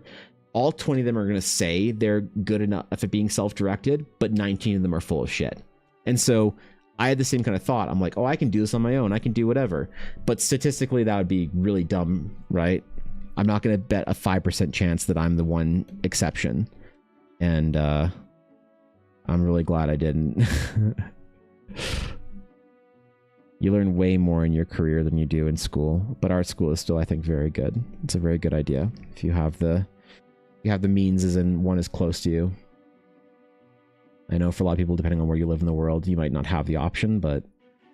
And if you don't have the option to go to art school, it's not like your career is over. It's just going to be a much more interesting challenge to try and figure out, so... Need to read the exact book. Wait, read the book until your eyes bleed. If not, you will not pass the exam. Thank God I didn't have very many exams, bro. Any art history exam I had, Kat, I'm pretty sure I cheated on now I think back to it, so... A good evening to you too, my friend. What's up? Good to see ya. Alright, he gets his sword. The man gets his sword even though he is a sword.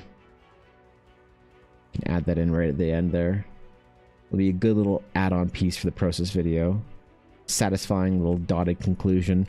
It is weird to do it after the signature though, because a lot of people, you know, they see the signature and they're like, oh, okay, well, you know, you cannot draw after your signature.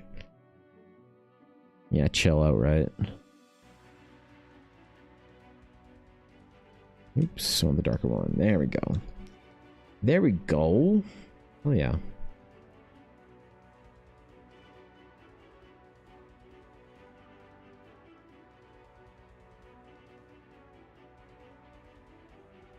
Sick. All right. All right, my man. We got our sword-wielding Warforged done. Can you believe it's the first Warforged anyone has ever asked me to do that I've agreed to? I just realized that people have asked me to do it before, but... The first Warforged. He looks good, actually. I kind of like him. He's pretty rad. All right. All right. We post. We post. We save. We post. Never crop your work like this. Always work on a full-size file. Never do what I do. I've lost tons of hours doing this. Do not do this ever, ever, ever. You will delete your work. You will ruin your life if you do this.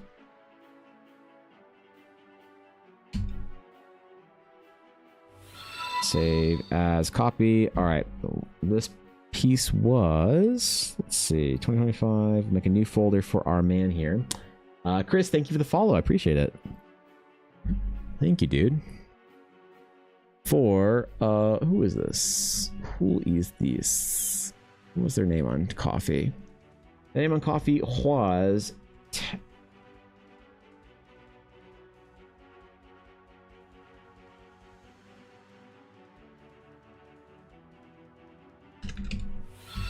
Okay. Oh, wait, that's number 24. Shit.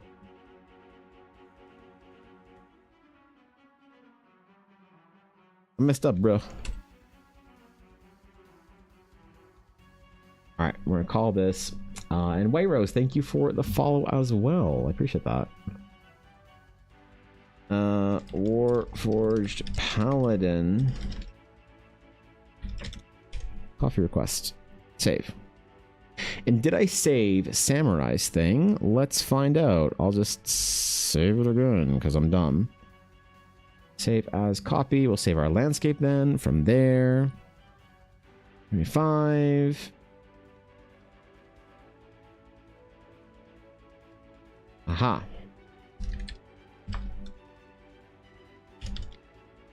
Mountain request.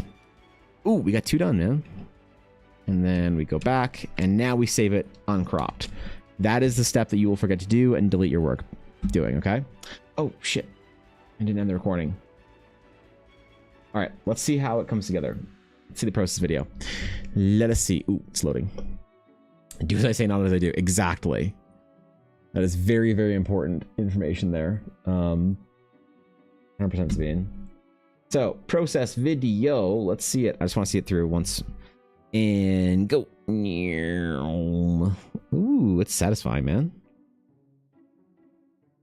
And it kind of gets jank at the end there. I'm going to have to cut that off at the end. Oh, well.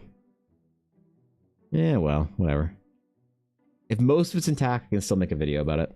So, cool. Fucking sick. Let's post these, man. Let's get them delivered to their clients, yo. Get them sent off. 4. Message. Let's send our Warforged off first. For our Warforged Paladin. Here he is. Thank you so much again for the request. Really, really loved. Really loved him. Smiley face.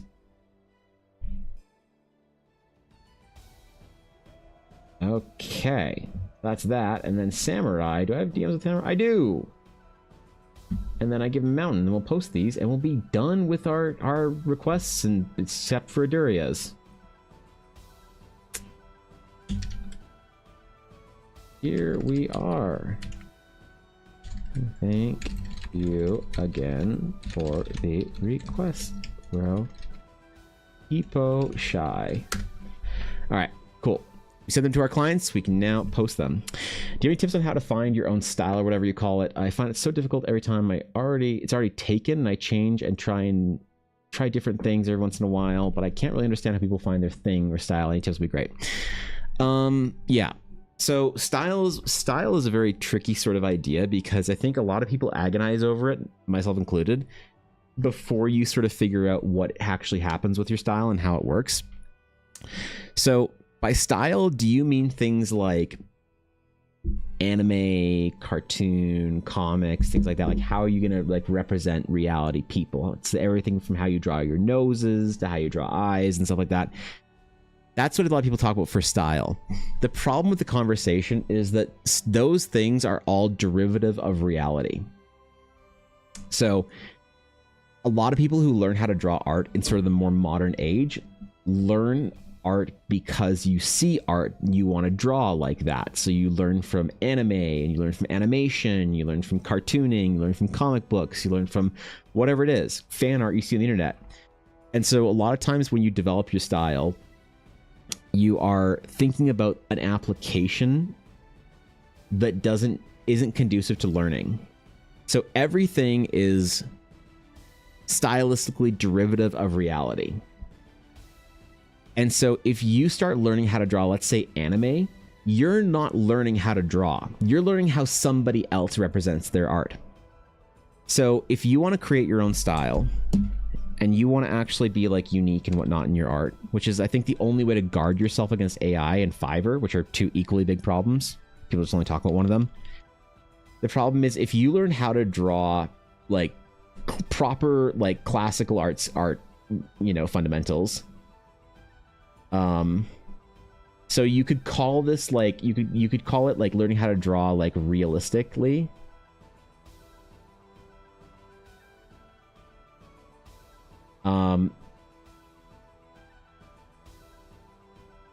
At that point, when what you're doing is you're drawing representationally. You're repping reality. There you go. That's how I explain it.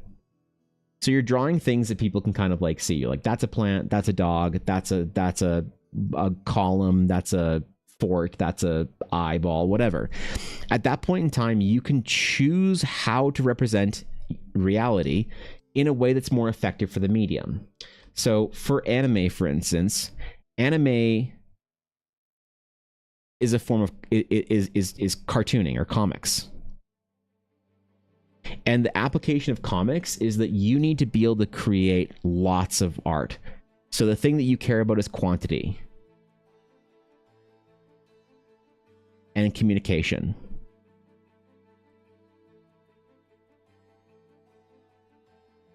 And thus the skill you learn is speed. So whether this is American comics, Japanese comics, Demon Slayer, Avatar, doesn't matter. Animation or comics, you're trying to create something that is stylized in a way that communicates something very easily. If you have to think about, so if you want to do a piece of art that shows a character shocked, facial nuances are extremely difficult to capture. And so if you see a painter drawing someone really shocked, it takes them a long fucking time. But if you're trying to get one panel for your comic done or one like frame for your animation done, you need to get them done real fast. So the style becomes, how do you draw like really kind of like really bugged out faces and really bugged out kind of like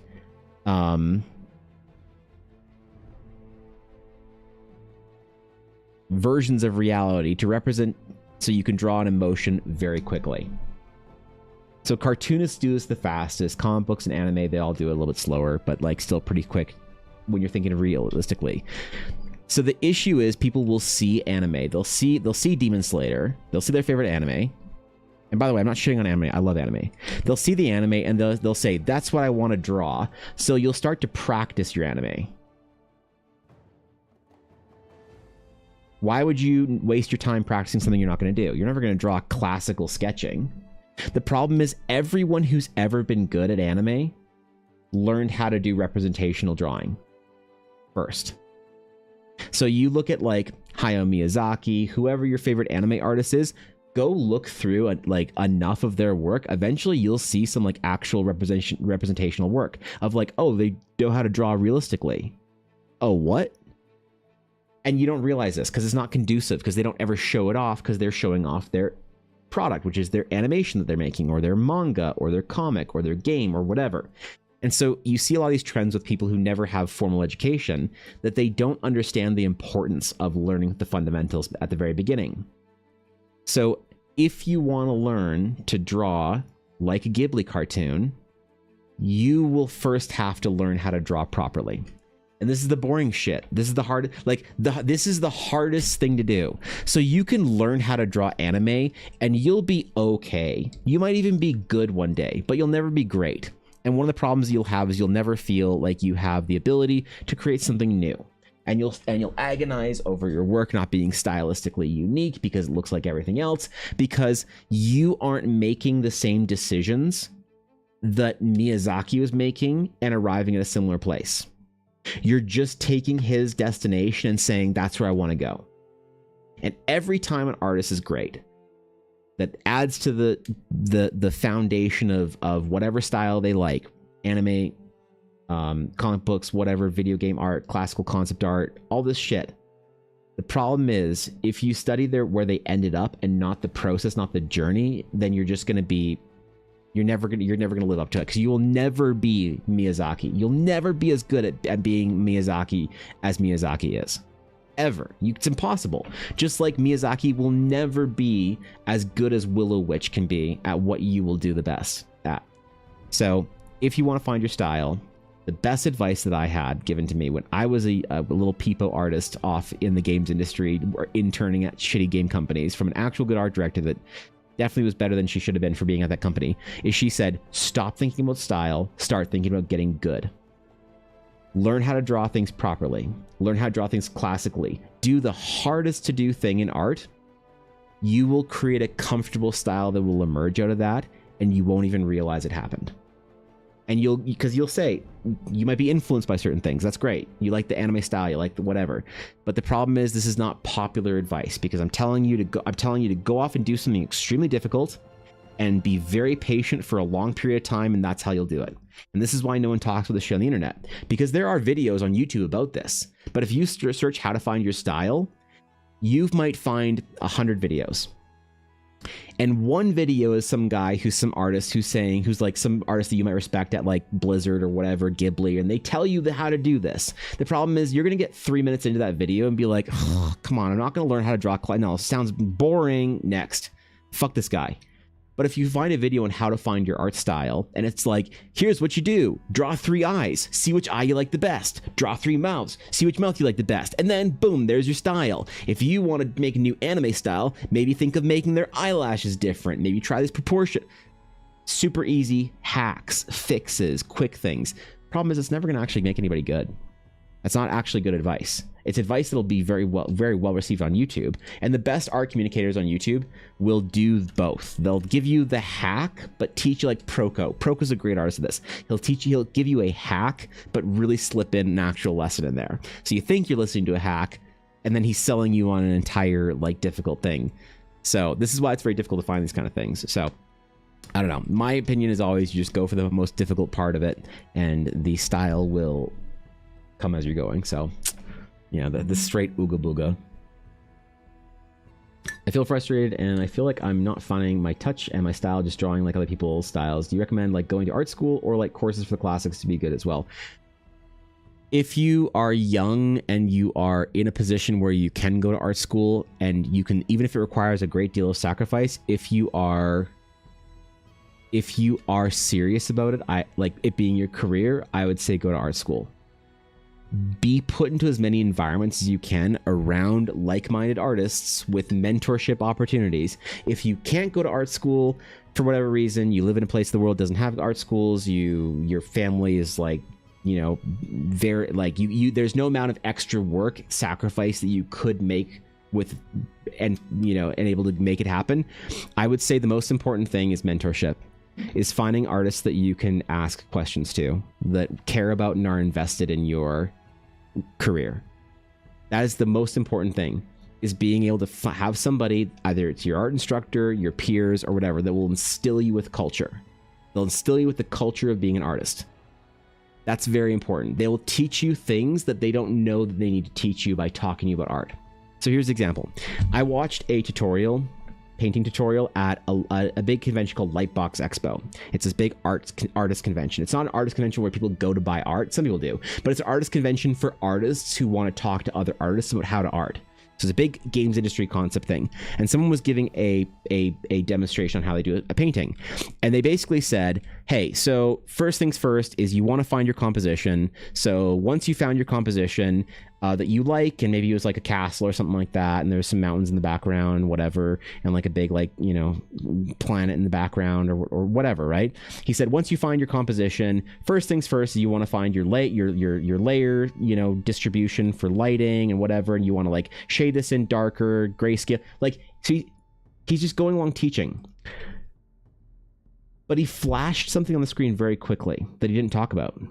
He flashed thumbnails, which were, he had like probably 100, maybe like 50 to 100 little tiny little thumbnail sketches on here. But to him, he said, once you've found your composition. And so if you're not paying attention to that part and you watch a tutorial of somebody starting at this stage, they'll say, hey, once you found your composition, you want to start here. And you're like, okay, find my composition. Well, I kind of like there being a tree here. So I'm going to draw a tree there, a big pine tree. And then I'm going to maybe make a mountain here. And then we'll put a thing on the mountain. Okay, cool. That's my composition. But what he didn't say out loud is that he spent like 3 to 5 hours on this illustration thumbnails. And so no one's going to teach you that necessarily if you're learning on your own. And you're never going to notice it, because people who are worth listening to won't tell you everything about what to do, because they don't think of it that way. It's obvious to them. It's inherent that's like, what did you think I meant when I said find your composition? I obviously meant do thumbnails until you find a composition. And that's obviously a 6-hour process, right? And you're like, no, professional fucking artist, that's not obvious. Like, no, that's not. But so that's the interesting part. This is where when you have like some sort of interaction with an artist, a mentor, an art teacher, other students, and they say, okay, I need 35 thumbnails on my desk by 2 p.m. You're like, what? Yeah, I need 35 thumbnails. And you're like, but why? I did like 5 and I found the one I liked. And they're like, because do all 35 and trust me. And you're like, okay, fine. And thumbnail number 29, you're like, oh my God, this thumbnail blew the ones I was going to use out of the water. It's so amazing. And then you realize the power of doing thumbnails. And then your instructor doesn't need to tell you to do 35 thumbnails. You're willingly doing 100 to make the best piece. And this is when mentorship, any kind of whatever interaction with another artist that is willing to give you that time and energy and teach you how to do things, is really helpful. So art school, I think, will do that for you. Art school will teach you basically the inherent stuff that's not obvious, that's inherent to them, that you'll get a chance to sort of observe it happening. And you're like, oh, okay. That's why I'd say it's good. So if you can't go to art school, I would find some kind of mentorships that you could do. Lots of artists out there that, like artists like me that are on the internet doing stuff, we usually offer mentorships. I don't, I'm too busy, and I'm whatever. Not just too busy. I haven't done mentoring before in a way that I'm comfortable mentoring like people for money. But if you find an artist on the internet that you really like, this person's work or that person's work, you will likely be able to see at some part in time they'll have a mentorship thing open. Some of them do definitive mentorships. Silessa, Adam Duff, whatever, they all do mentorships. Great stuff. But I think art school is a really great way to sort of skip through that process a little bit easier then, because it's just given to you in some ways. It's great advice. There's a quote when they say grab the thing you like, and then you're gonna keep sucking someday, not today or tomorrow, maybe not even a week, but someday you'll make something amazing. Sure, yeah, you just fail over. Like I am gonna be doing a mentorship this summer with two friends of mine, to try and see if it's something that I want to do and if I'm comfortable doing it. And I told them that I expect them to fail, because one of them was saying, I'm a little worried, I'm a little anxious that I might fail, I might let you down. And I said, I expect you to fail. I demand you fail. If you aren't failing, and I'm not seeing you try things and then fail at those things, you're not doing this properly. If I say draw a basset hound and you draw a perfect basset hound, I will ask you why you didn't push yourself to do something that you were uncomfortable with, right? So I will demand and expect failure, right? Thank you, Future Gun, for the follow. I appreciate that. And that's the thing that I think then we also think, because we don't see artists failing. I'm bad for this. I don't show you guys my failing, and I'll show you exactly what I mean.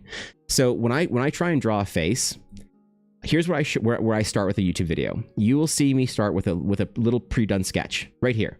I'll have most of the sketch figured out, so you don't see the hour and a half or 2 hours that I failed on a piece sometimes. That one, I don't think it took me very long. But when I'm drawing a character and I'm trying to measure things out, I'll like be sitting here and like doing whatever, and measuring out my character and trying to figure out silhouettes and all that, and placement of features and whatever else, and I'll spend a little while, and then I'll think about it later, and I'll go away from it, and I'll come back and whatever. The thing is, I'll come back to like the sketch that looks like ready for like me to work on, and I'll be like, oh my god, his forehead's way too big. Oh, how did I not catch that the first time? So I don't bring I don't start a sketch fresh like this on stream with nothing on the canvas. When I show up to my stream, I usually start with a sketch that's an under sketch, because I don't want to have to sit there on stream figuring something out for 2 hours when I'm not seeing it, because I need to walk away from it. Walking away from work is very important to me, but I'm part of the problem. I'm not showing people how much I struggle with faces sometimes. This character in particular, I remember I struggled to get an undersketch for her that didn't look like, this is not my strongest work. I think you can maybe pick that out, certain issues, and not that I'm inviting the like picking of every issue of every character I've done, but this one was a character I took a long time on to find the sketch. This one was instant for me. And I don't show you that because it's not good for my stream or me. Hi, Hi, Mel. Good. Good. I demand it. I demand you all fail. I demand you fail, because that's what's required of you to get good. Even though you never see any artist you look up to fail, you must fail, because they don't show you the part that they don't show you the steps that they got, or they had to trudge over to get where they are now. So don't look at them in their process where they are right now and think that that's what you need to do. It's very important to fail. Fail early, fail often, fail consistently, because we have a thing about failure. We don't like failure. We are biomechanically designed to not like to fail. Okay? But it's okay. It's part of the process, and it's necessary. It's required.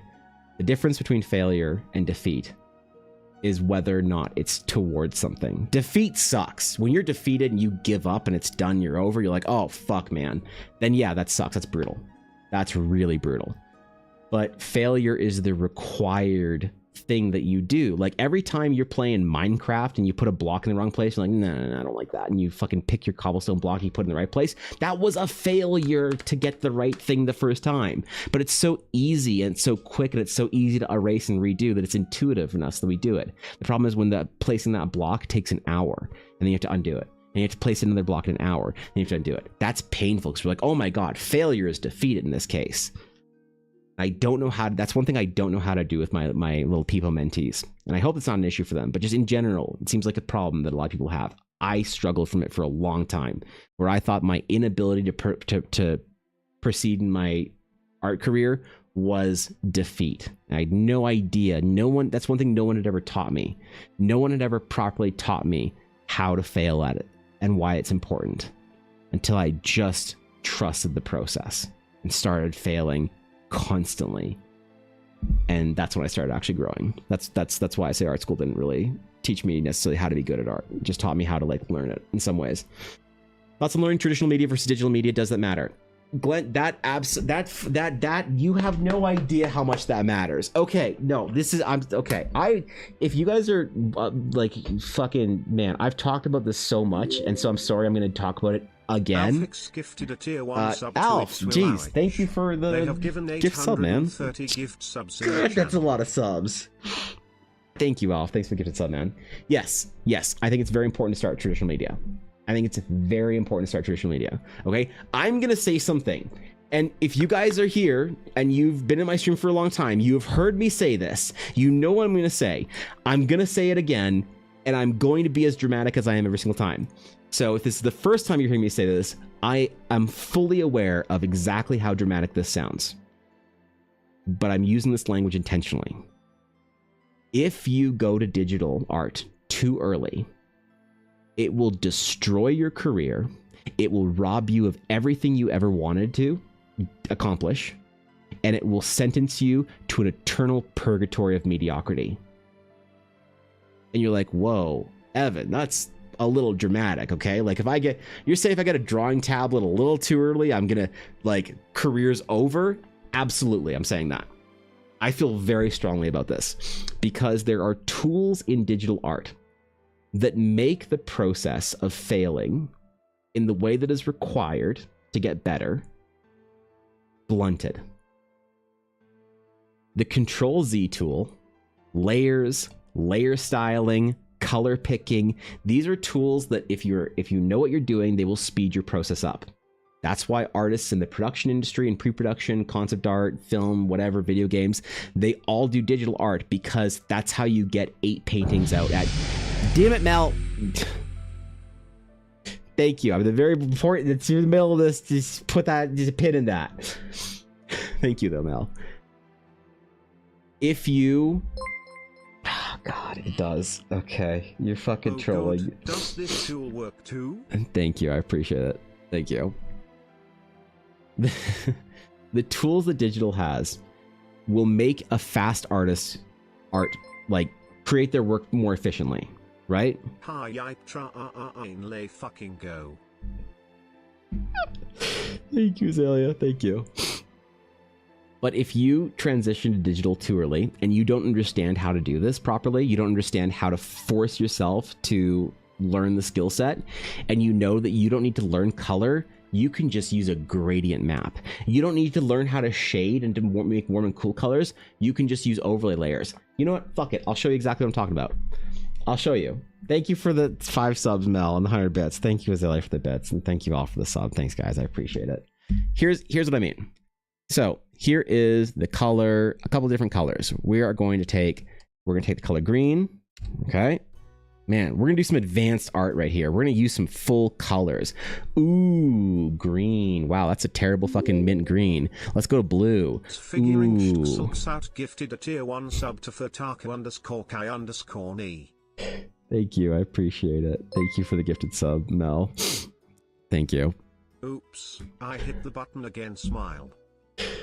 Thank you for the gifted sub and the bits, guys. So, here's what I mean. In Photoshop, you can create a layer that's called an overlay layer. And so an overlay layer will overlay the colors and mix them together and blend them through. So I'm going to draw this sort of like darker, fairly saturated blue over a couple of these different shades. That doesn't look like a shadow, Evan. What happens when you hit an overlay layer? Well, Evan, that's the exact way you're supposed to shade like dark orange shale, is with that kind of blue. Oh shit, so you mean you can take your characters that, like, you can just take your flat character color art. Where's the fucking character I did? Amelia. You can just take your flat character. What the hell? Where'd that go over here? And you can just make an overlay layer. You can do like a lighter opacity overlay layer, and you can just shade in the colors. You don't need to learn how to paint. Ooh, that's a little bit. There we go. You don't need how to. You can do the warm and cool effect of shading, and make your shadows fall back and make your warmer colors stand out, you don't need to learn how to color mix and how to do color theory. You just grab a blue and you just start drawing it on stuff, and suddenly you're shading. The problem is if you learn how to shade like that, and obviously you can spend a lot more time and do it properly, whatever. Like, if you learn how to draw like that, that's a hack and a shortcut that is not going to help you. It's not going to serve you. Learning color mixing and color theory, that's fucking brutal. And so if you find a tool that makes you comfortable by skipping the process, it will... God damn it, Alf. Alfix gifted a tier 1 sub to Thank Future you, man. Glenn. I They have appreciate given it. 831 gift Fuck, subs man. in the channel. Thank you. I appreciate that, bro. It's very kind of you. Yeah, any of the digital tools. If you don't understand how to use them and you get comfortable with them, they'll really mess you up for your long term. So I would say I always tell people to learn as long as you can traditionally, as much as you can traditionally, and only switch to digital when you have to for whatever reason. If you're excited and you want to move to it, just have it in the back of your mind that you definitely need to like focus on your fundamentals. It's very, very, very important, even though you have a tool. So the way to do that, I would say, don't use any fancy layer styles. Don't use any sort of like gradient maps or Photoshop tools. If you cannot paint a painting with the hard round brush, you can't paint. If you don't know how to, like, obviously it looks nasty and it's like not all cool and textured, but if you can't paint whatever it is you want to learn how to paint, if you can't like draw with just one layer, if you need to be like drawing on you know, all sorts of crazy fucking, I don't know, overlay, whatever, gradient maps, all this kind of shit, if you can't learn how to draw and paint and do whatever with the hard round brush, you don't know how to paint. And that's very important to remember. So even if you look up on YouTube, look up how to color your art, you're gonna find lots of people who have tutorials on how to use like gradient maps and fucking color whatever swatches and shit like that, and it's rough, man. So yeah. All right. Any traditional art supplies I should be buying for the thingy? Nope, you're good. I'm gonna ask you and Minnie how much you want to work traditionally versus digitally, because you two are both far enough along that you can work digitally if you want. So yeah, good to see you, Ronnie. Guy, where's Evan going? I am going on a trip to see Elle and I are going to go see her grandparents. So I will be away for. I was initially going to be away Thursday, Friday, but some things came up in the family, and we are going to have to actually leave early to make sure that we can handle some things. So very unfortunately, I have to miss more streams this week. But Ronnie, I'll be away and missing the entire rest of the week, and I won't be live again until next Monday, in which we might host another Orbathon. Who knows? I don't know, man. But yeah, that's where I'll be, bro. So I don't really use many techniques because I don't know many. So I work very hard on the digital drawings, which is fine as long as you're thinking about, yeah, just how to do the drawing fundamental as opposed to all the other shit. You'll be good. Why you treat me like I'm starting brand new? I also kind of want to do anywhere from 50-50 traditional digital. Oh, okay. That changes everything then. Then I'm going to make both you and Minnie get fucking pens and pencils and shit. Pen, learn to draw in pen, you'll be fine. That's the best way to do it. All right, guys, there is the projects for today done. I have to go get ready and get packed and whatnot and do the thing. So thanks for chilling with me this week, even though we only got one stream done. I appreciate y'all hanging out with me. Thanks for the subs and the bits and all that, man. Yeah, I'm not streaming much this month. Fuck, man, I don't need all the subs I can get. Holy God, if anyone wants to just you know, inflate the sub count while I'm gone, if you just need somewhere to gift 5 subs, you know, on Thursday, that's fine. You know, I'll be offline. I'll see it though. I'm kidding. Relax. Fucking kid. Jesus, man. I'm kidding. Enjoy the break and stay safe. Yes, thank you. It'll be a very hectic trip for me. It's not a vacation exactly. We have missions there and things to go do. So hopefully I'll come back with a refreshed soul, but I might be a little tired next week, so it'll be worth it though. Anyway, you guys are amazing. Hope you have a great rest of your week. Please look forward to August. Is going to be a great, amazing month of Eldar releases. I got the fucking Astral Knight. I don't know if I should say my plans. The plan is Adventure, Astral Knight, and cards all this month. That's the plan. That's the fucking plan. Okay? Okay, cool. Anyway, August is gonna be dope. So I will see you guys in August. Thanks for all the great streams this month. Hope you had a good time all the time. And until next time. Homie got an email saying you got gifted sub? Well, fucking congratulations, bro. So, you got fish and Pokemon cards? Oh yeah, bro. Listen, I'm all kind of a nerd. Announcements. No announcements. I can't think of any. Oh, wait. I'll see you guys next Monday. All right? Rock on. Have good games. Don't DPK the party if you're going to DM. If you do, make sure you tell me about it, bro. All right. Until next time, my friends. Farewell.